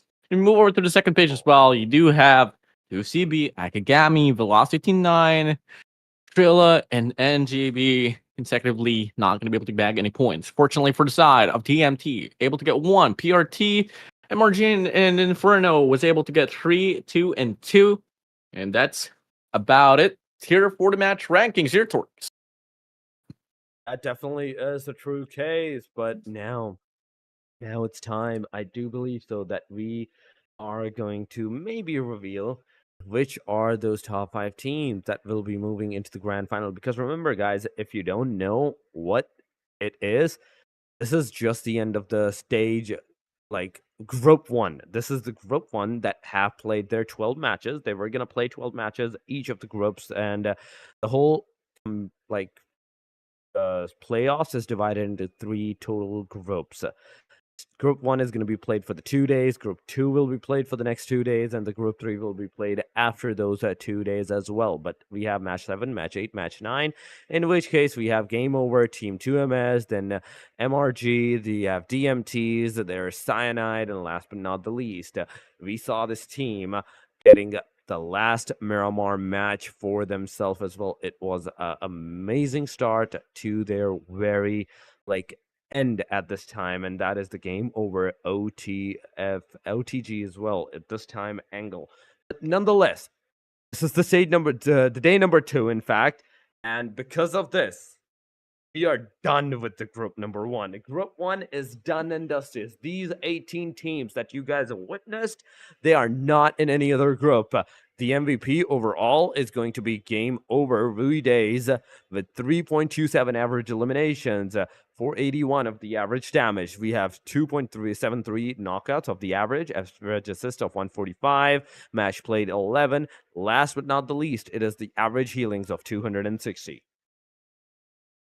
Yeah, I mean, props to him for this one. I mean, averaging 3.27 elimination takes a lot, especially with the level of competition that we have been able to see here so far. Tarix now, 36 eliminations. Bag it down. I mean, in the span of 5 game stories, how many kills do you think you can get?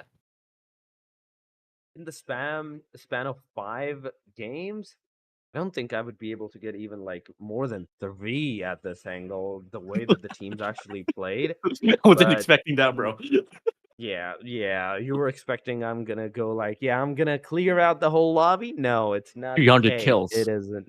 Yeah, it's not the case. But we have the top players overall. Early days, 36 elimination. That is a decent number. That is a decent number nonetheless. With the 5,297 damage, then we have DMT's Sane, 28 eliminations, 5,433 damage. Blanky from the CND side, 25 eliminations with 4,756 damage. Then we have Hunter with 19 elimination, but the damage is really high, 52, 53. Last but not least, it is Team MRG's Hey, with 22 eliminations and 4,026 damage. Yep. And yeah, I mean, that's just pretty much it. Here come again. Top players has been able to stabilize the grounds here and has been able to take a lot of the spotlight. I've been loving the play here from Cyanide Blanky. Same goes for the set of Hunter.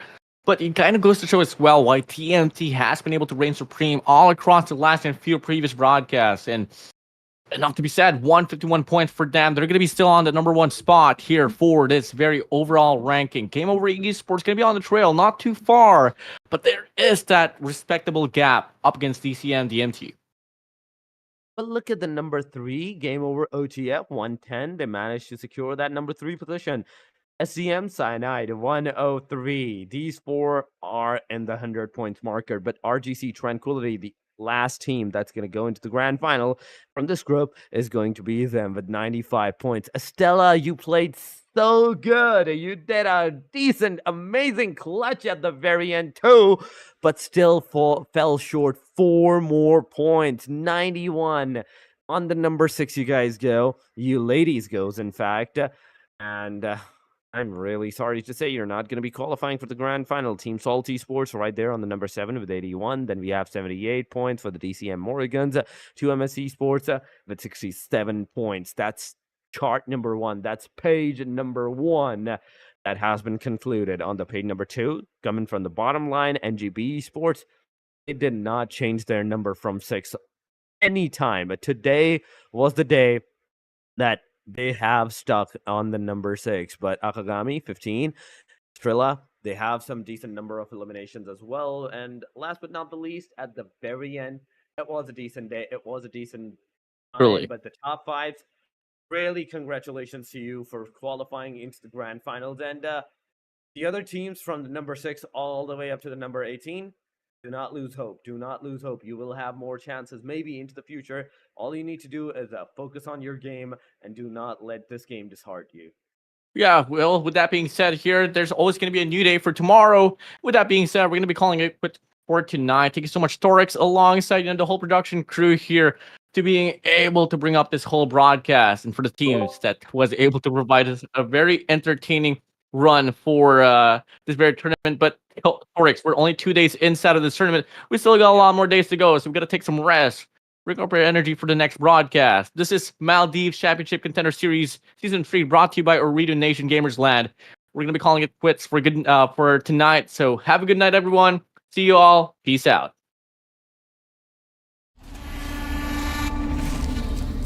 Brozomi? I'm really scared. Yeah, man, don't be scared. I'm here, okay? You were saying you're so brave. What happened now? Man, what is this lone survivor guy even saying? He doesn't even have subtitles. I think he's saying we shouldn't have opened the book. Lone survivor guy is the most intelligent among us. I'm sure he's asking us to